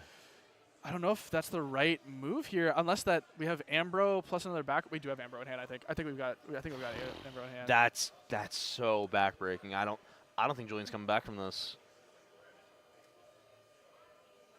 Oh. We're going Cryoscorch.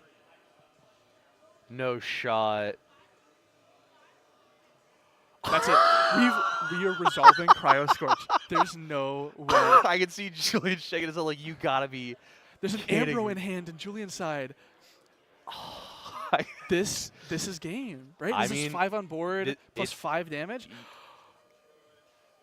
This, I think Julian's conceded because the earthquake is being shown. Yeah. Go Cryoscorch. Someone call PK. Where's PK Sparks? I cannot believe it. He joked with me about playing this, and I was like, don't play the main. I think because he's telling me he boards it in. Yeah. Oh, he's not showing the earthquake. It's destroyed by cryo. Right, because it's like destroy every. It's destroy your back row. Yeah. Yeah. All the back rows destroyed. The 2, back row. 3, 4, 5. 4 left. It's 1 over game. He's done it. Oh my! He's Cryoscorching. Forget the handshake extended. No way! Holy The Ambro. Dude, I cannot. I'm legitimately shaking. God. Dude. No freaking way. Davis Lotus kisses over the stand. My God. That is devastating. If you're Julian, like he was very much in the driver's seat. There's no way you read the Cryoscorch. I was about to say because like no one's been playing Cryoscorch. Why would you, frankly? Yeah. And that's why you play it. Is no one's expecting it. Like that is an insane. The one of Cryo. My God. Wow. Oh my God. I cannot believe this. I'm speechless. I'm speechless. What an insane thing to catch on stream, right? We got my boy from round 2 feature match, Crinkle going. No way. There's no way. Get out of here. Come here. What's up? Here you. Dog. What do you got to say about that? Good googly Good googly moogly indeed. Good God.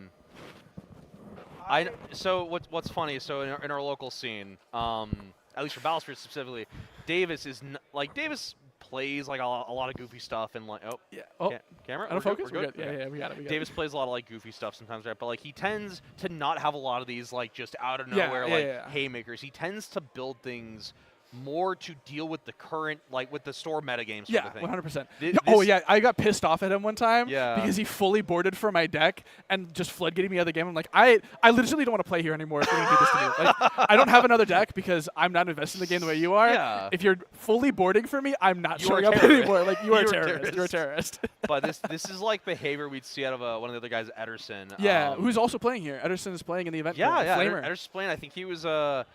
His claim to fame was hitting some nonsense in like Battlesphere. We had our big locals before the Grand Tour, and actually, like I think kicking one of the main deck Masters guys out of the out of top contention. Yeah. This is not typical Davis behavior, and I'm all here for it. Honestly, That's crazy. Wow. What the right hook, man. That God. that was an insane. I knew that both of them were properly enchanted. I was Yeah. expecting maybe to see it, but what's up, Julian? Julian, come over here, buddy. Yeah. What do you got to say about that? Yeah, you can curse. You're fine. You're fine. Just don't say anything that would get you banned. Man, what the fuck? Get over here, James. What the fuck? Let's get our two feature match. Hash it out right now. Yeah, hash it out. Sweet on camera. I wouldn't blame you. I mean, I had the Ambro in hand. I thought, there's no way he's killing me. There's no way.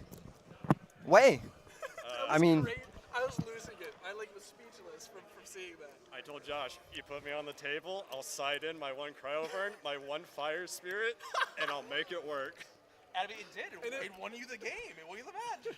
I mean, without the Cryo Scorch, I think I come back and I had a Tad Puff and Caprigal with the stadium up. I think I just walk over it next turn, but. Not gonna lie, the entire time I was like, man, I hope I don't have to like expend a fire or something for this effect to work. I don't actually know what this card says. I quit. Yep, I discarded my entire hand for the special ascension. It was the card on top. My So God. it didn't even really matter. But Julian, I'm so sorry, man. destroyed all runes, and it was just like, that's why I was sitting so long on like, do I shield this? Do I? Yeah. Because I didn't know it destroyed all runes.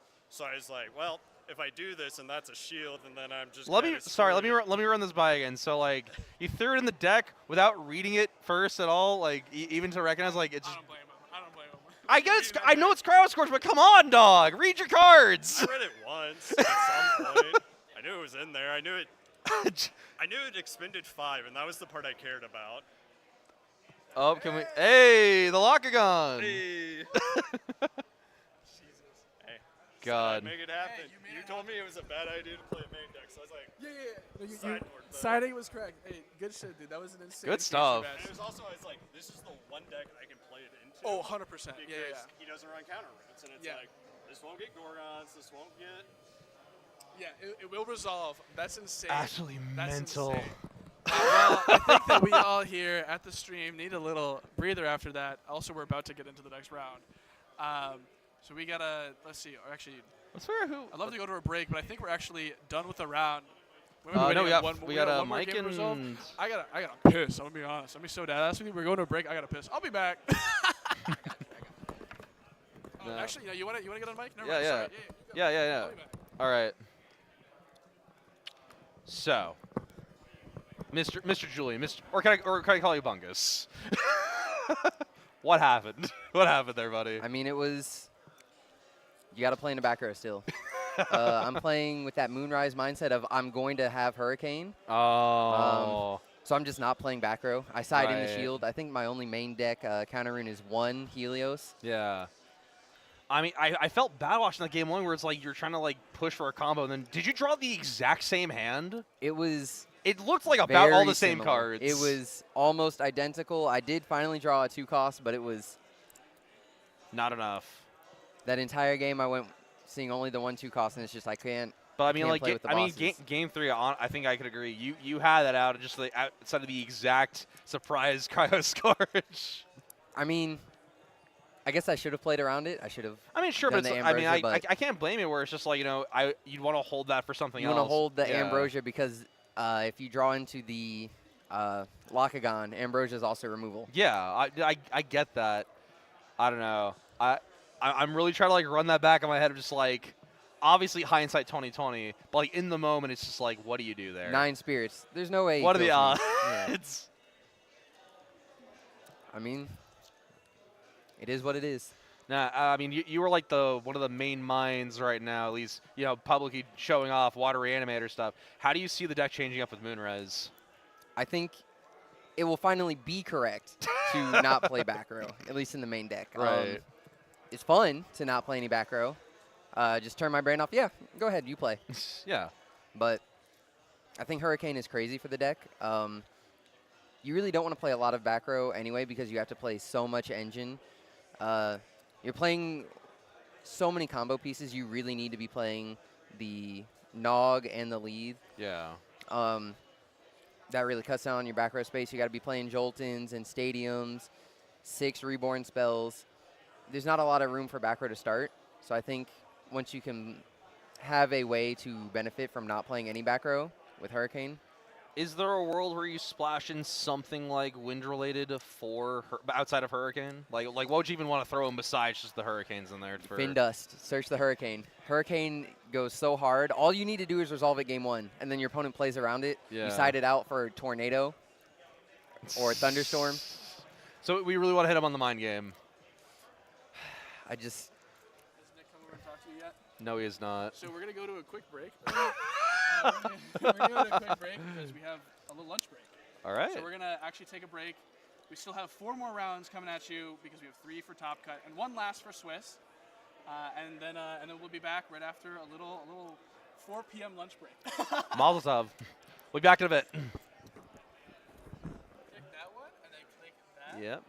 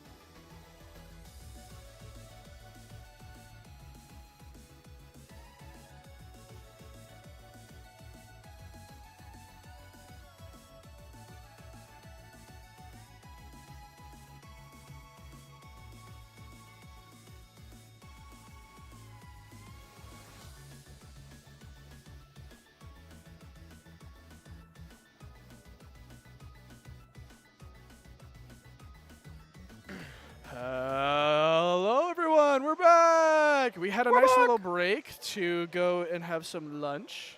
Shout out to the Cardshq people. Shout out to Nick. Got some Chick-fil-A. Let's go. So we are about to start into our round 5, the last round of the day before Top Cut, and it's heating up here. We've got 2 remaining EXO players, both people who have won on feature so far, being Ren, the heel stall player, and the La YGO from Caster's Corner, who is on the Water Frost deck. They are not going to be who we're showing off today. We're doing a repeat of someone who's already been on stream. However, I believe that they are the win and in potentially to be one of our last couple slots in Top Cut at X2. Only a couple X2s will top. And I believe that they are the best in contention for making it. Their opponent is on something a little spicy. In fact, this is someone who's been asking me to bake it on feature the entire day. I said, I'll try. They've been paired up against people that have already been on stream since they started asking, and I think that this is a really solid matchup. We've got a cool story going on here. So we're going to have for you today a different Ren than the Ren that's already been on stream versus Eric S. from earlier. So if we're trying to tell a story here, which one of us is Vince McMahon? You know, like a story, WWE, you know. How'd that one go over your head? Can you be the raging homophobe? I could try. I could try. No. Please. Oh my God. Rewind. Hold on. Get to the gameplay. And we're back. Welcome to round 5. It looks like our casters are ready to go here. Oh, we've got the play space has gotten a little crooked. That's okay. I'm not going to fix it. We've got Ren versus Eric here. The great... I'm realizing this is a fire versus fire matchup as Ren has Blazerus in hand. This is the deck that's been requested to make it into the tournament here. They're going to fist bump, start the game. No moles? Smoltuga to start. We'll be kind of sick nasty We are really seeing some spice going on here. This is I've been saying it all day. I think that this format is underexplored. Smoltuga, we're searching Exalt. And Ren immediately shows their hand. Immediately. There it is. This is what I'm playing. And now Eric says, oh, God. The key thing here, Eric was our Volcanic Forge. Stoke the Forge, Fire Nexus player. This is Fire Nexus versus Fire Nexus. Oh, my God. And Nog the here. Nectar of the Gods. Digging for those combo pieces. This is about to be hit the Ass Rabbit. An insane, what insane else is in Ren's hand here? We just saw him pick the Ass Rabbit. I think it's a Forge in hand. I couldn't make it out. I don't know if you could. Different Ren. This is a different Ren. Different Ren. This is a different Maybe Ren. we should change it to be Ren 2. No, I'll add they had an abbreviation, I think. Wait, we can change it so that we. Oh no, they don't. They don't. Ren 2. Ren 2. We got 2 Rens. So the Rummacle is going to come out from Eric here. Still excellent to see. It is very exciting. And we get the Forge already. I wonder if we're going to immediately go for a Stoke the Forge play just to tutor up something. I think you want to hold Volcanic as soon as you can, for as long as you can, because your opponent all of a sudden benefits, right? You play Kinleo, it's a 4-2 now. Like that, you don't want to be giving your opponent stats. They're putting those decks down with force. They're shaking the camera. I don't think I've seen anyone shake the camera yet. We're dealing 2 volcanic giants here. Yeah, they're just going to pass. Call us Hearthstone. We got some Molten Giants on the board. I hate you. Which one is that? Oh, we're going Astrad. Yeah, I mean, why not? Let's go. He isn't shown a way to deal with the 2-5 Smoltuga, so just go for it. We get the Nog off the top. Chain. He's playing chains. No way. How down battery did it let this combo happen? My God. Very. I mean, this is the combo that if it resolves almost every time you win the game, because you are dealing an insane amount of damage, right?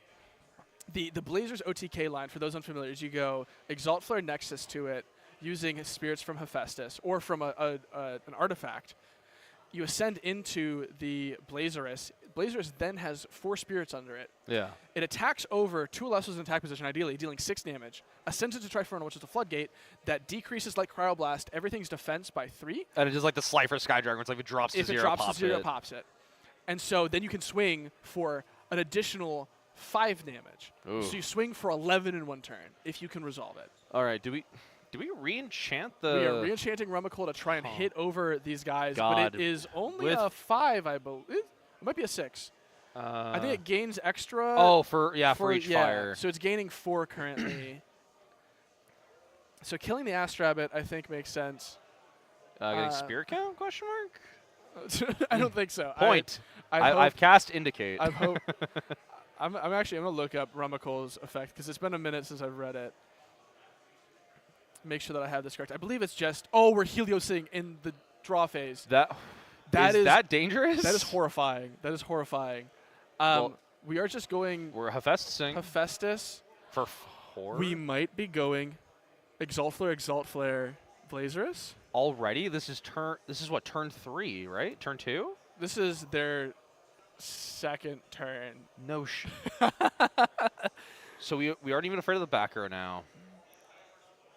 Oh, I typed cum instead of rum. We're going Ambro to heal off a little bit, which okay, I'm not as familiar with this OTK or like this very aggro Blaze strategy. How spirit hungry is this compared to like Julian's list you've seen before? And it is fairly. And we're sending. We just want to do as much damage as possible. So this is dealing 4 damage this turn. This is about to be brutal. This is about to be brutal. There's the Blazerous, and we swing for 4 here. Yeah, it gets +1 spirit while we clear for 3 because he re-enchanted. Yeah, he did re-enchant it. It does get to swing twice. Oh yeah. So when does this get to? When is this going to be able to ascend? I'm assuming on like. So it's if it destroys 2 Elestrals. Oh. So it specifically has to destroy 2 Elestrals. So we just got in for just like a massive punch, basically. We just swung for 8. Like yeah. Right. It's a 5 enchanted, swung over a 2, so we're swinging for 8 this turn.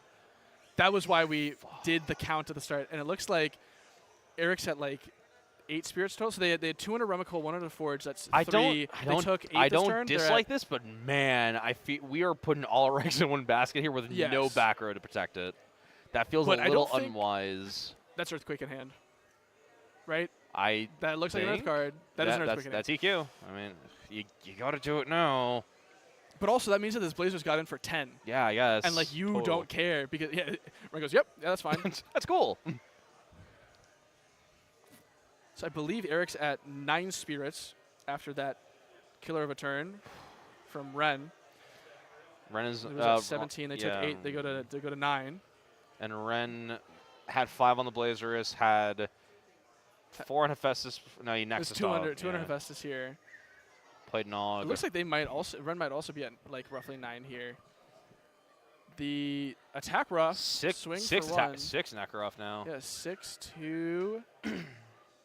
There's a 6-3. I can't remember which defense stat. Oh, Kinleo is absurd here. You swing for another 3 damage. This forces out Gorgon's Gaze. 7 spirits on Ren. These players are equal, actually. They're identical on board spirits and spirits in spirit deck. And Ren has resolved 2 Nectar of the Gods. I think Ren is definitely in maybe a bit of a worse spot, though. Or, well, maybe not anymore. Because Astrabbit is contesting the Kinleo, at least. Ren definitely showing Eric what they want. They're going to Gorgon's. This got very scary for Eric very quickly, I think. Because now he's on 5, and 5 is like your break point of like you are dead to so much. Kinleo Nexus does so much here. Kinleo Nexus 2 pop. You can swing for 4 next turn potentially. It's dependent on and get Astrabbit back to hand. That's insane. Well, you would Astrabbit a second time. Well, that's what I mean. Where it's just like this is Ren is honestly showing why this deck is kind of scary. And what's crazy is that this is the worst version of the deck. It gets better in Moonrise because Hurricane is just better than Helios. Do you want to commit? Because in that case, you're like what? You're already, I guess, in water for Smoltuga. I don't know. Do you really want to be like? I don't know if the Spirit Math gets crazy or not for trying to shove in Thunder and Wind. Like if it comes up that much. I think it ends up being fine. All right, so Astrabbit's done for us. We can't go for the nutty play.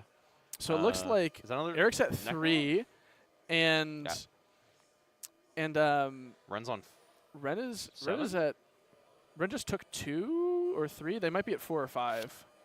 I think Kinleo still does a lot for you here. Oh, because okay. So you he can can get it. Kinleo'd over to Pops, and he went in for 3, so he'd be at 4 then, I think, right?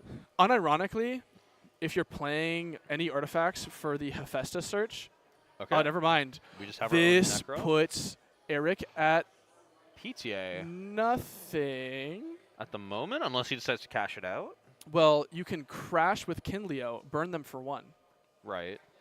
So this puts Eric to 1 spirit, to 2 spirits on Ren's side with 2 on board. That back row's got to be big. Because think that if Eric has another normal summon in hand, then we are... No, Kinleo wins. Oh. If Eric plays anything that isn't... Well, I'm saying if Eric if summons... Eric plays anything, they lose, actually. Well, I was going to say, if Eric summons a guy, though, that takes... Ren is on... Was that 2 or 3 spirits I saw from Ren? Because if he's on It's 2, 2, then... It's 2 in spirit deck. Okay, so then he goes down to 0. You can't cast onto... Ramacol. Like, you wouldn't be able to actually cast your guy, right? Like, am I... Eric is on 2. I thought he was on 1. Okay, that's different. Never mind. This is...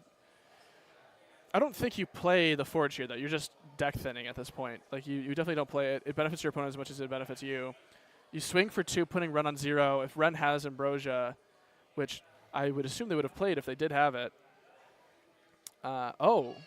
Okay, so Ren Forge. Eric Yep. is at 0. Puts you down to 2. Ren, Amber off the top. Let's go. Ember off the top.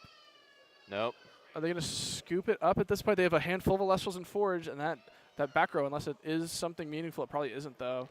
He would have played it like to stop the attack. Yeah, the back row has to be exactly set Ambro, right? Like, there's no other options here. Yeah, we will go to game 2. That's unfortunate because it was really close, but Ren just didn't have the way to close it out, I think. Yeah. Because I think that basically broke down to Eric had the better back row going in. Yeah. And the question is, how do you side for this? Well, Ren spoke to me in between rounds about this, and their game plan is just side out of the laser stuff. You just play proper Fire Nexus instead. And I think, that makes sense. I don't know what you do if you're Eric, but that's Ren's game plan, it appears. We'll come back over to us. Hey, we're back. Hey. Oh, hello there. Whoa, no way. We're here. Okay, Crash Bandicoot. I love eating apples and breaking boxes. Oh, I know you do. I know you do. I've known you for so long. I know you love. If I know anything about this guy, apples and boxes. They're not apples. They're wumpas. Oh, sorry. Wumpa fruits. It's like a mix between a mango and an apple. Yeah, they're very. It tastes different. awful. The wumpas actually taste like dog ass. Crash Bandicoot just has like the digestive system of just a demon, a demon on steroids. Absolutely. So the question: did Ren actually fully side out? Because see, that's the thing I'm not sure about if you want to just board into Fire Nexus here, because I can't not say that like just going for the super hard Blazers push early was like wasn't not effective, you know? Like it clearly did a lot. It did a lot for you. I do wonder if maybe delaying it a couple of turns would have been correct. Yeah. Just like slow it a little bit, let your opponent invest more. The dilemma though is that gives them more time. Game. That gives them more time though to find the back row, because like that's gonna you invest so much in the Blazers and they Helios. Well, I guess, so that's the thing. Is I think that the game plan should have been wait and play these sort of slow Fire Nexus BD type strategy, and then just go and then go Blazerous out of nowhere. I feel think like maybe the sequencing could have. Yeah, no, honestly. I don't know if the sequencing is better if you do that. I just think that maybe you give yourself a better shot at making it further into the game. It may have been more greedy, but I can agree with that because I feel like if you could have gone into Trifernal there. Like waiting until they have 2 Elestrals. Yeah, and then going with Trifernal. I don't know if it would have just ended the game, but would have been a lot more than just like our. It would have at least maybe. It would have swung for 1 more damage. It would have swung for 1 more, and I guess also just like okay, so like maybe that one spirit mattered actually. Yeah. Right, that 1 spirit did matter because Eric was down to only 1 spirit left in spirit deck, and you needed a. That would have changed how that game played out significantly. I think if that was 1 spirit different. Also, the fact that. I don't know. Did Eric see any Ambrosias? Because I know Ren did not. I I don't think he did, actually. I don't think either player saw any Ambrosias. So That was a fruitless game. hey, no fruits here. Wait. Pause. Sorry. We're still waiting. Did you give me crap for the Vince McMahon joke earlier? Oh, my bad. Come on. Yeah, I guess I am. Everybody gets one. Everybody gets one. Everyone gets one. Everyone gets one. Okay, Joseph.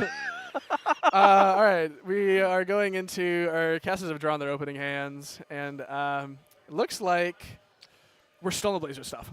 I'm so happy. Legitimately, I think that Ren needs to be playing something different. Tsunami Tech is nice. It's very good. The Smoltuga here is good. Are we just grabbing Exalter just off the bat? Exalt Flare, yeah. You always get it. So this indicates to Eric, okay, my opponent is still playing the stuff. Eric's hand is bad. Oh, Eric's hand is 3 backer, which is good, 2 Necrof. That's the part that makes it very bad. Yeah, into exactly Smoltuga. Into this. Well, if we sorry, Ambro 2 backer. Forge off the top. Wrong Forge. that's the Stoke of the Volcanic. Well, that's the monkey spot for you. Yeah, it curled today. So it's Tsunami, double Necrof, a poison-tipped arrow, and Stoke and Ambro. I mean, I think this boils down to Eric needs to. Well, the question is though, I guess if Eric saw this hand and chose to keep it, maybe he's going, okay, I'm going to bank on this back row, keeping me alive long enough to actually do something. But I think that's too safe. I think you need to be getting your good cards sooner. And a Necrof of Ren's own crash the Necrofs is going to unless he responds to that this PTA. board state. The PTA kind of sucks, but like, yeah. I also don't think you really care though. Like, we accidentally flashed a card. We're gonna go end phase, we Eric just hope that Eric is blind. Eric does not know that there's a Gorgon Gaze set. Speaking of gaze, they're on my side. So this hand actually now looks really bad from Ren because we've got double Exalt Flare and a Blazers. And that's spooky. That's where we're at. It's a little tough. It's a little Being tough. Soldier, huh? Hey, it's okay, Josh. Don't worry about it. Not you, Josh. Other Josh. It's awesome knowing 2 Joshes right here, right now. At this very moment in time. I have to specify Josh Bean Soldier and Josh Jamar. Looks like just pass. Draw? We just expend a draw pass. Oh, Eric at 16 we here. We got the second Necro. Does we have another PTA? And we're gonna attempt to crash. This would just make players both go down -1. Isn't that worth it for that? Like, I mean, it gets the 5 off the board, but I do think that you want to crash here because if you give your opponent the opportunity to like cryoblast you, that feels really bad. Both players will burn for 1. A Fire and a Thunder Spirit. And I guess Eric has resigned to not deal with Ash Rabbit, or assuming he only. I don't think he'd just have the 1 Thunder, but you know, Spirit Math is Spirit Math. Yeah, I think I saw 2 Thunder from Eric. Potentially. I think I was also 2 from the Argo off the top. That is not enough. Well, we do have 2 Necrof in hand. Well, no, didn't we? No. We've seen all the Necrofs. I was about for Eric's side. This is the battle of the Necrofs here. Eric has seen all 3. Ren has seen 2. That is a set pass. When they ask, does he have that dog in him? I gotta say, there's $6. There's 6 dogs. There's 6 dogs on the table right now. It's a lot of them. Kinleo is kind of nice here for Ren because if you see your Nexus bank, you just start generating Astrap's not so bad much either. Astrap is very good if you're Eric. This Smoltuga is putting in so much work, though. This Smoltuga is just sitting there, staring at him menacingly, saying, "You need an answer for this here. Will you burn hard removal on this, or are you just gonna pray to God you find like a forge to pump up the Necrof?" That Astro has been sent to God with that glare. You love to see it. Gorgon's Gaze. I don't know if I hate that actually. You gotta wonder if he played it just because like he flashed or it's like, well, he knows I have it. I think that maybe you do that, but I don't think that that's correct. I think you hold it regardless. I think that the reason you do that is Eric is sitting on nothing. You don't want him to be able to sculpt. Right. So I do agree that this is the correct decision. The issue is do you actually have a way? There's Ambro. Ambro. The issue is do you have a way to actually that threatens the Thunder back into deck. Yes, so you can't just re-enchant. Yeah, if we don't have an answer to the Ash Rabbit this turn, we can re-enchant and try to sculpt our way out of this. I do think that you probably hold on that to the next turn, though. Or maybe you want to show your opponent, like, you have to out this. This Nog is massive. Nog this is Nog good. is about to be so big for Ren. There's so many draws they could get. We're getting rid of the Frost here. Nog into something else. We go was again? Was it Nog into double Nog? No, it was Nog into Smoltuga. And on another Nog. That's not great, but you know, we work with what we got. Oh, Blazerus, Astrabbit. That's okay. Did we expend our last Thunder Spirit though? We did. I think we just did, yeah. But I think we don't care because now we can go extend into Exalt Flare and get into Blazerus. We can't Nexus. We don't have the ability to do that. I'm forgetting that it needs to be able to it Nexus does need to for Nexus. Eric doesn't like the Smoltuga here, so the Gorgon's Gaze down onto the Smoltuga. But we are building up a nice little defensive wall here that is, I mean, even if he has the Kinleo, you know, to do Nexus, we still have like some defense for this. This is a very interesting game where it looks like Eric has drawn entirely back row and Ren has drawn entirely Elestrals. The instant that either of them draw a different side of the deck, and there's more back row for Eric. I mean, it's not bad though, because like that's, if you try to go for the Exalt Flare play next turn, you just slam down the Gorgons and go, sorry, you know, you're not going to be able to do that now. And that's going to buy him maybe enough time. No, we got there's Kinleo. He's taking Rumacol. Is Rumacol. You're definitely taking Rumacol here because it's a good normal for next turn. You have Stoke in hand to get you. Well, actually, oh yeah, no, that's fair. Because Deeper you in get your to the deck. Forge, which lets you finally get over these Smoltugas. Yes, exactly. So it's a slow next turn play. Thinking very hard. I thought the stream froze for a second. Into the far-flung future. Yeah. This is taking a very long time to resolve this. Billy Break type shit over here from me. Where Judge? Can someone execute this player? No, I'm kidding.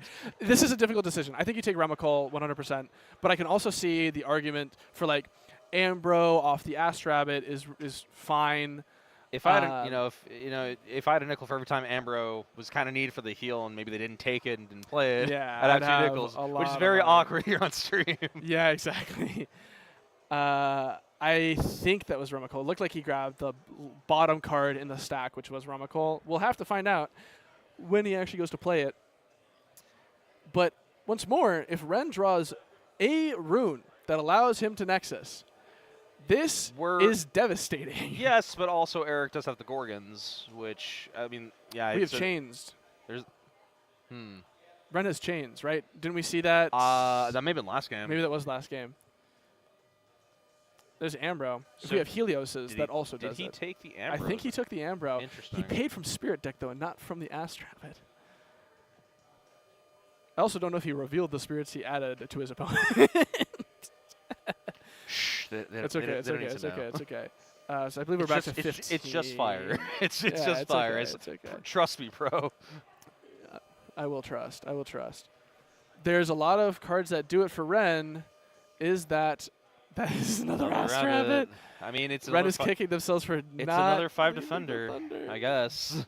But it doesn't do the effect. It stalls. It doesn't do the effect. Unironically, you expend a draw here. Yeah. Yep.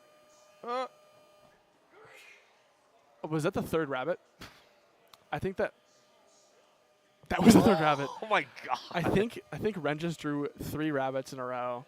0 thunders left in Spirit Deck. Dude, you know, Law's onto something. That is a pretty funny bunny. But like this is bad comedy. Yeah, this is so sad to see because I think that Ren has so many draws in the deck that do it, and somehow the deck has been shuffled in a way where Zeus himself is spiting Ren and saying, no, you're never drawing what you need, but an Ascension into Rumacol. What? Right? What? Or is it Kinleo? No. Ash Rabbit? Okay. To play back out. I don't know. I mean, you give Ambro. I think you give him Gorgon's Gaze, yeah. Wait. Yeah. Okay, hear me. Why Gorgons? Because I would imagine you don't. I mean, I guess if you're playing to, I have the Chains Prometheus, that maybe you missed that. But I'd imagine you don't. As well. I guess, That's the yeah, other fair. thing, Helioses. Is that it? Ambro. That is actually massive. I mean, that is exactly what you need. We get the Thunders back. We get to go Astrabbit now. You definitely. Okay. I was like, please. I think it should have been 2 Thunders and a Fire, but like maybe they only want to cast 1 rabbit, but you have 3 in hand. I guess. This game is stalling out so hard. I mean, I wouldn't. Yeah. There's the Gorgon's Gaze. It draws the gaze. Okay. Draws the gaze. It draws the gaze, and that's for free. Oh. And there's the chains. Wow. Do we? Wow. Yeah, we want this to resolve. I guess. I respect it. You get to heal no. one. No. You choose. I think it's indicating that you do get to choose what you heal back. Because you do get to All heal right. back either of those This spirits. rabbit better be worth it. Helios goes to hand. Shuffling the deck, I think, is really what you're looking for. Yeah, I guess, but like, I don't know if the rabbit was worth 3 spirits. I mean, it's net 4 negative because Eric gets to heal 1 as a result of it as well. I don't know. Because they had to make Chains of Prometheus even worse. Because I guess just like Solemn Judgment just wasn't good enough. No. It had to be worse. No, they had to make it worse. Okay, off topic from all this. Would Solemn Judgment be like a viable card in Elestrals? I think in negating casts, Like if it had like the counter trap stuff of like it like beats everything else. cannot be responded to. Yeah, but also like I think that spend would be half your spirit deck. I don't think that you would play anything that spends half your spirit deck. That sounds awful. We expend a draw on Eric's side, drawing into Resting on Your Laurels, but that's not doing anything to this board state. And it won't do anything into even the Blazers board state. Another Kinleo? Oh my lord. No. Or we're sending to Blazers. I like this play here. I think that maybe this is something we could have done sooner. Didn't. Oh, that was the wrong. We didn't go Chariot Ride though. We did not. Well, we're not swinging with it twice. We don't care if they interact with us here. Yeah, because they're stopping the attack, and that's fine. I don't know why we put Blazers back into hand and then back out. Maybe. Maybe it was Trifernal that ended up being put down. It's but like, hey, I got Trifernal now. This is a burn for 2. Lavalith is live. Lavalith is live. Also, you could just ascend over Ash Rabbit anyway. But this is normal castable here. I mean, like it doesn't get over the Cerberus or the. It does not, but it pops back row, which is like. I mean, I guess not bad. You hit the 50-50 onto the Helios and be like, all right, try me. Oh, we ascending over the rabbit. This. Oh. We're playing resting. Laurels to out the rabbit. I mean, we don't care. We don't have any Thunders left anyway. Yeah, that's who fine. cares? Oh, a little oopsie. The thing of Laurels plus Lavalith is so funny. And here we go. Here's the Lavalith hitting the board. I mean, it runs over Smoltuga, but like that's about it. Yeah, I think likely you don't really care what it hits. Did we hit? What are is we it a Tsunami? It's a Helios. Oh. That's annoying. Do we? Oh. Yeah, you're fine with that. Oh, You okay. you don't care about the Smoltuga dying here. Yeah, but I think we really care about the. I'm trying to think here because the problem is like. This is so tough. It sucks. It sucks that we hit the 50-50 on the Helios. You can, well, hold on. So you can go, 5 spirits. Wow. So you can go Kinleo Forge, Kinleo to Nexus. Oh, we're re-enchanting. Because I think we want to get Trifernal down, I guess. Well, no, I think the game plan is we just play Forge and make it huge. Oh, no, we're just swinging for 1 damage. Oh, God. Shield is back-breaking. Is a game ender here, I think. That shield? Oh, that's gonna be the shield, isn't it? Yeah, we're spending off the Ash Rabbit. Oh, it might be a Gorgons, or maybe we are just shielding. There's one there. Oh, 2 Argo. Oh my God. We're Tsunami. If Ren has yeah. no, Well, Ren doesn't have Tsunami. No, he has water on though. Oh my God, this could be an insane play here. Well, no, because the problem is that it puts Trifernal into defense and still dies next turn. Yes, that is true. Well, I mean, it keeps in the game, I guess, but like It does. and forces Eric to have to spend 2 for the necklace. Well, the Lavalith could out the defense position Blazerus. Yeah. But I mean, you still have to keep God. This is so tough if This you're hurts. Ren. I think this is a very difficult position to be in. Tournament life on the line here for both of these players. Losing means guaranteed you cannot make it to top cut, I believe. Because you would end up X3. Yeah, X3 would not get you there. And there's the cast of Necklace. Is the back row going What to do be we want anything to here? do? Ren going to stare at the board state. 5 spirits. If you have Tsunami, you got to go Tsunami. Are we passing over? We're counting Spirit deck of the opponent. Those rabbits just like eating space in our hand, dude. Yeah, drawing 3 rabbits. I feel so bad for Ren because they wanted to be on feature, and then to have the deck perform so poorly in draws just feels very, very rough. Deck's very stage shy. We're doing it. Tsunami does do it. Yep, this sucks though because the rough. Blazerus is dead next turn anyway. But like, you preserve your life total, I guess. You survive a turn. Well, if Eric has Killineo here, this sucks. That's game. I think he nexts off. Oh, there's Earthquake. Oh, that's Earthquake. I mean, that's Earthquake in my hand. Well, also no, Necrof. he's out of Earth though, isn't he? It probably is, but also there's a Necrof in there, which also clears and burns 1, puts Ren on 2. To attack position. Well, how much is Eric going to be on is the question, because maybe we could like sneak something out from here. That looks like 2 spirits for Eric. Eric is on 5. These are deceptive. There's 9 on Eric's side from their count, and 5 to Ren's side.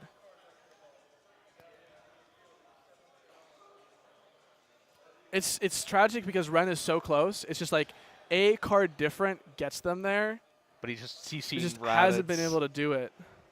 I do think actually if he draws another Blazerus, it's game. So you go Exalt Flare, Nexus from Forge, go into Blazerus. Blazerus swings over whatever Eric plays here and does a lot of damage. And then can go actually, it can go Trifernal because Trifernal's in hand. Yeah. I believe Blazerus going to send from hand. I might be wrong on that. Yeah. But the question is he going to have spirits to do it? It would be 4 spirits necessary. And then that last back row just being I will still say just, man, the hitting the 50-50 on the Helios was massive, I think. Yeah. Especially now that we know it was Argo. Yeah. Necrof. Yeah, I mean, Necrof, I think, pushes it there. You Necrof over burn 1. This is 3 total damage this turn. Puts him at 1. Never. Oh, Exaltar plan is out burn of there. 2. Ambrosia off the top? Nope. Oh, this is such a trap. Like it sucks to see this happen because I think the deck had moments of brilliance, but just drew dog like water. Like they were trying to build a house. Like this is a construction worker right here, trying to make a living for his family, and like it's doing a good job at that. But you're not making top cut off of that. This is the third little pig. This is the third little pig. Yeah, you're right. Exactly. That bitch got bricks and mortar. They got a license. They got a hard hat. He's living the dream, but it's not Ren's dream. Yes, exactly. Ren's dream is to hit for 12 in 1 turn, and he almost got it with the Blazerus yeah, we definitely turn. We got there. I think that maybe holding the combo would have been the correct move though, and unfortunately, expend a draw. The third Kindleo. Wow, this is Balatro. They were playing Balatro. Like it's so sad. I feel really bad for him because like this is a sick deck. I think that look, Hephaestus at the bottom, Ambrose the next card in deck 2. Not that it would have changed anything, but like, wow, just never seeing the Hephaestus. What a catastrophe! Expending the Thunder Spirits early. It's heartbreaking to see this happen. It's a variance thing because it's like some games you hold on to Thunder going like I'm gonna see Astro Rabbit. I believe it in my heart and soul. Yeah. I feel in my bones that I'm gonna get there. Yeah. But we just couldn't get there with it. We couldn't get there. Well, let's come back to us over here. That is your round 5. That's the last round of Swiss. And we have a little bit of updates for some of the games that have completed. We have undefeated in the first ever in-person store championship, the largest in-person event Elestrals ever had. Not this Ren, but Ren that was on feature match previously on heel stall. 5-0, beating the Law 2-0. But Law's still going to be going into top cut. Law still will likely be second place in Swiss, meaning that he will be playing against 7th in Swiss. And reminder to anyone at home that's not familiar, your placing in Swiss means that if you're a higher place than your opponent in Swiss, in top cut you get to choose if you go first or second. I hate that. I know that there's a lot of people that don't like it, but I do think it makes sense because it rewards people for actually playing things out. I think it was also something that was introduced when IDs were a thing because it motivated people to actually play out their rounds and have higher results at the end of tournament so that you have that benefit. Right. So Ren will get to choose, Law will get to choose. do you go first or second versus your opponent? Likely both of these players going first. It was really funny. Yeah. At the end of, or right before the round 5 started, I brought this up. I was like, "What the fuck?" But also, I get to go first for the first time this day. Like Let's I've lost go! every die roll, and so there is that benefit of going undefeated. Haven't dropped a single game. Undefeated after Swiss. Haven't dropped a single game. Where can I apply to the knots? You got an answer for Ren? There's a sheet that we have of who the 4th and 5th Elestronauts are, because everyone knows Kevin's not an Elestronaut. That's a deep cut. Anyway, so Steven update. Steven has not finished. Steven update, since he's asked about Davis. Davis has not finished his round. He's currently 3-1. If he wins here, he should top. It is down to if he wins this round or not. I think the math breaks down to if you can make 4-1 by this end of round 5, you should be guaranteed it for top cut. Yes. The problem is going to be if you're a 3-2 record. At that point, you're just kind of like up to tiebreakers in the will of God. Yeah, and the will of God. I guess the will of Zeus, Demeter. I don't know who's Demeter, Artemis. Well, it's people swinging out. It's probably Ares, right? Yeah. Yeah. Where's our Ares card? Wait. Come over here. We'll get Ren on the where's mic. Ares? Where's he at? Dude. The wheels fell off. That's so. We were just watching you top deck 3 rabbits back to back. I truly need A-Drive to put Elestrals back to 3. Play Plucky. I'm not. Solar's the worst. Plucky, mate. That's just But bro, it's almost as good as Small Tuga. It's basically Small Tuga. It is basically Small Tuga. Honestly, Right? I'd rather put a Galaxy in just a Small Tuga as a 5. That is true. That'd be funny. I actually agree with that. I would agree with that. Well, sorry that you weren't able to make it through. The deck showed what it could do, and then just in game 2, it just decided that you weren't going to draw a good half of your deck that gets you there. Only dudes. Only dudes that game. Funny enough, today I have not seen a single Hephaestus. Huh? Wait, how's that first You just game see one. Yeah, that first game was the first time I've seen Hephaestus today. That's insane. What? That's The first insane, games man. I've won, I've Nexus off of Volcanic Forge. Oh. Wow. So you're doing even less damage off the Blazers line. Yeah, it was super inefficient, but Well, hey, you still did well, and well. You put a good showing for the deck. I think you showed that this is a very real threat, and it gets better in Moonrise, right? 1,000%. I think Hurricane actually makes the deck so broken because you don't have to play like Healer's Chariot anymore. Because the only thing the deck actually cares about losing to is set runes. So if you just like slam it, then go Hephaestus, Exaltair, you go GG's, you lost. I didn't notice with the Spirit deck too much. Like having to slam Hurricane fodder into your Spirit, into the Spirit deck, does that like make the math goofy at all that much, Not or like? Really. So currently we're already on like Rabbit. Right. Anyways, Sure. Because you have to play 3 Rabbit. So you only really ever need to just like take out. Honestly, the Frost is like hit or miss if you want to take it out or not. But I think we're on like 15 Fire. So you could probably cut a Fire and then the Frost if you're not really that concerned about Frost, and you just play the Wind and the. I think it's Wind. Wind Thunder. Yeah, Wind Thunder and then Water. Which you're already on. Which you're already on. Right. So it's like you don't have to change that much, and you still maintain a pretty decent ratio with your fires. Yeah, the reality is you only need to resolve Hurricane 1 time, and then you win the game. Hurricane is nuts. Hurricane will for sure probably be super, super strong. Because like I come from like a kind of a Yu-Gi-Oh background because I played a lot of Yu-Gi-Oh and like Heavy Storm flashbacks. and I'm looking at this card, I'm like, I think this might get banned. It's really good in these OTK style decks, and I don't think it replaces Helios's. I think you play 6 copies for sure. of game-winning cards. Maybe 5. Sure, you can play. I don't Yeah. think you play 3 Hurricane just because like that sphere gets a little weird if you're not seeing Ambrosia's. But you could. Well, you only resolve 1. I think it's the same thing as currently Just frequency. playing 3 Cryoblast, 1 Frost Spirit. Right, yeah, Because you you're just so want to see right. it. It's Yeah, frequency, it's not about resolving multiple That's times. fair. I think that I think there's a lot of I think personally I think this deck is super, super strong. I must say I switched to this deck an hour before we all went to bed for the night and we were done testing. Yeah. I was like, I just don't feel like playing Fire Nexus. It doesn't feel good. And then I was like, The Trifernal in the corner. Hello there. I opened up my friend's Stars Finder and I was just flipping through, and then like we have a wheel of garbage that we play on Tuesday casual locals, and the previous local I was supposed to play Blazerus, and then so I flipped to the Blazerus page and I'm like, Get in here. Oh yeah.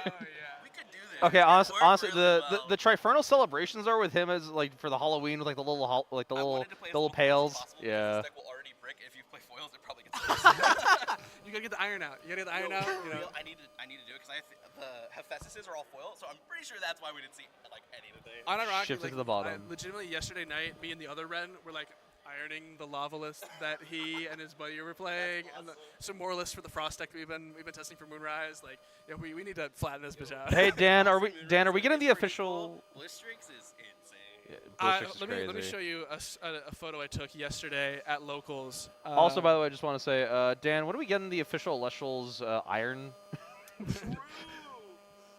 That's crazy. Yeah. Honestly, I read that middle card and I was like, I was going through my bowl and I was opening my boxes, and like, this thing's like actually kind of nuts. Dude, I didn't know there were like only 4 sets into Elestrals, and we were already like, oh, let's have tier. Why not, dude? It's like fake tier. It's- for sure. Well, I mean, even fake tier is still like it's pretty good. It's like Or, Yeah. it's way more closer to the light. Yeah. Maybe because you're like fusion summoning when you mill the Strix, so technically you're like alternate summon. It's also Your overlay. The brickiness. Yeah. Your is sees the some thing. of it. Your It's the sees some of it. brickiness is the similarity.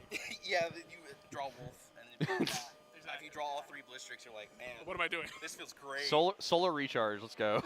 Josh says, "Did someone say Blistrix?" This guy's like, "Yeah, this is tier 0. I'd never play it, but it's tier 0." It's good for sure.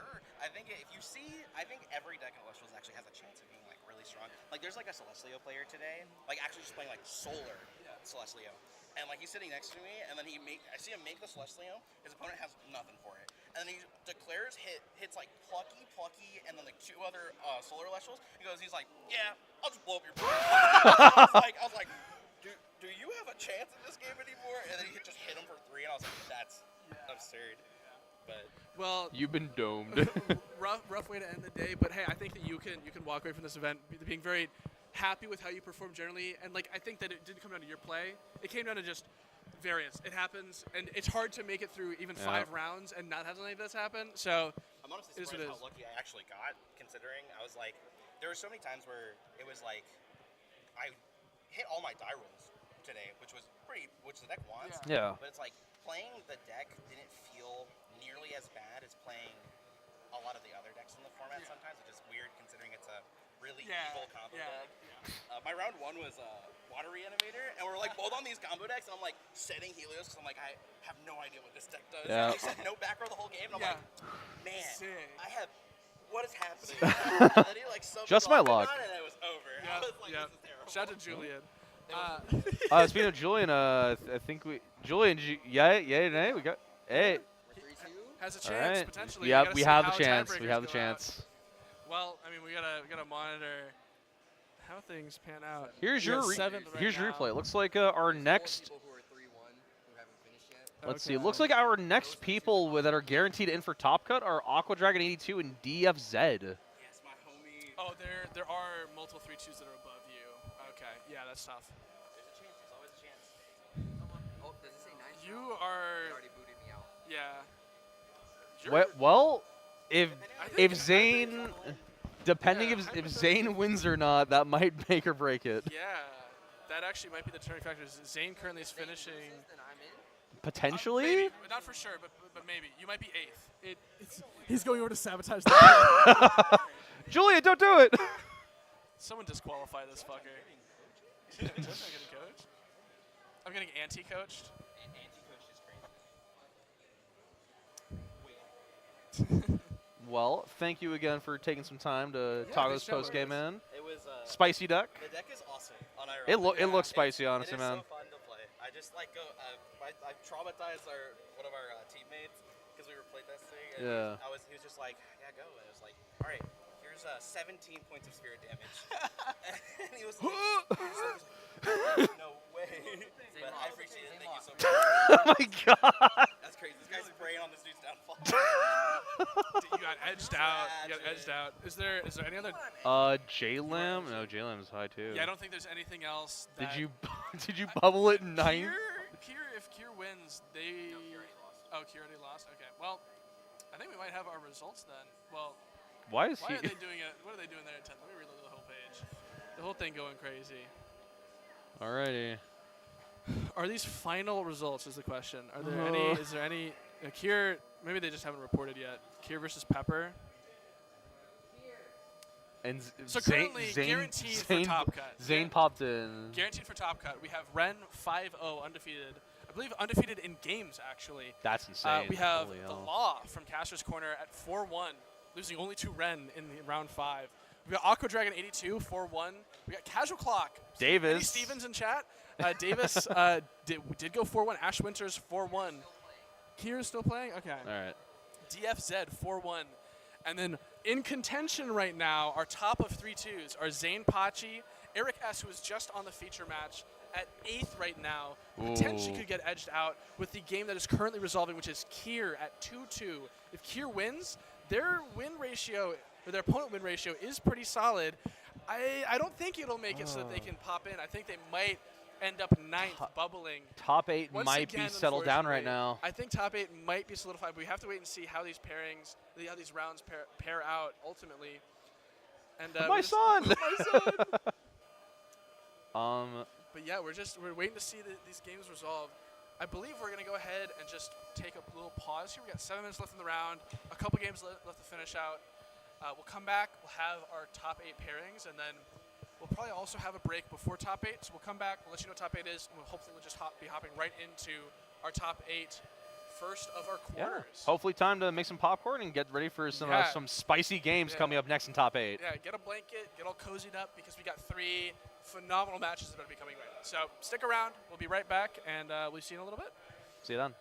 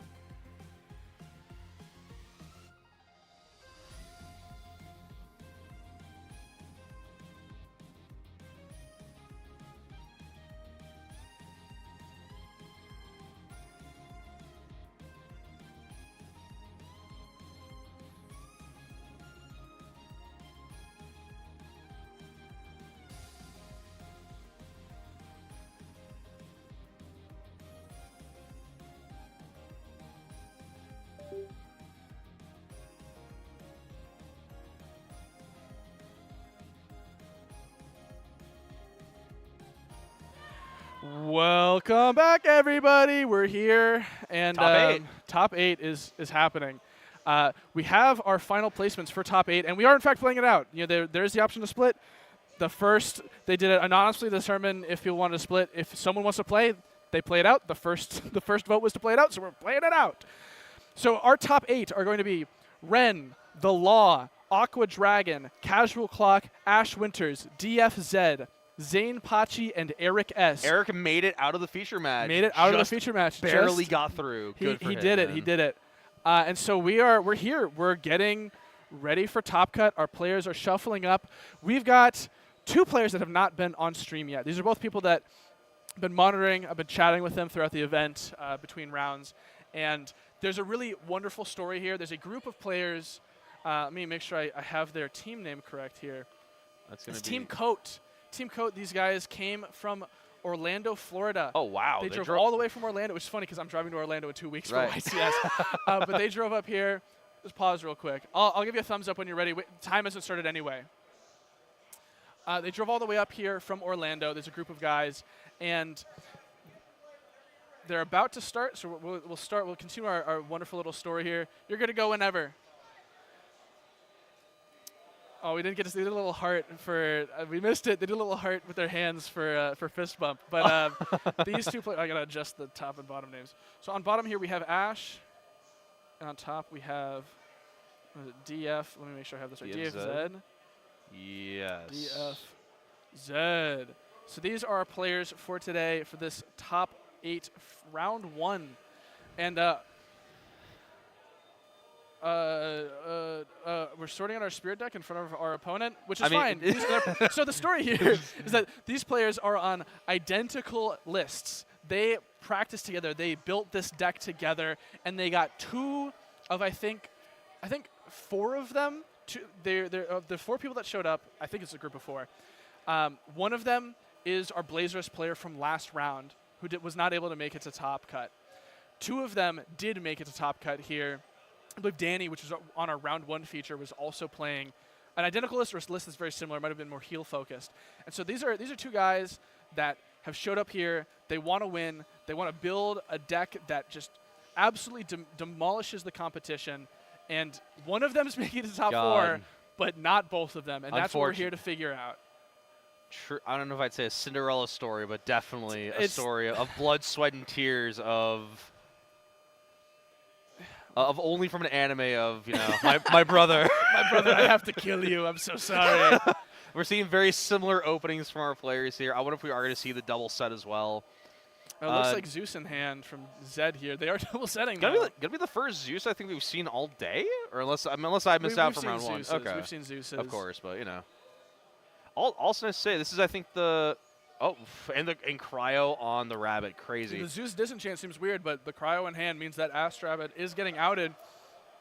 Now Ash has to out it, and they got the Frostmite. Frostmite declare effect. Nothing on cast. And likely just going to swing through. I mean, what more are you doing with this turn other than trying to out the pesky Wabbit where it's Wabbit hunting season? The Cryoblast, actually. We don't even need to connect it. Cryo into cryo. Do we think that was maybe too, resource invest? I mean, obviously it's just 2, but it's it also keeps a body on board. But I see it both ways. I think I can understand the decision to do it or to not. DFZ, though, running out Mustation. Interesting. Expending to swap its attack and defense, and then swinging. And that's going to get shielded. The fastest shielded Achilles in the West. That is a very profitable shield. You're going exactly neutral with your opponent. You love to see that happen. And these players are playing quick. They know each other's moves so intimately. It literally is just gaze at the soul read and the PT on Foamy is so critical here. That is a massive play from DFZ, saving that. Potentially could have been used on the Frostmite, but run that by me. Why PTA the Foamy here? Because obviously it's the special cat. Or I'm thinking Tadpup. That's why. Sorry. Yeah. So Foamy. Very similar arts. Yeah. Foamy will not get to attack for damage, and will not get to float because it's popped by a card effect. The Eddie though from Zed here is going to swap the Frostmite to defense position, out it, and these players are playing at a blistering speed. They do not want to go to time. This really does feel like just 2 boxers just bare knuckle, just beating 1 the 2 shit 1 out of 2 each 1 other. 2. And cryo-link, that is That's pretty big. huge. What is the cryo-link count at right now? Is I it? believe we are over. We're not over. We're just going for. We're going for at least 5. Yeah, we definitely have. That's how we get over the Eddie. 4 spirits in Underworld that are frost. I believe there's 2 thunders then. And the earthquake is going to be massive here to out that cryo-link. We do not want Cryoburn coming down. I respect it. I respect it. I guess, yeah. You do not want that to second. And the Moss is back in. They're playing so fast, I have not been able to keep up with the spirit counts, to be honest. I need the pitcher counters to be able to count this quick enough. The clickers, all right. Maybe we'll finally have like a brief pause to like indulge ourselves and really experience the gameplay. I think Ash might be at like 11 or 12 here. It looked like Galaxy misenchanted? I can't tell. No, that's properly enchanted, I think. I can't tell with the it looks like that's like an earth or something. I can't tell with like the stained glass art.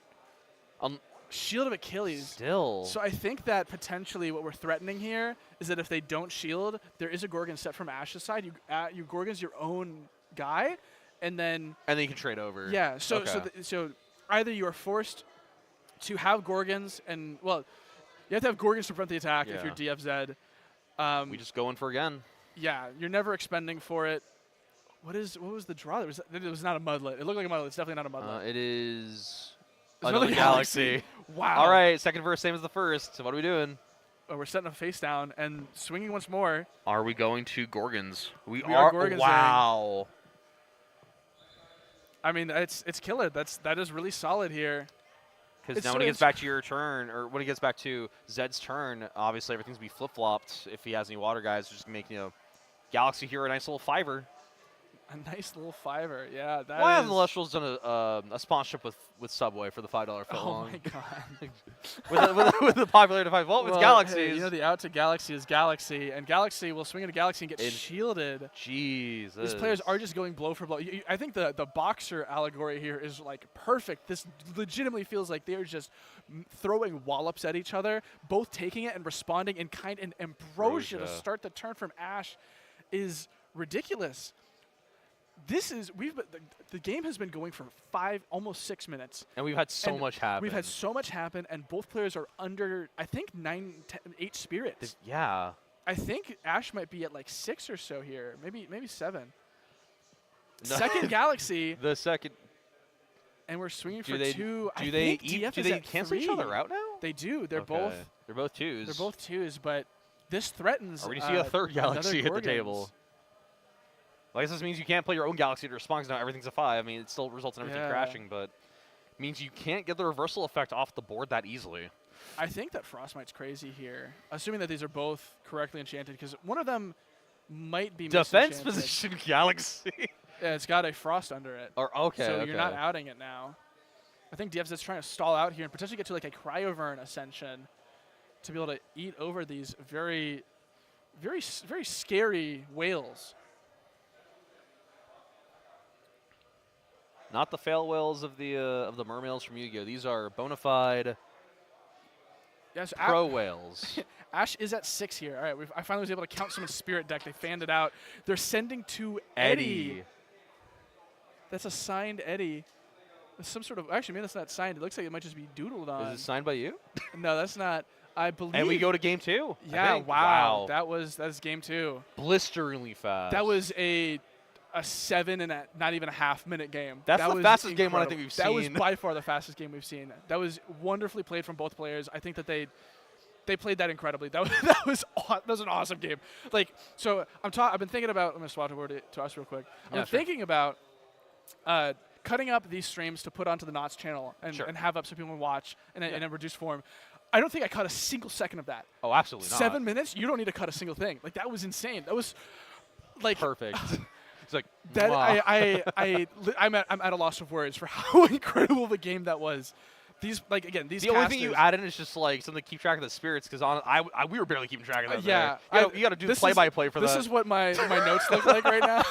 I have nothing for DF, and I've got 18, 11, 6 for Ash. Those are the only times I was able to mark down their spirit we gotta wonder, since they was one of the whales misenchanted putting the Eddies at 1, or were both whales misenchanted? Only. So yeah, Eddie was at 1, but it doesn't matter because the swap means the correctly enchanted whale can hit over. So Eddie was at 1, but you're swinging for enough damage there that I think that DF didn't have any recourse, and they were down enough on spirits and board advantage at that point where it was a foregone conclusion. You gotta wonder because it is the mirror, right? Like if their sideboards are just gonna be the same. They are. Like, well, sorry, not the sideboards are the same, but like the way they're siding is the same. Sorry, I would assume that they side similarly. I mean, we can look at our, our sideboards. We can look right at this. Hold on. What does the deck name go up real quick? My VTuber girlfriend will stop yelling. Don't read the rest of that. Don't read the rest of that. Don't read the rest of that. Okay, but help! I'm being surprised. Let's see. I'm assuming that both these players are playing the exact same side deck. Yeah. Actually, is Blizzard in both of these? Thunderstorm Blizzard being played by both of these players?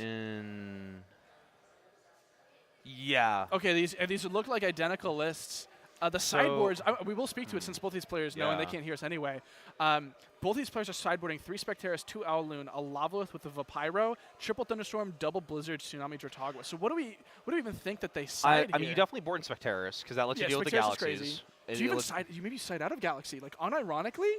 You could maybe I don't think you do, but like there's a consideration for sure. I guess like the Giga Brain of just like I don't know, you play both, or it's just like, okay, I have the attack swapping, and then also if I really want to, or you have some like massive play where it's like, okay, there's 2 galaxies awkwardly sitting across from each other. That's where you put down Specteris, run over theirs. Now you keep the swap just for yourself.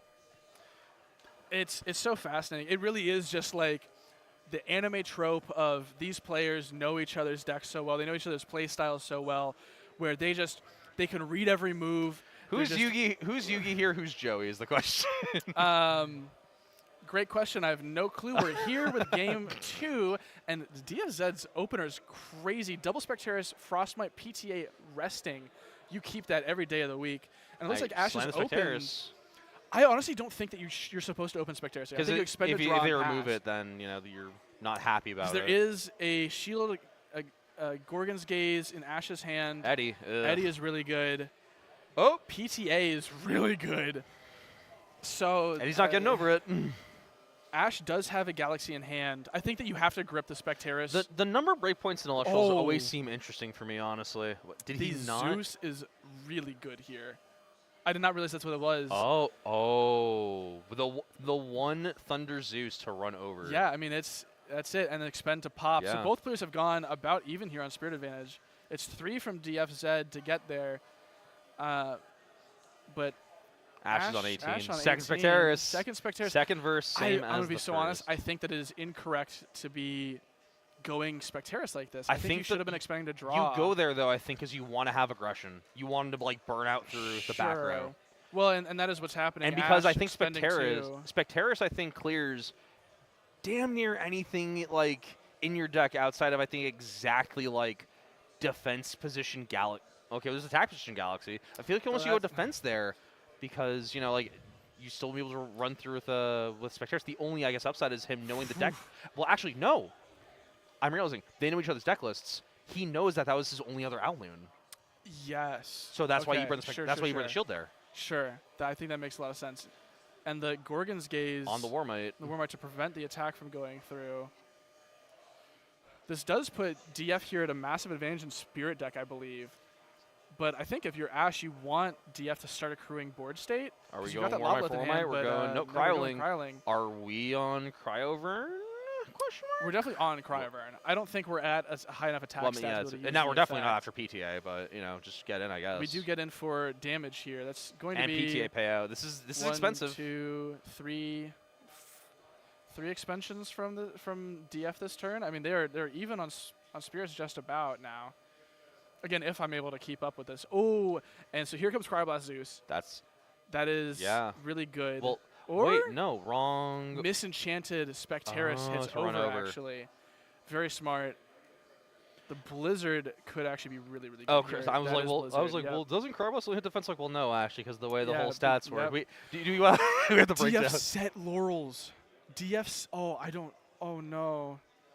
I don't know if that's what you do. I will say both these players have side into Lavalith. I mean, we see Ash has drawn it. DFZ had the 2 fire in Spirit deck. I think they may have just passed back and forth because Ash just drew for a turn, and these players are going very rapido. quickly. Like this is, I'm gonna stop trying to keep track of spirits. Like I legitimately, I can't. I think I've missed 3 turn passes at this point. If I was a judge trying to write down all the actions for this, I think Rabbit's I'd be going huge. crazy. Do we have a gate? No. No, we have no sets no on back DF row. side. And that was that cryo. PTA Cryovern. I couldn't tell this Cryoblast that he just picked up. That's Cryoblast. That's pretty big. Once again, we have casters forcibly putting their decks down. Passing on that, and then Zeus here used to out the Astro. Both these players doing a 1 Thunder Zeus to out each other's Elestrals. Interesting. DF does not look like they're on a whole lot of spirits. Neither does Ash. I mean, looking at that, the way the spirits are spread out there at the top. Where they're Gaze on attack deck. Gaze to prevent That's pretty the attack. big. That's really good. I think you absolutely are fine doing that. I need to learn the hollow the Hollow new Pat. Shattered Stars prints because I cannot tell the difference between them. The glare isn't I helping. think well I think I definitely and that's could have told for that's okay. Ambrosia Oh, first. Ambro first and then dude. Okay. Sure. That is okay because technically a card is not cast until you've shown the cost and the card. So if you make a misstep and you do something like that, you can take it back. I mean, the misstep is then just they know you have it. But well, yeah, it's going to be able to resolve here. You're going to go into Cryoling with the Frost under it because I believe the issue is that there was not a Frost in deck to cast the Cryoling correctly enchanted. But because a cost for it was not shown, you're okay to rewind. Okay. We got it, and it looks like we're going to be able to ascend. Cryoling. Yep, ascend We'll off go. into Vern. And this is, I mean, DFZ needs a Shield of Achilles, but I don't know if that's it. I think that we might be reaching a point where I think DF might be out of it. And that's So water under it, so it's Tsunami. I mean, he needs exactly shield here to stay in this. But even Yeah. then, it's like, well, what are you going to do? Because, like... I think DF is at 7 here. I think these players are just about even. Shield of there's the Achilles. shield. That's killer. That's killer. All right, so now our next thing is we got to get this rabbit off the border. Otherwise, we just ascend back into Cryo and have another 7 attacker. War Might. Frostmite. Or Frostmite. Not War Might. Ugh. Or Ascend into Lava Wow. Swing over. I mean, that's pretty good too. Cause I like, think I get it. Wait, is there a water under that Lava, or was it just? No, I think it was the it was frost fire from- over the frost. Okay. Laurels. I really Wow. think that DF setting the Laurels might have been the punish here, but expend to draw from Ash, I think. I mean, The hand is bricks. We have Poison Tipped, Blizzard, and then Cryovern Lavalith. There's our what? Frostmite? Yeah. Frostmite with We need a dude. fire under it. We need a dude. Yeah, I mean we're just punching in here. That's No reason to PTA 2 that, or 3. but the What, Cryoblast? The Cryoblast does get there. I mean, funnily the enough. problem is that we're not seeing dudes. Like we can keep trading like all these dudes, but the problem is that Zed is still on the offensive here. Yeah. Just for how the turns kind of worked out. Like he still can like, Pass. ooh, re-enchant, Second hit swing. for 2. That's what a quick game 2. Now we're going Wow. to. Am I right? Game 3 now. That is game 3. That was lightning My fast. We were at God. game 3. These guys are zooming. They are clearly experienced players. They are clearly people that know these decks really well. They know each other really well. And I mean, I get it. When I play versus Josh or Swole or Kevin, sorry, Bean Soldier or Distant Coder or Swole, I get it. Like there are games where if you're playing 5s, you can absolutely like we know these interactions, we know each other, we know how we're playing. We can go back and forth, tit for tat, really easily. And I mean, we're at 30 almost 3 minutes left on the clock. It has been 17 minutes since the start of the round. 'Tis I, Josh. Hello, Josh. Josh, meet Josh. Me. Oh. That's totally you when you're introducing Yeah. yourself, but in medieval times. 'Tis I, Josh. Thou art I. Pour me another Another Joffy. pour me another thing of grog. Pour me more mead. Thank you, Astravan, for this. I'm going to be really honest. I'm surprised that DF was able to edge that out because it really seemed like they'd put themselves in a very from behind position early, especially losing the Laurels to a Blizzard. Yeah. Like, I feel like Laurels is too high value of a card to set face down as a bluff most of the time, especially when you know your opponent's on Blizzard thunderstorms. So I think maybe the argument for why is you'd rather want them to be hitting the Laurels, because I think in that specific like position, right, and just given how we're seeing the decks, there are no It looks like Ash is mulliganing, just showed his entire hand to DF and said, "This is horrible." And you can see DF slam their head on the table, like, "Oh my god." But I think, okay, so I know you weren't really on the Laurel's play, but I think it's how they have these decks set up that there's not going to be a really profitable target for Laurels. Sure. So I think you force them to have an answer for it because they don't want to step into Gorgons or PTA. I think I can agree with that. I get it because like Laurels is one of, it's super high value, but if you know the other guy's deck pretty well, it's just like, well, I think I know how you're going to play this. You know, I guess I that's get the factor we got to keep in mind here. I think you've convinced me that was the move. It feels bad because we don't know the rest of the hand, obviously, where it makes sense to use it. Yeah. But we're into game 3 here. Somehow Ash playing an Ash from a defense position. What more could you want? Hitting Cryovern, Cryoling, Elestrals is insane here. Looking at the hand, the only reason I think you don't take Elestrals here is you have Zeus in hand already. I gotta wonder. Yeah, right. I don't know if we saw already. Was there any additional sideboarding post games? Did they just go shuffling right after? I don't think I saw any. I don't think that they did sideboard. It might be minor things if anything, but I don't. I'm sorry. Z10 is like what? Eddie, PTA. Shield, PTA, Laurel's Galaxy. God. That is insane. That's so good. That's messed up. That's so good. We're gonna crash. I mean, you absolutely take that every day of the week. Wow, this is a Shield Frostbite Elechick on Ash's side. Blizzard as well, PTA. And I mean, not a lot to do here except go for the Blizzard snipe. It never resolves, but it's okay. We have another one in hand anyway. So. Wow, this is we got check. Yeah, the Elechick is gonna get the Zeus here. Yeah. No Gorgon set. DF flashes the shield at the camera. Zeus added. And now we have effectively removal tool for later if we need it. Yeah, that's a special tool we use there. It's a nice little mouse tool. It's a mouse tool. No, okay, I have no idea. I doubt, given from what we've seen from these players so far, any world where you set the Zeus. No, it's way too high value, especially because both of these players are on the Cryoblast, even post side, as we saw from the last one. Both of these players are using Zeus Cryoblast, Zeus Frostbite as removal. The shield on the Galaxy, very interesting. Now, we have our own Galaxy. Yeah, and we're just putting in insane pressure now. And we say, all right. And DF is just going to take both of them. No need to shield the Galaxy back to hand. We know what's up.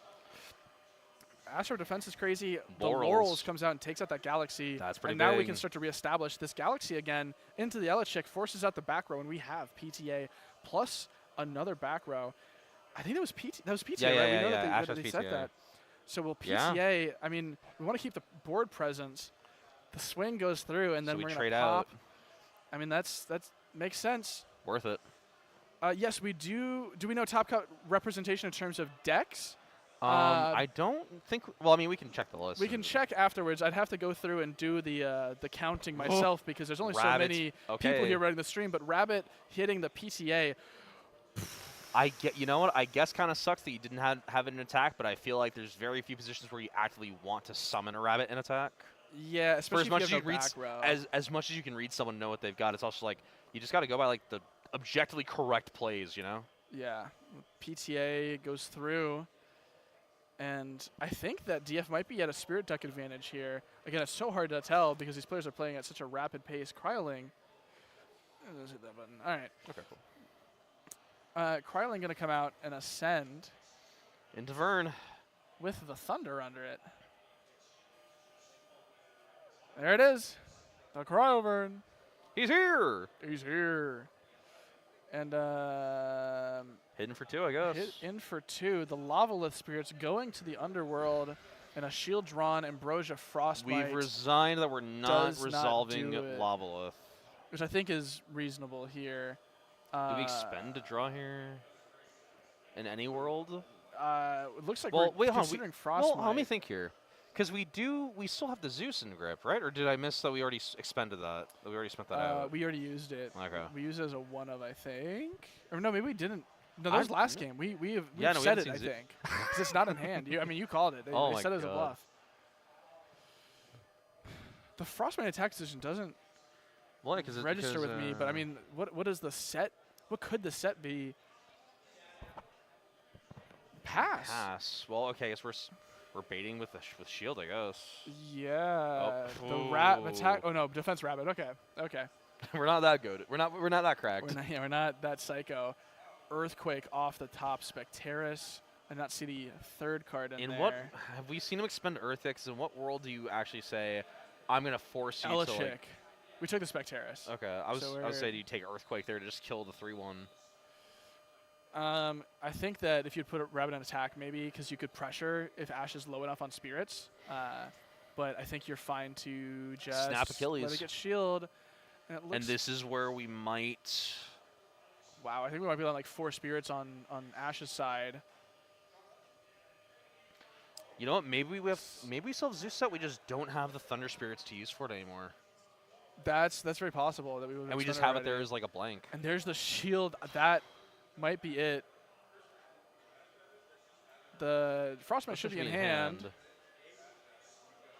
I guess maybe it's just like the game's over. I think that might be resigning that the game is over. Should we? What's he on 2 spirits?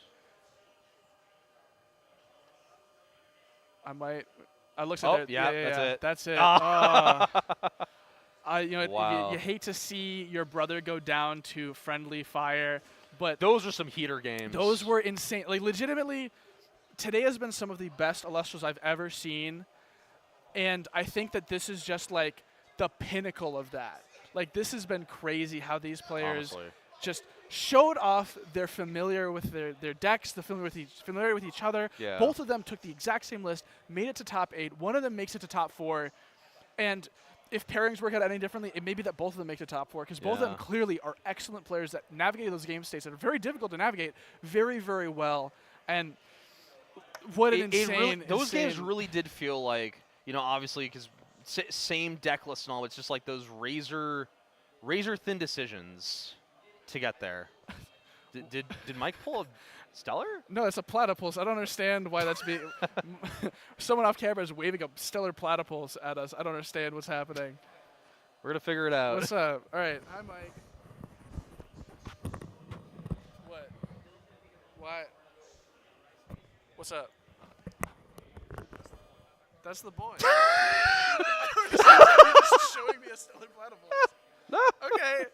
Anyway. That was stupid. Stupid. We like to get up to some silly things here in Georgia. I wanna take a moment here. I'm gonna pan the camera. They don't know that I'm doing this, but I just want to show. This is the team that showed up today. Top Cut is done for one of these players, and the entire group runs over, congratulating their friends, talking about how insane that game was, and I don't know. There's like. There's something very. Unironically, like. It brings a little bit of a tear to my eye. It makes me a little emotional because this is what this game's all about. Is people coming together and sharing camaraderie and putting time and effort into things like cards. That is the peak of card game experience in my opinion. Just like jamming stuff with your friends, trying to like edge out for like what is going to like take you over the edge. Yeah, yeah. And they just. These guys did a great job today, and I think that they should all be very proud of how they performed and how far they made it. I mean, this could have been 3 different people that topped here because we had someone that was in contention for a win and we had 2 guys play it out in top 8. Yeah. Like that, they performed excellently. They should be very proud of, bare minimum, the deck they built. It clearly performed very well because this is a pool of no slouches. Yeah. Very clearly. We had multiple high-performing players that have bubbled or topped events here today play against these players and take it all the way. Yeah. And these guys they should be very proud of where they're at. Oh, and, definitely. This is what a beautiful story to take into top 4. We're still waiting on the remainder of Top Cut to finish because that went so fast. What's up? Oh, okay. He's pulling his cock out. Can you say that on stream? Oh, like the even if it's true? Cockeray. It's a card in Moonrise. Oh, Hello? got it. That's how it was revealed. I love that the most recent message is from the official Elestrals. Love it. As I said. I'm so sorry if any children are watching. My bad. I'm talking about chickens. Anyway. We got the team here. Come on in. Come on in. Come on in. Oh, there's 5? Where's the 5th? get the whole gaggle of goons in here. This is our winner, DF. DF Zed, who was able to take it down. Those were insane. You played out game 1 in under 7 minutes. That is insane. It literally, every time was like, this is like the anime where they're like, they know each other so well that they're just exchanging blows back and forth. How are you feeling right now? I was weirdly calm the whole thing. Yeah. We were both you love so it. Nervous, and I'm just sad I had to put my homie down, but I'm happy that it had to be. Dude, you guys were bringing heaters that game. Like honestly. This is the unfortunate thing about making it to Top Cut is that at a certain point, you have to take out this friendly fire no matter what, especially if you make it further enough into a tournament. The higher likelihood of getting into a friendly fire is like inevitable. And unfortunately, it just happened to be that it happened in top 8, which I've been there. It sucks. But hey, congrats, you made it to top 4. And the deck that you all built together is doing and putting in insane work, clearly. Absolutely, yeah. I'm going to move out of the way a little bit here. Let's get the whole squad. Get the whole squad in here. Yeah, look at this. He's on the phone. He's nervous. He's a little nervous. But yeah, so how do y'all feel? Your deck is made it this far. You've got at least one of you left still in the tournament, keeping the run alive. How are you feeling? Honestly, I feel great. We spent like 2 months labbing this. Yeah, like 2 months. Our friend that couldn't make it, he innovated. He started it, then I built the deck, then he innovated it.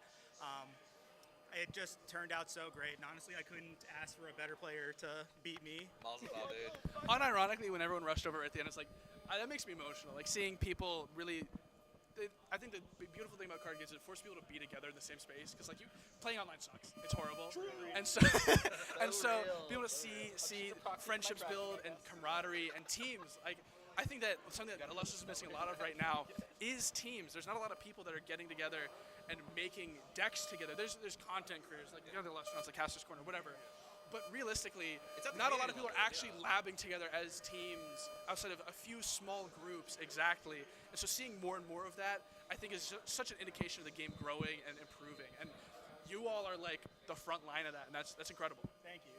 We like to call ourselves Team Code because out of all the casters, we are the casters of all time. That's so real. That's so real. That's so real. Something that's also super, super important is that, like, I think that's just like kind of the community that A-Drive's like built. We do have to give a lot of credit to A-Drive for even like getting us this far. The fact that we're going to be having the Dallas Open is just a feat I didn't even think could have been possible for a kick-started TCG game.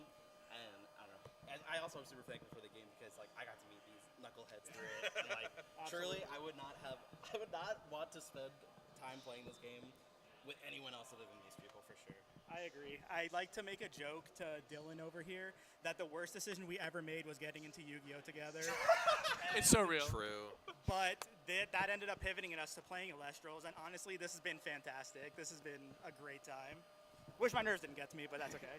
Honestly, this game weren't fun to play. We wouldn't be here together. We'd have dropped off after Yu-Gi-Oh. Yep.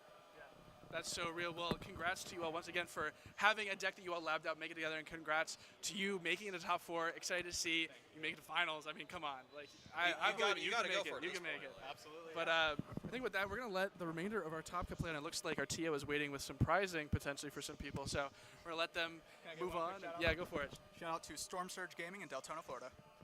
Yeah, I might be there at YCS Orlando. If you're going to YCS Orlando, locals on Sunday, right? Yep. Sunday night, 7:30. All right. Awesome. See you there. Anyone that's going to YCS Orlando. All right. Can I say one more thing? Yeah. Go. Dylan, if you don't win this, you're walking home. All right. You heard it here first. The stakes have never been higher.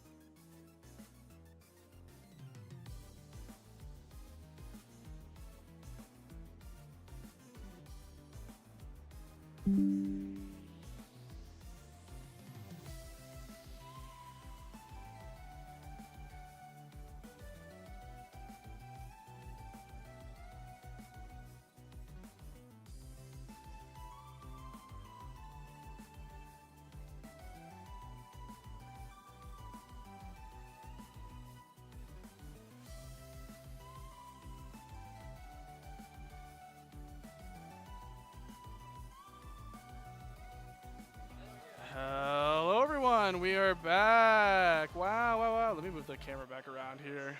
Oh. Me moving the laptop thing As if into that the would change webcam. something. So, after a grinding end of our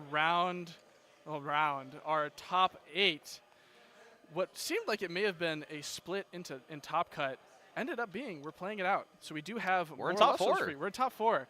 I was getting all sad. I was like, oh no, they're gonna split in top cut. We won't get to see. They came here to play Elestrals. They're gonna play some Elestrals. And it looks like we can already hop into the game here. I gotta adjust the player names here. We got Ren. No, that is Casual Clock. We're back on it.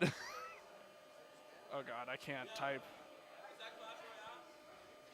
And Ren. So our top 4 are Ren versus Cardshq Clock, as you can see, fought by our feature match, versus, not versus, they're playing each other. The other match that's happening right now. Zane and Zane Pachi and DF, who we saw win in our previous. No, obviously, I'm very torn. I was talking to DF and his crew in between round, but it's like, dude, I'm so torn because I'm rooting for our locals here. I'm rooting for Zane. I'm rooting for Davis. But the story you guys bring is just, God. Yeah, it is phenomenal, and it is sad to see things go the way that they've gone. But we are here in top 4, and we've got our players here. Got an Astrum defense position versus expend a draw pass. These players, I think, are be playing a lot more slowly than our previous players. So hopefully, on the bright side, we will be able to track spirit count properly. Yeah, but we're hitting them with the set 3 rabbit. I can't imagine how annoying this play is for you, because you comment a lot more of these, Caleb. But God, does Rabbit ever get tiring? Absolutely, because there's another rabbit on board. Yeah, no, it absolutely gets exhausting. They're multiplying like rabbits. Just so I don't have to see it anymore. That's the real reason to ban it, not because it is objectively the strongest card in the game or anything like that. Just because I want it banned. We got to read it. Got to read it just to make sure what it does, just in case. We've never seen it before. Forgot, It is what it is. I don't blame him. We know the camera's not centered. Unfortunately, the players are currently playing, and I can't go over and adjust the play mat while they're playing. I'll have it fixed for finals. We'll call out, I think, maybe, or I don't know. Should we call out to them before game 2 starts? Be like, hey, give us a minute. Sure. Before game 2, we can change it. We just need to adjust the map. And the glare of God there is for what is that, Galaxy going on over there? Eddie. Nope, it's an Edward. That is an Edward. All right. Edward changing the Astrabbit to attack position.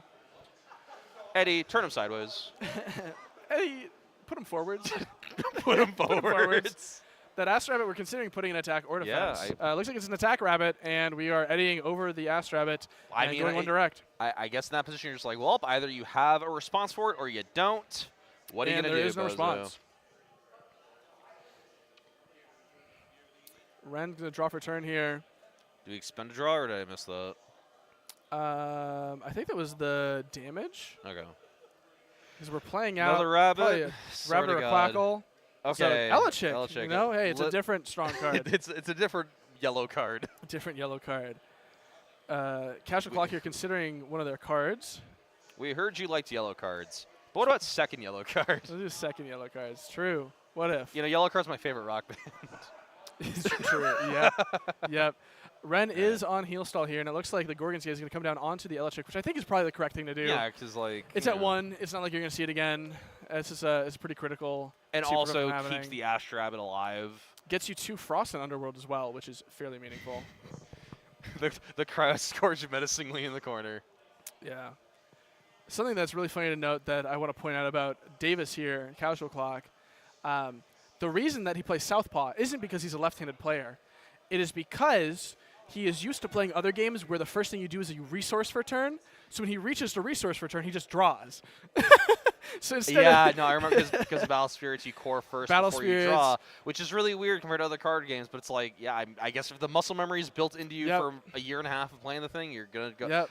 Another rabbit has hit the board. Well, this indicates to me that the this Elestrals is going to get crashed into by this Eddie most likely, or we have a way to buff out. It seems a little Elestrals. dangerous though, not gonna lie. Unless we have like a, I don't know, like unless we can grip a Cardshq or something, because we know Davis is on. Sorry, Cryoblast. You're good. Look, Cardshq, Cryoblast. Well, same we do thing. know that he is playing both of them. So, apparently, I heard in his top 4 he won game 2 because of Cardshq. God. Game 3 was won by his opponent was on Draking. Yeah. Which is crazy to see in top 8. Yeah. But Draking on board, and he Frost sticks a Catarant, and then just ascended it, misenchanted. Wow, mental. We're hidden with the Arga, so I guess this is where we grab, like, what, Necklace or Scythe? We definitely go Scythe here. Scythe heals you 1. Yeah, you pay an Earth for it, so you're going to get to heal 1 here. K-Cray is absolutely right. Cryo, same thing, TBH. I mean, when I say it's the same word, so. Yep, there's Scythe of Demeter. That's going to let us heal 1 when we destroy the I wonder if Davis has Elestrals in battle. Or, I don't know, maybe we're going to go the Tsunami to, like, push it to defense and then just run it over. Unless, does the Scythe also pump defense, or is it just only pump attack? Scythe also pumps defense. Actually makes it even bigger. We put it to a 6-4 here. All right, so even Eddie would not be able to run it over still. Or, oh, it's +3, or... It's a 6-4. Okay. So it would not be able to run over the defense. And it confirming that, yes, it does indeed heal. It does. That is what the card does. It's okay. Davis is a very new player. Does not know what these cards do. That's understandable because this is a weird-ass card. I was surprised when I saw it starting to see play, frankly. But it is one of the best artifact runes you can be playing in the game. Looking at Davis's hand here, Cryoling Ambrosia, I think that's a shield maybe is the last card in hand. I can't quite tell. But I mean, that's a pretty threatening hand right there to potentially be able to land out. Just need him to shuffle that third card back to the front so I can tell what it is. There's also a Galaxy in hand from Ren. It's a Sluggle, though. We're just going to heal 3. I mean, that puts us at 1 in Underworld? I believe so, just the 1 Thunder. So Ren's at 15 here.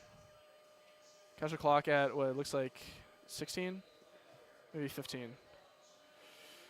Yeah, 15. Yeah, three in Underworld, 2 on board. Shout out to these players using the die to manage and their spirit stacks for me because that's helping a lot. Helps a lot to be able to figure out what's going on. Oof. Sluggle to Crash is pretty killer. Casual Clock might just let this go through. Yeah, I mean there's no real you would never shield a Sluggle. It's the you'd never steal a car. You'd never steal a car. There's the Tsunami. Why? I don't know why we didn't do that to for the rabbit. Rabbit. Yeah, that does seem. I'm trying to think here. Yeah, no, that does seem a little odd. Do we have Laurels in hand or Lavalith maybe? Laurels would make a lot of sense we're here. We're setting the 4th. We're not at Cryoling range here. We're only 2 in Underworld. Well, I mean, no. I mean, if we pay out like 2 Frost on something, we get a Cryoling to run over the draw. The check. Oh. I wonder if maybe Casual Clock here does not know what Ren is on and thinks that the water being out could lead to an Ascension. That would be my best guess here. He's been Pavloved by Julian. Yeah, he's been Pavloved by Julian into fearing Caprigal unless he wants it in Underworld. We're expecting a draw here, which you're fine with because you're healing it back. Putting Ren to 14, I believe. Well, it depends if this rabbit like still lives or not, or if it'll. Shield of Achilles is phenomenal for you here. Now, the Elestrals feels a little bad for the Divine Search, but like getting the Scythe off is huge. Yeah, it is what it is because the Scythe of the Demeter is now in the Underworld. That thing's not coming back. There's no way to get that back. There's no Ash Rabbits in this deck. There's nothing like that. It is gone for good.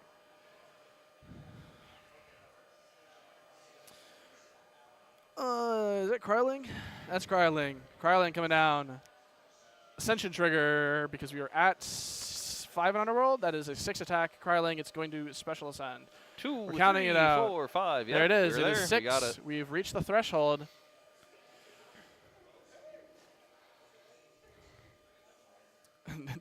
Looks like Casual Clock's deck is upside down right now. We got to flip that back around, make it a little bit easier. The question is, are we misenchanting it? To dodge something. No? We are correctly enchanting it. Might be trying to threaten Ren into thinking that there actually is a Cryo Scourge deck. There's not. It's not main decked. Hey, look, for all we know, Davis might be cheating. Me when I pre-side. Yeah. Me when my opponent doesn't realize that I am actually playing the coolest Frostfire guy in the game. Oh, is he the only Frostfire guy in the game? I think so. Okay, so the ergo, he is the coolest Frostfire yeah, guy he's in the the game. coolest. It's true. By process of elimination. By process of elimination. All right, something. Oh, and we shield it back. Shield cost 3. I mean, that you don't feel bad about that if you're Ren. That's just putting more things in the underworld for Sluggle. As 3 water go to the underworld, I think. Yeah, I think we're on 3 water again. So I guess down comes the Mr. President. Another Sluggle will be hitting the board momentarily. Second Sluggle is at the board potentially. Ren has so many cards in hand. I'm gonna be honest. That's so many cards in hand.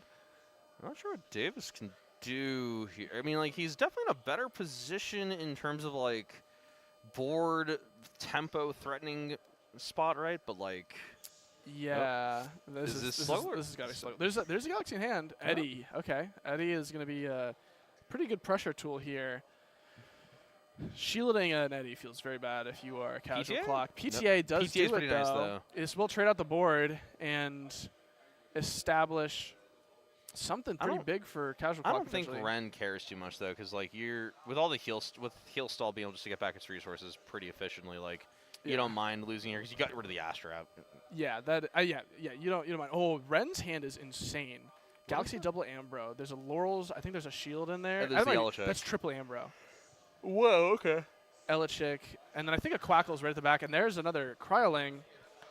This is the point where Casual Clock starts to get really into the danger zone in terms of spirits. We're now at, I think, 7 after this Ascension, if I have my maths correct. And we can start to equalize with Ren by swinging in, but the assumption is that back row's live, and also Ren has 3 Ambro in hand. Like, that is, and also resting. Like, how do I say? I mean, I guess he burns the resting here. The down, I guess the upside, right, is like your only gas is healing. Like, there's nothing very proactive. It stalls out so you can stay in the game, sure. Yeah. But it doesn't really do anything to help. Yeah, that is valid. That is valid. And oh wait, was it okay? I saw fires there. I thought we were going for a Lavalith. Oh. And Laurels. Resting, yeah, that's gonna take Unfortunate. out. Is that the? That's the Cryoling, yeah. When it was the Cryovern popped first, or was it bounced? I don't remember. It was bounced with shield. Okay. Do this real quick. All right. Elestrals back once more. Gotta make sure what it does. Do we hit the Gorgons again? I think Gorgonsing. I mean, it's is bad. Probably still correct, but you don't want to go down too low on spirits. Yeah, we are at a low amount. Like Ren is at 8 here, maybe 7. Because then suddenly all of these like little dinky heal dudes are suddenly able to clear 4s and 5s with the help of Zeus. Yeah, well, and I think Ren's still in a high enough spirit total that like you can afford to drop some into Zeus just to leave them there and then just you know bank them out later. And take 1 on Casual Clock's end here.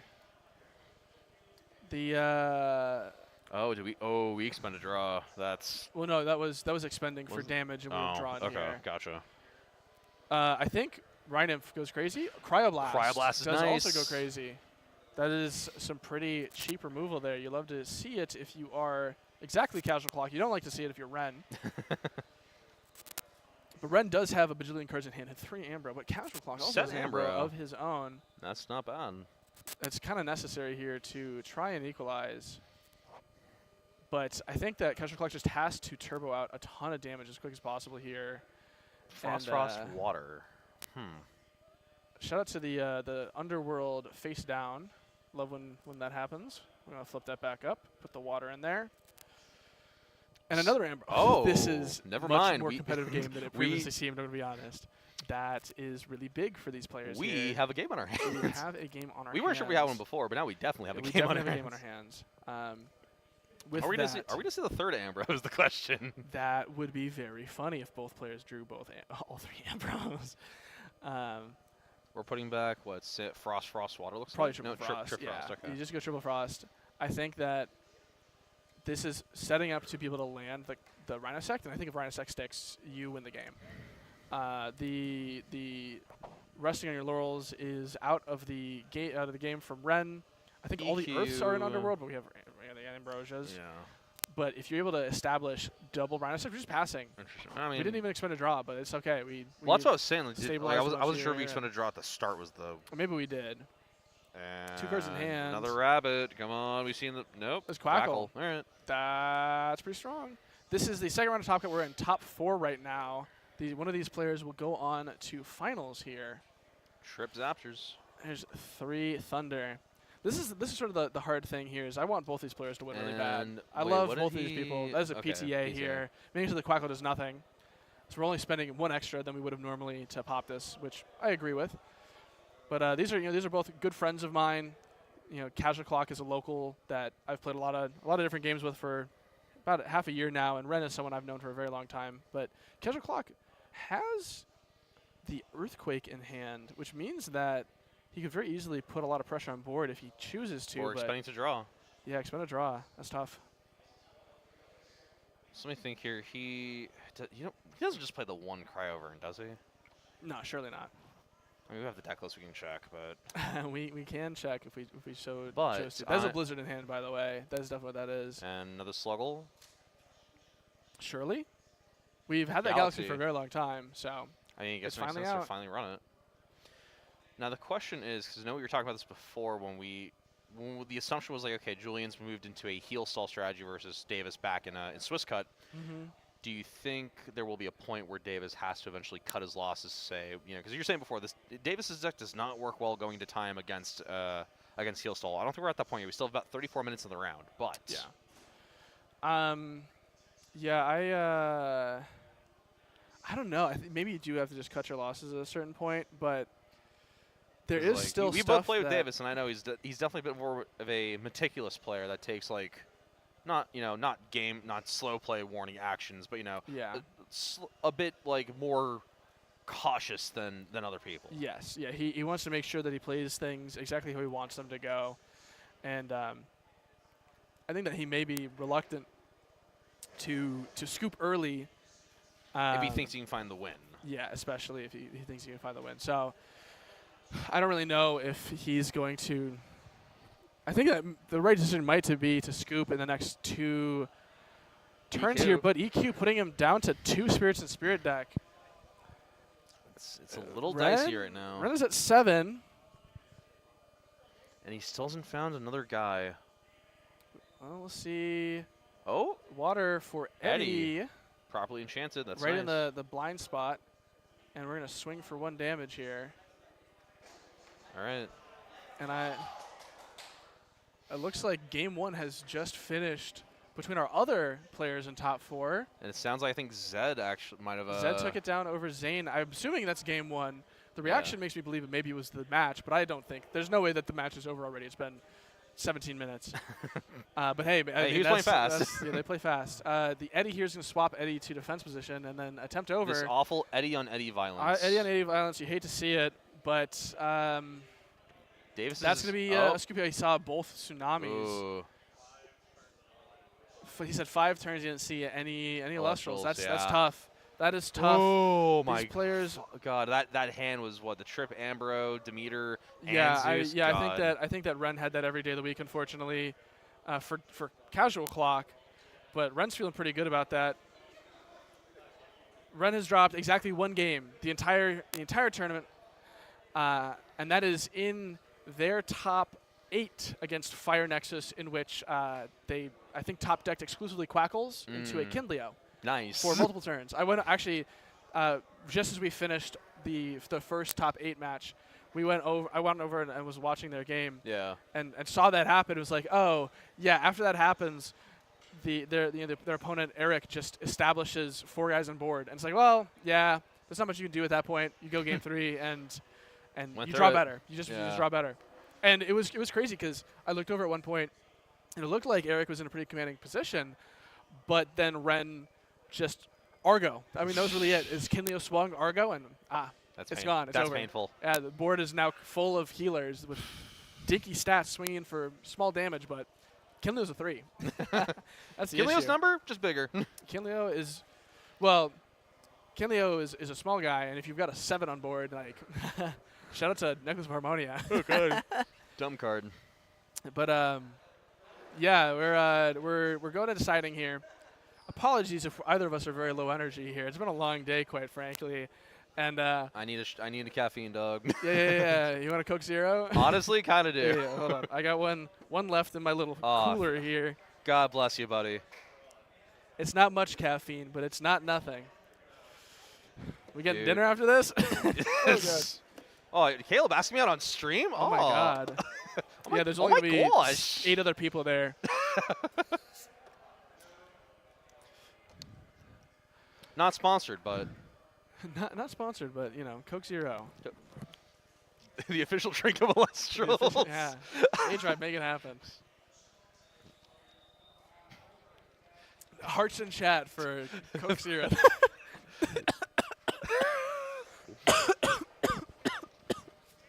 Sorry for coughing. You play Elestrals, you must do Coke. You must do Coke. It's true. It is true. Oh, hold on. We need to swap this. Oh, rounds. yeah. Let's I'm good. I just choked a little bit. I'm good. Hello, friends. I just need to. This has been readjust the playmat. happening since last round. No, this was before you sat down. That's not on. That's not on you. You're good. You're good. You. All right. Good luck to both of you. Mike. It is very fun to be able to walk over there and you can still hear me. It's very funny. All right. I believe we fixed the table finally. So hopefully everything is proper, everyone in order. Yeah. Ready for someone to just go, all right, cool. Ambro. Boom. Boom, Ambro. Bada bing. All right, it's a little crooked still. I think I may have overcorrected, but it's okay. It's whatever. We made it worse. It's fine. Actually, we went the other direction now.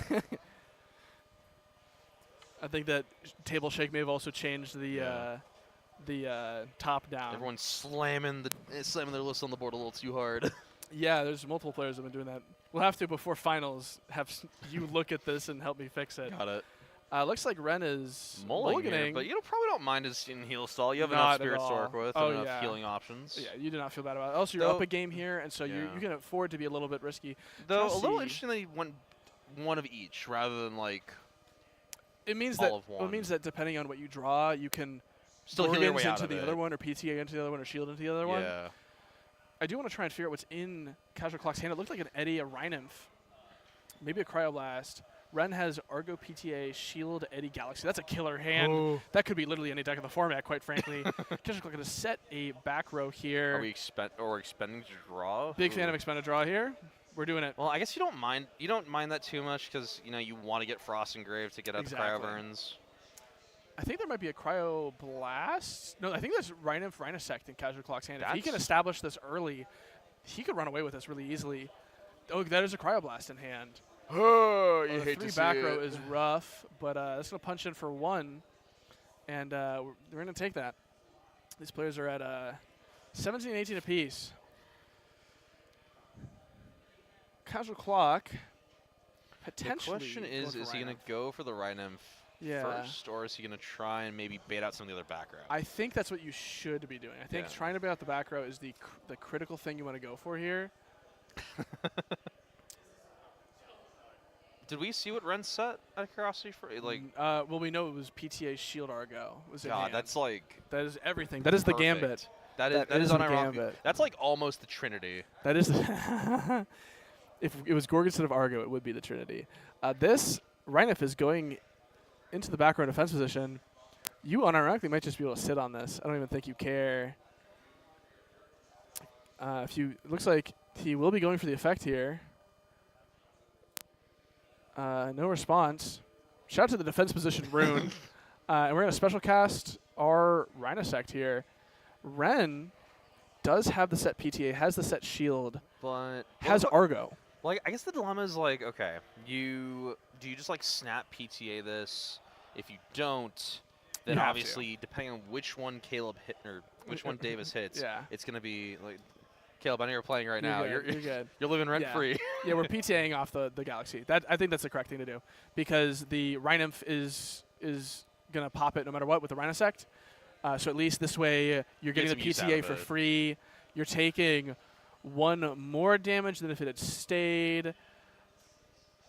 But you're not spending from Spirit Deck to pay out the PTA. So we're swinging 2 and then taking 2. And that'll put Ren down 4 spirits at 13 here. And that was an expensive turn for Cardshq. But we do have enough for cryoling. Yeah, it looks like, what, 6 in Underworld? Yeah, oh, definitely. Like, it was... Yeah, I believe it's 14. It was, what, expend 1 for Rhino Sect, and then Rhino Sect and Rhino... Big Rhino is 3 total. Yeah, you have enough to ascend, I think, if you slam it. And there's the Quackle. I've completely lost track of these players' life totals at this point. I think maybe Ren is at 14. PTA on the Quackle, though. That's huge. That's very big. And likely just the end phase. We're going to pass and we're going to pay out. Looks like we're paying out. Yep, paying out of water. Not going to get much use in this game outside of maybe like Aaron I don't know. We didn't see a Galaxy out of Davis, did we? I do not think we have seen one out of them yet. All right, where are we going from here? That's a good question. We got Cryoblast in hand. We have Eddie in hand, I think. If we have Cryoling, we just run it. Don't tell me we're expending to draw here. No, we might be. I think that if you get to expend draw step against Heal Stall, you kind of stall out. And so you need to be able to have an Elestral. Is that a Frost Eddy? That is a Frost Eddy. Which is nice. It does play around Cryoblast. I think that that's a really good play here. We're going to expend for the attack. And pass. And Davis has no other back row, though, which does kind of suck here if Ren finds just a guy and wants to just run over with Necklace. Like an Eddie here. Or is it? Yeah, yep. It's Eddie. That's an Eddie. Eddie swing. The thing is, though, Cardshq does have a Rhinof in hand and just drew a Gorgon's Gaze for turn, which will do a lot for this. But also there's an Eddie in hand. I mean, Eddie on Eddie violence. Well, we take it. Never stops. It never stops, and whoever wins the Eddie War wins the game. But Cryoblast will resolve that. We don't even need to submit more Eddie on Eddie violence. We just we just get the Mr. Freeze gun on it. We just get Cryoblast. Cryoblast. I will point out, it's wonderful. Our wonderful TO Nick is currently just staring at our players at the top table. He's like, please. Please let me go home. Looks like Rhinof is in defense there? Yeah, Rhinof pass. Okay. Remind me, Rhinof doesn't do anything on Destroyed, right? Or is it like you have to pay to move it into the yes, it is you pay 1. It's a 1/5. And we spend a draw here. Spend a draw. Yeah. I've completely lost track of life totals at this point, I think. I'm not even going to try. Just like the past one, there's too much going back and forth. The first game, too fast. It was too fast, and this one was just too many game actions. Too many game actions happening. Looking over at the other Top Cut match, I think, is it over? It looks like they are just chatting, but it might just be that the onlookers are having a little bit of fun. All right, what do we got there? We have Cardshq in hand. We have Cardshq in hand, Argo. A second Argo in hand. Ooh, all right. An Ambrosia nice. is very good. Help. 23 minutes left on the clock here. Yeah, I think if you are your Cardshq, you're trying to close this out in the next 6 minutes. You want to be able to go into game 3 with at least 15 on the clock, so that you do really have a timer that you're running against here. The 3 Frost going back to the Spirit deck. Please update your Spirit total so I can write it down. Thank you. God damn it. Eddie will come down, though. Frost Eddie, let's go. It's interesting that he's going, I guess he put back so much Frost, because I would have imagined he'd want to keep the Frosts in Underworld for the Cryoling Cryovern. But he's at a critical mass for it anyway, so like he's probably fine on that. Ren puts the Earth in Underworld. That is potentially setting up for the Scythe of Demeter play. One step back row, though. Yeah, well, we know what it is, the Gorgon's Gaze. There's the Elestrals. I think you have to Gorgon's this, right? Yeah, there's the Gorgon's Gaze. And if you were, if you're Cardshq, you're, I don't know if he has in hand, but you're praying that you have the sucks that the he's Rhinosect in hand. dropping the Earth, which I think is signaling that he does not feel it's worth to try to greed out for an EQ. Oh, there's a Cryovern Harpoon in hand. If we see the EQ drop down, or if he rips the EQ off the top, this is going to feel so bad. Yeah, that's just the gamble you take, unfortunately. And the issue here is that there's that Argo set. Yeah. And if you swing into it, you're in. I think that might be game over. A very not fun time. We are ascending into the Cryovern. All right. Well, actually, forcing the issue. You gotta wonder here. Did he board in the Cryo I guarantee he did. I think he's been doing it every single game. I think it's probably wrong too, though, because against heal, you're just probably not gonna be able to get them in that threshold, and so many cards get them back from only one spirit. I mean, the big side of it being like the quasi hurricane to just like rip all the back row. That is true. Question is, what's his last card in hand there? It was a Harpoon. Here comes the Argo. Is Ren deciding to not Argo? Here's the question. You definitely Argo here. I would be blown away if there's not an Argo here. There's got to be some gas in hand if we're not Argoing. Shield, I believe, as well. But Argo for Harmonia is really good. Yep. Yeah, there it is. I think that this we talk about the corner a lot. This might be the corner. Paying out our 2, and we're putting. Let's resolve the. We have resolved. Argo's resolved. I was gonna say I wasn't sure if I didn't know if Ren had a. Wait. Okay. Oh, yeah, we're going for Harmonia. Yep. Okay. We were never going for anything else. There's not really another option. Yeah, you can't really go Scythe here. Yeah, Scythe you lose. Harmonia will get on the Elestrals here, and this Cryvern's bye-bye. What's that, 7 spirits? 6 spirits. 6 to 7 by their count. I don't know if either of those are correct for each player. Well, the thing is, I don't know. We haven't seen that many like heal guys out of Ren so far. So I don't. The problem is like. Here's a sluggo. You've jinxed it. Yep. Damn. You're right. I did jinx it. 100%. I was like, where's the heal guy? Where is the heal guy? There he is. Set a back row and swing for 1 over the Rhinymph, and then swing for 1 with the Sluggle. I'm trying to think. Would it have been into a better position to have nymphed for Rhinos, or no, Rhino Sect you has to be in your hand. You can't special send out. If it was from deck, we would have won this game already. Yeah. I think we just drew Blizzard for a turn. We're gonna Narp just to try and stall out. I think that this might be the point where Ren can start to breathe a little easily, knowing that it is likely that they are taking it home from here. This the 9 attack Elestrals is a little rough. Like, we got angry that, Elestrals was effectively a 7, between Demeter and Zeus. Yeah, and here's a 9. Well, it does cost 4. Well, it costs 6 in this case. Hello, Mr. A-Drive. But it does clear out for a lot of stuff. We got a limit necklace of Harmonia. Yeah. I think the main thing is that if Casual Clock was on, like, Boreas, that's massive here. Because this deck struggles with stat lines a lot. And with Boreas up, you can Cryovern swing with a lot more confidence into an Elestrals because it's a 9. And at least trades with the Elestrals here. But what I would say is it's likely Casual Clock cited a Tsunami. Because he clearly was frustrated at the end of game 1 that he saw the Tsunami into water. But a lot of Ren's deck is not water. And there's a good enough mass of Thunder in there. It looks like we're going to count out our Spirit deck finally so I can figure out who's got what. We're at 6 to Ren. And we're getting Catarant. I mean, that's gonna be meaningful here. That will stall out the game a little bit from Casual Clock's perspective, but we are closing in close to that 15-minute spot you were saying before. We're at 18 right now. On the dot as of right now. And that's gonna put Ren at 6, Casual Clock at 5, I think. Well, the problem is that Ren does need to find some more healers so he doesn't keep losing the necklace here. Yeah, well. Oh, is that another one? That's probably another one.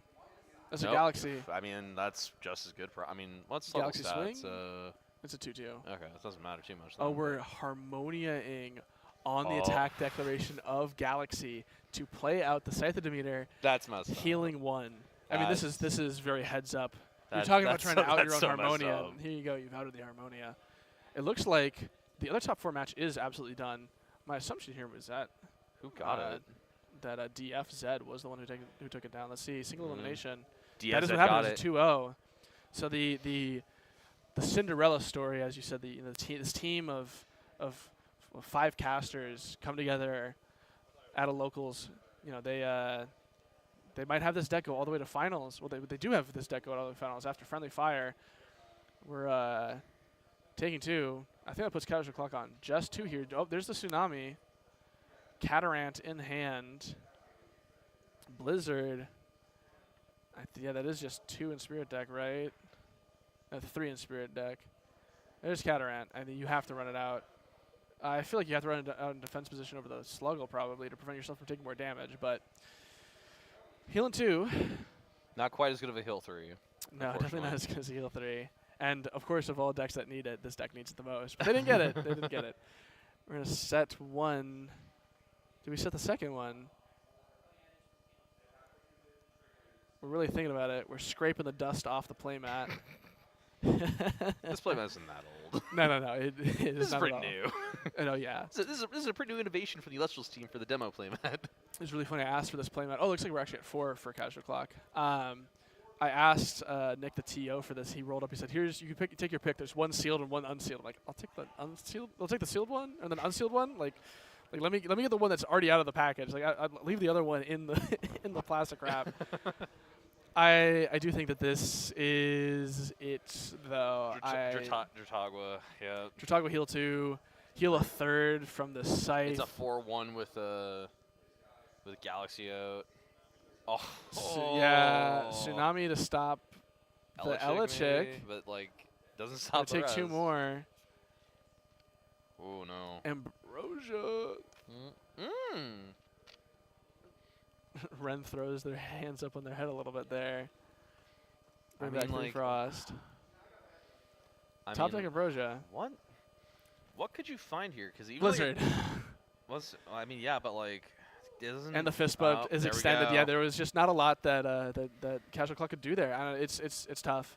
I'm still mad for Davis though. Dude, he's been doing these tournaments across both Elestrals and Battle Spirits for a while now. This is like probably the best performing one he's done out with some. Yeah, I think he said that this is his best record. I mean, ending top 4 is insane regardless. And again, he picked this deck up maybe a week ago at this point. Yeah. He doesn't know the sighting patterns. I'm assuming super well. I don't think he knows the format that well. He's been playing Wind majority at locals, and so it's a totally different style of play, a totally different deck. But he picked it up. He was confident that he could do well with it, and he put up his best tournament performance to date. It went pretty well for him. And I mean, like probably one of the largest tournaments he's been into, other than exactly like the really Grand big Open, Battle Spirits ones. So I mean, congrats to him for making this far. Yeah, he's not been playing this game for long. Legitimately, it was beginning of December, end of November.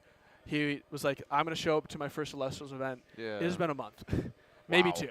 And here he is piloting a deck that he learned within a week or 2 ago to top 4, losing to a player who's lost a single game the entire day. Yeah. This is a very good player. So, I mean, big ups to Davis, to Cardshq clock for making this far, and to Ren, who, let's go, Ren. Let's go. Let's go, Davis. And we're on to finals. Wow. We have DFZ versus Ren. I believe we might want to give our players a little bit of a rest between rounds. They can kind of recoup before they get into finals, but I mean, that's it. We're in the home stretch. We're in the home stretch. Finals is up next. Very exciting. I think we're going to throw to a quick break, let our players get a little bit of breathing room, give Ren some breathing. The other match ended a little bit a while ago. So we'll go throw it to a little bit of a break, and then we'll be right back. We'll see you shortly.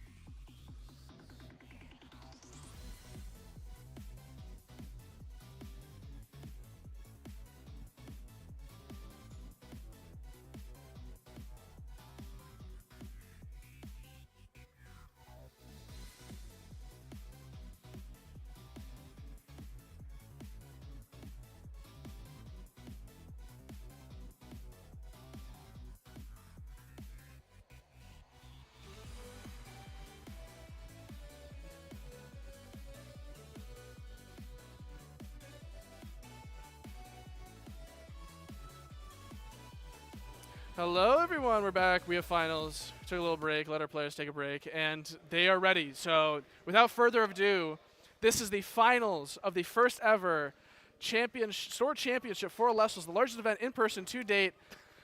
We have Ren versus DF in the finals. Let's go. After what do we start today? Noon? After 7. Oh my God! Yes. After 7.5 hours of bare knuckle brawling, spirit slamming, Elestral electric action, we're here in the hold final. on. Let me make sure. Actually, let's fix the mat. I'm gonna adjust the mat. You tell me when it looks good. Yeah. Okay. We'll do. Let's make sure it looks good for the finals here. I think it was up like this. A little bit more.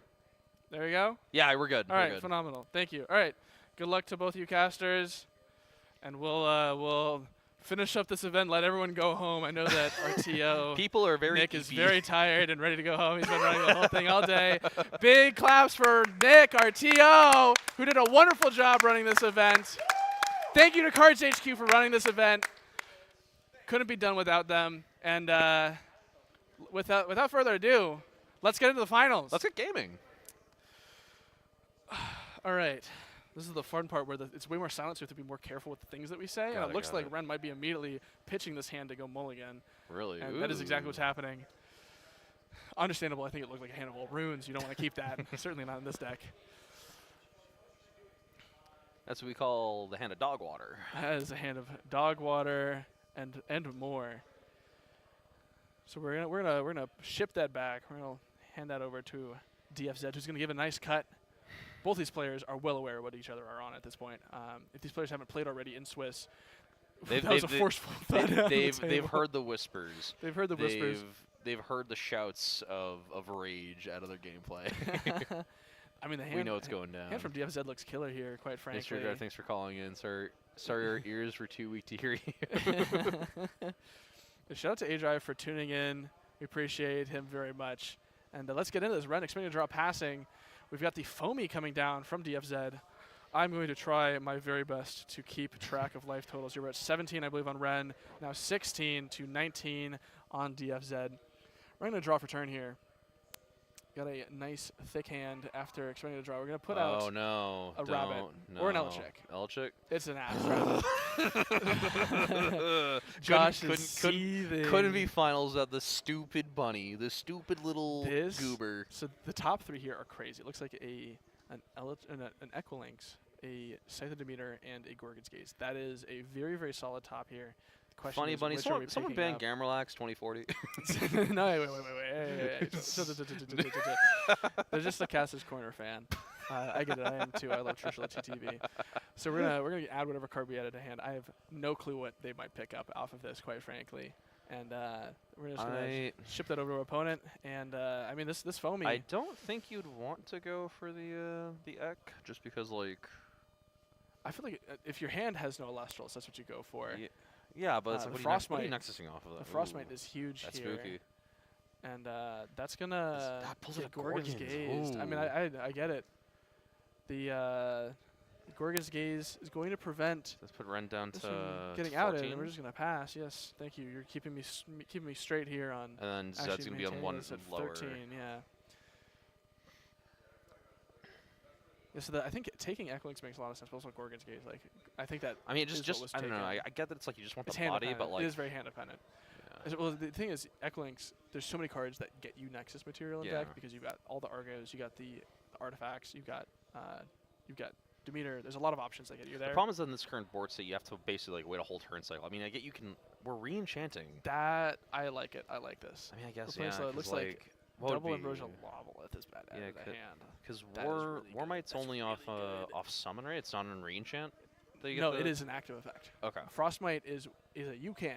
Okay. No condition on it. You just go for it. You run it. I'll be honest, that makes me question the Astrabbit re-enchant a little bit. I guess he's really fiending for cards in hand, but I don't dislike it. I think that it makes sense. We're earthquaking the Frostmite. Never mind. So there you go. We found the solution. And there it is. It's going to be, what, two less from Ren's. Puts Ren down to 11, I believe. Yep. We're at 11 to 13 on DFZ's side. Now, action back on Zed to find it out for this rabbit. Otherwise, it might be in a position where it starts running away from the game, honestly. I mean, yeah, re-enchant. getting 2 Astrabbit activations is pretty killer. Hitting a 3rd would be I don't think game ending, but that is a Cryoblast in hand. We have a Galaxy as well. So DFZ drawing a Cryoblast return, which is like really, really big. And it looks like this might be either we're swinging or we're just swinging. If this back row is live, that is a tough turn to get faded. If there's a Shield of Achilles here, that feels really good. Nope, we're just gone. Go. Wow. That's, that's I guess we're fine with that. We're on the heal deck, so like we are on the heal deck. It'll come back later. It'll come back later. It'll come back later. We're at that's the wrong one. We're at 11 to 11 here. It looks like, and run draws return. Got this place like gotta have this like golf golf commentating now. There's Lavaleth. Yeah, we saw them add it off the Astrabbit. The Lavaleth here is going to be absolutely killer. Gonna pop out the most recent set, and that is a Tsunami. That is going to mean this. That does feel a little. That feels a little bad that we didn't get to like force one versus the other, right? But I mean, Tsunami is the best pop possible for DFZ here. You feel so good about that. Yeah. That set's got to be killer. Hand is. Cryover and Amvero on DFZ side is really how good. deep on Frost has it gone so far? Can we ascend off right now? Is the question. Well, that's a 2-drop, not the 1-drop. There's a second foamy. We'll get there eventually. What are we getting into? Shield. That is so Ruh-roh. I'm gonna note. I think that was set when the Astrabbit was on board. Yes, I believe that we were totally fine with just letting the Astrabbit go, which I agree with actually, because you wanted to set up for this play with the Lavaleth. And what? The no, Sluggle is going to come out. You want a defense position because you don't want it to crash with any of the foamies. Right. I mean, gaze onto the Sluggle. Interesting. That feels pretty rough, and we're just gonna amber off of it anyway. Sorry, Bozo. 3. I'm getting 3 back anyway. Just took another card. And actually, it's almost a Sluggle, but we get a Thunder instead. Oh yeah. I mean, I don't know. Do we say it's better? I mean, probably better Sluggle in that case. But anyway. So this, let me try and make sure I keep up with my life totals here. This is a 9-13. I guess we're going to move to attack position. We're going to start swinging, I guess. I think you just passed. Yeah, we do? You do not swing. Well, we moved into attack, but yeah, you interesting. Set Tsunami there. Interesting that we moved into attack and didn't just leave it. Oh. Well, the leaving in defense leaves it liable to a lot of things. Like Cryoburn right here. Yeah. Well, Cryoburn outs anyway. The shield here would be silly. We have Argo instead. Ooh, that's. We're going for the Scythe. We're going for Scythe, which is very, very smart. Or we go for the Tsunami here. So the thing is that DFZ definitely should be waiting for the cast of the Scythe to resolve, but it doesn't matter because we were playing Scythe no matter what. You never go for Harmonia. The Scythe gets you over.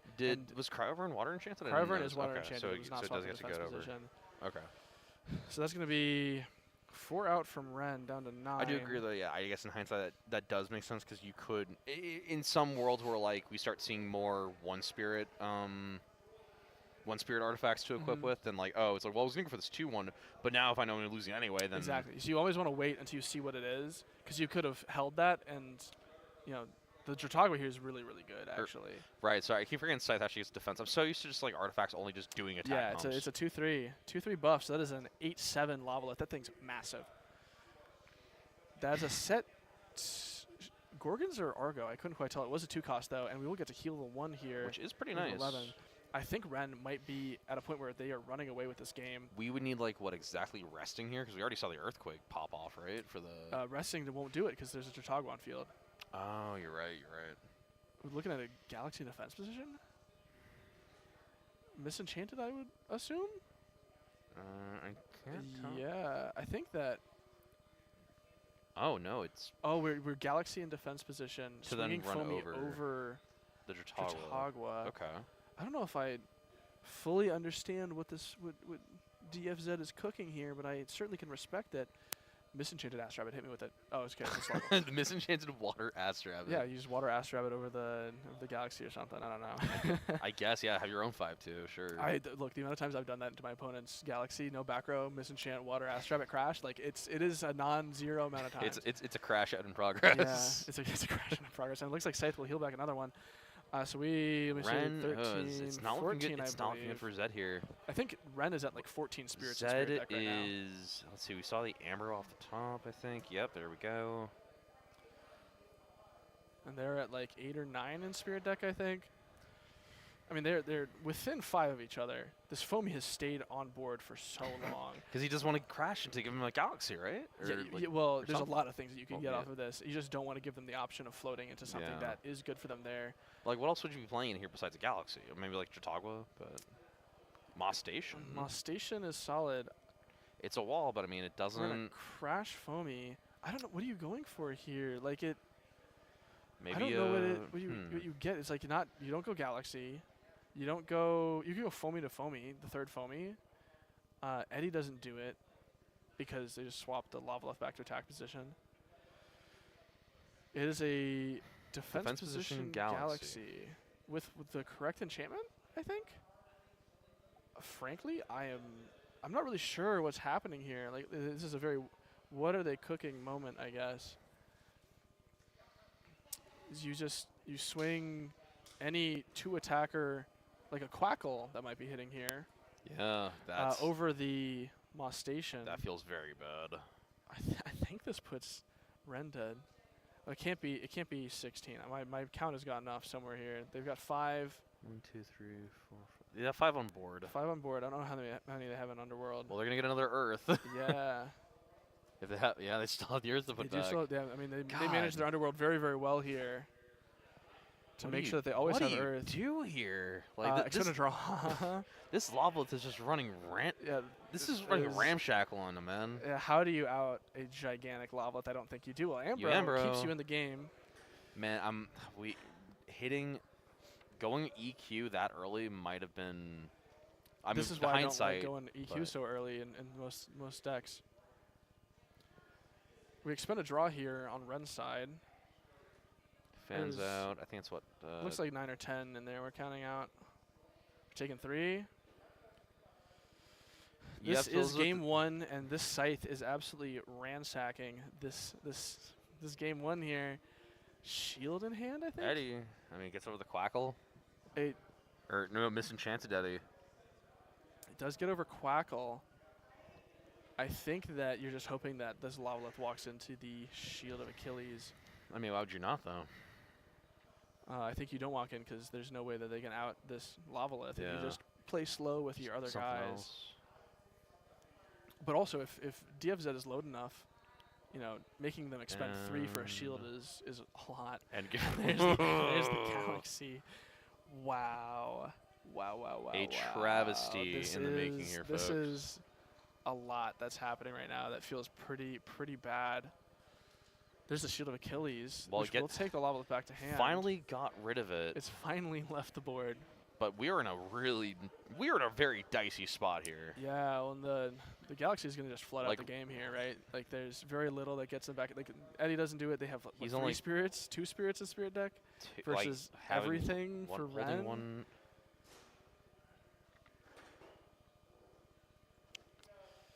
Two cards in hand. Versus 2 back row. Wow. Oh. People are vacating the shop. It looks like that is going to be your game 1. Wow. Oh, my lord. A very, very tough back and forth there. The Lavaleth into the Scythe. I mean, how do you deal with that? 8-7 is just mental. brutal stuff.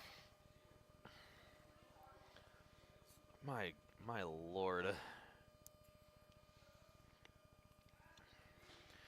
Now the question is going into this next game, how do you gotta decide to deal with Heal Stall? You have to play Heal Stall. Legitimately, like, the side that I play in 85's deck is with the max sluggles in Spirit deck or in side deck, because if I'm not maining any, like, I have to be siding those sluggles, because that's how you have to keep pace. Is the only option, really. Cryoblast gets you there a lot of the time. I mean, I think it's less of a side deck solution and more of a play pattern solution. Play pattern, because you essentially just have to play so fast that they can't heal fast enough, because they run through all their counter runes, and you force out all of their interaction, and it's like, now what do they have? They have nothing. And they are spending a lot along the way, and that forces them to then play the little guys that heal, but they don't do a lot.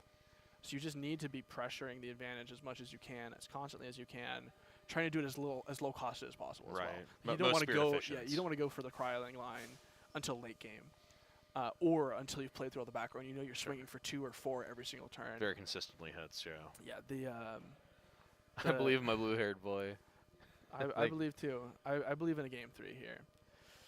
That was a fairly short 14-minute game 1. That felt longer than 14 minutes, man. It felt like an eternity. Looks like we're still sideboarding here. Maybe sideboarding has some spirits. Play Monolith. I mean, like, it's a way to out the artifact runes. Yeah, deals with that. I don't know. This is a very I think that the deck that Ren has built is so specifically targeted at exactly the type of deck that DFZ is playing. That's so annoying. This is a deck meant to beat 5s, and this is a very, very 5s list. I gotta say, I'm continually impressed by the Elestrals community for every set going, all right, we're tired of 5s. We want, and then going, but hold on, we're gonna reinvent 5s. Well, so I mean, 5s did leave the metagame as a result of the ban list at the start of Daybreak. Yeah. But the limits to Equilinks and Zeus and Demeter and all that just led to 5s coming back. We just getting different flavors of 5s. Like last time, it was like this is different flavors. we have Water Frost 5s. That is a brand new iteration of 5s we've never seen before. I understand that people are tired of Ass Rabbit as we have here, but I think it's very reasonable. You can't keep getting away with it. The top here is crazy, and dude, if I had a nickel for every time an Ass Rabbit's coming down turn 1 on stream today, be rich, dude. I'd have at least $5. Yeah, absolutely. Yeah, so the Frost package is a very new thing, and I know that it might seem rough to have this continually happening. Yeah. But this is a new style that hasn't been played before. Shout out to Rabbit into PTA, something that also has happened a lot. Since the shop is getting much more quiet, I'm going to avoid saying any cards. But that was a nice top 3. Yeah. That was a nice top 3. Frost Patch, I mean, I get the Frost Patch is new include, but it still like gets to the same end goal of like I'm gonna have the biggest stats on on a small guy. Like I'm kind of surprised, honestly, with hindsight, that Cryoling wasn't seeing more play, given that it seems like it can ascend so easily into a 7 attacker that just runs over most. Well, things. I mean, it did see a lot of play. The thing is that there were better things to be doing, because if you go into a 2-drop, and you're spending all the time and spirits to do that, you go, okay, Laurels. Right. Because Laurels was at 3. Earthquake was at 3. The best 5s list was the one that played basically a beats control deck where you're just popping everything. And I'm not quite sure what that spirit or that Elestral is. I think it might have been an Elestrals, based on the fact that it looks like a Thunder Spirit or Thunder Elestral. Yeah. I'm assuming God and Zeus, especially when you only get 1 cast per turn. Yeah, fair. I get the resource system with Elestrals. Oh, and we are going toe for toe, and a Gorgon's Gaze. I got it. Zed, I think, is at least so far definitely feels ahead this game, just having more of the responsiveness, and Cryoblast the Elechick. Wow, that's really good. That's good. Could just walk over and look. No, we could, but like we have this nice little setup here. we don't want to interrupt the players. Astro in attack position, gonna re-enchant. Walking over and looking is also distracting our players. Yeah, we don't want them play as much as possible. We want them to be in the tank. And also, we do get to see it eventually. Yeah. They do pick up these cards. No, this hand looks I wonder. solid. I haven't seen what Ren sets, but I wonder if you have it. If you do shield back this Ass Rabbit, I feel that's you do. I guess it's like you're getting. I don't know. You say it's the same amount, I guess, but you're not letting them continually to just re-enchant. Thunderstorm. Wow. Off the Ass Rabbit. All right. Has to kill off the Ass Rabbit. Blind MST. Where are we going? And it's gonna hit an Argo. That's pretty big. Not doing too much here, but the Argo's kind of big though to hit off. Yeah. That means you can't it's harder to win. Excuse me, harder to win combat now. Yeah, but I mean it's very possible there's another Argo set back there. Don't tell me another rabbit. For the love of God. There it is. There it is. A rabbit was added off a rabbit at some point, and there are 3 very good cards. I mean, that's a great thing. Easy pick. When you play a good stuff deck, every card's a good card. It's so funny. You do the reveal and like, wow, that's a great top 3. It's like, Every top 3 is a great top 3. It's hard. It's like it's almost impossible to not have a good top 3. Have you been watching Elestrals games that start and boil down into Rabbit into Rabbit? You may be entitled to compensation. I wish, but hey, this is a new one. Rabbit into Cryovern. Actually, I do think we saw this earlier today. But PTA. PTA That kind of sucks, though. Is crazy. PTA is insane. That will do a lot for us here. Okay, we're not getting off of the Rabbit's not stupid. He's very smart. Has a PhD. Rabbit is a very intelligent boy here in defense position against a 5-attack dragon. Oh wait, Zeus. Oh wow. You know? We need so we need shield here. I think you just let it happen, frankly. Yeah. You don't. Well, yeah, I guess yeah. We because we're paying out the 2 anyway for PTA. Yeah. Well, the other consideration here is that it sucks to lose the rabbit, but your opponent has to invest much more resources to get there, and so like you don't mind that they put that in. Yeah. I think that both players don't mind how that interaction went, frankly. The question is just like, who is generating the most advantage off of that interaction? And Ren into an open board state, likely going Galaxy? Yeah, Sluggle. Sluggle it is. That's gonna heal them up. And just 3. getting for 1, it's free real estate. Yeah, that puts them to like I think 17 total. That's pretty good. Paying for 1. This game has stayed a lot closer in terms of spirit total for the longest, I think. I mean, I think because like Zed, because Zed definitely had like ways in the beginning compared to last game to actually like deal with Ren's, like just assault of dudes. Like Zed had a lot more answers for the advantage engines. It looks like that's what did he put down there? Stratagua, and then we're gonna Zeus to hit over the Sluggle. That's nice. That's pretty nice. Yeah, you don't mind that if you're Ren here. You don't, and it's also like Stratagua in attack position is just kind of out there. Quackle? Yeah, we're quacking. Yeah, we're gonna Quackle.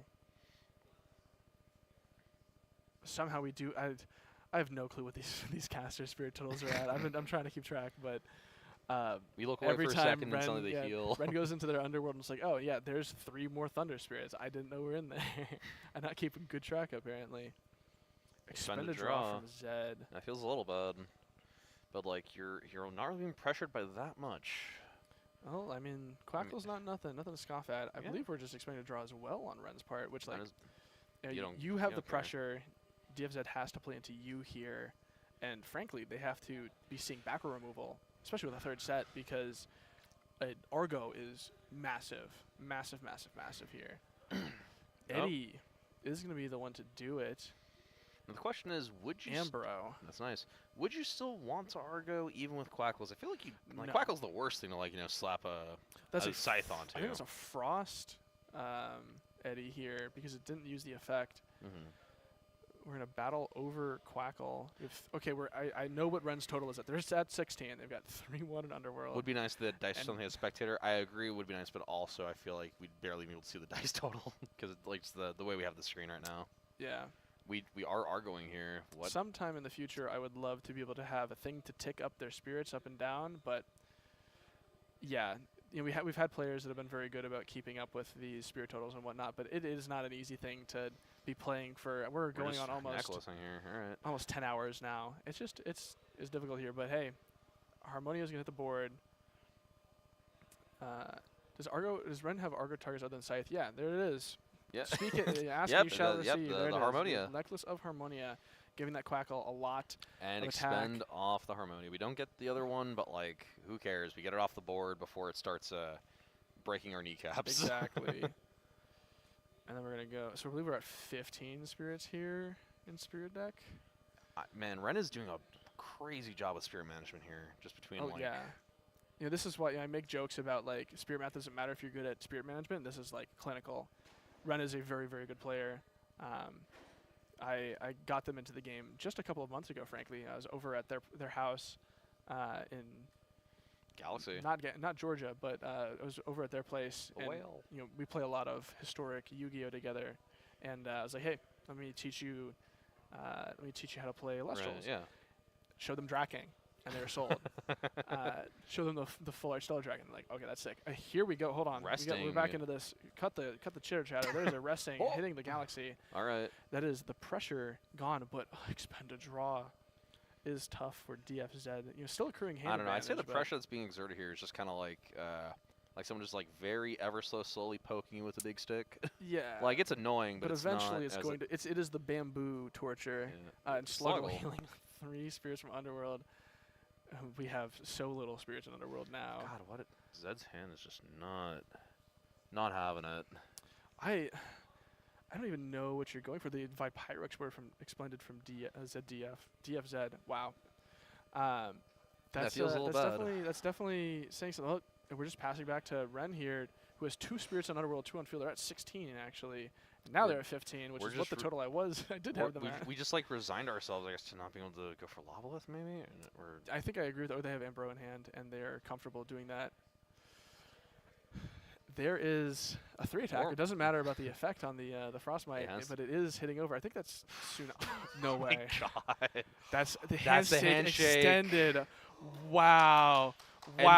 And ladies and gentlemen, your first in-person Elestrals. Oh, that's the wrong one. Elestrals tournament champion has been crowned with the clean 2-0 dropping like I think 1 or 2 games. 2 games. One game. The entire event. 8. Ren takes it. Wow. With heal. That's crazy. And I've seen them build this deck list over the past month or so, and it really is teched out for exactly this type of deck. And big ups to DFZ and their team Coat, for showing up with an incredible deck and playing their hearts out, losing to Friendly Fire in top 8. I've been there. It sucks. You hate to see it, but DFZ putting on a incredible showing of what their deck can do and showing that they really are phenomenal at this game. They're good deck builders. They can take it the full distance to finals. And I mean, they lost to a deck that was built to beat this type of deck. Like that's just how it is. Like what are you gonna do? When you get into formats like this where a known quantity exists, people are able to build decks like Healstall that can handle something like that. And clearly Ren has put in a lot of time and effort. And I've seen the time and effort they put into specifically building this and crafting this list to counter out this exact type of deck. And and there you have it, your first ever store championship winner, Ren. It's crazy. It's insane. I get to drive home with an uncut sheet in their trunk. They were joking about how am I going to fit this in my car? Well, you see, we rolled easily, up. Actually, we rolled up. And literally, and we ironed it out later. they said, I told them they give you a tube. He's like, I get a tube? Tube. Wow.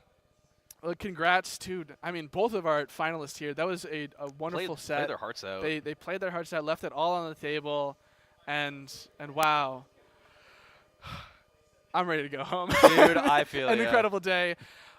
Hearts overflowing with joy and love for all the people here. Made new friends here. I met people today I would have never met before because of this game, and I will be spending time with them in 2 weeks in Orlando, Florida, most likely at YCS Orlando. And then maybe in Dallas in March. And at least one of them will be in Dallas in March, and I will be very overjoyed to be able to spend time with these wonderful people that I would not have met other than through this game. And so, I know you want to go, but do we want to bring on the finalists here and get some quick words from them? All right, Ren, bring it in.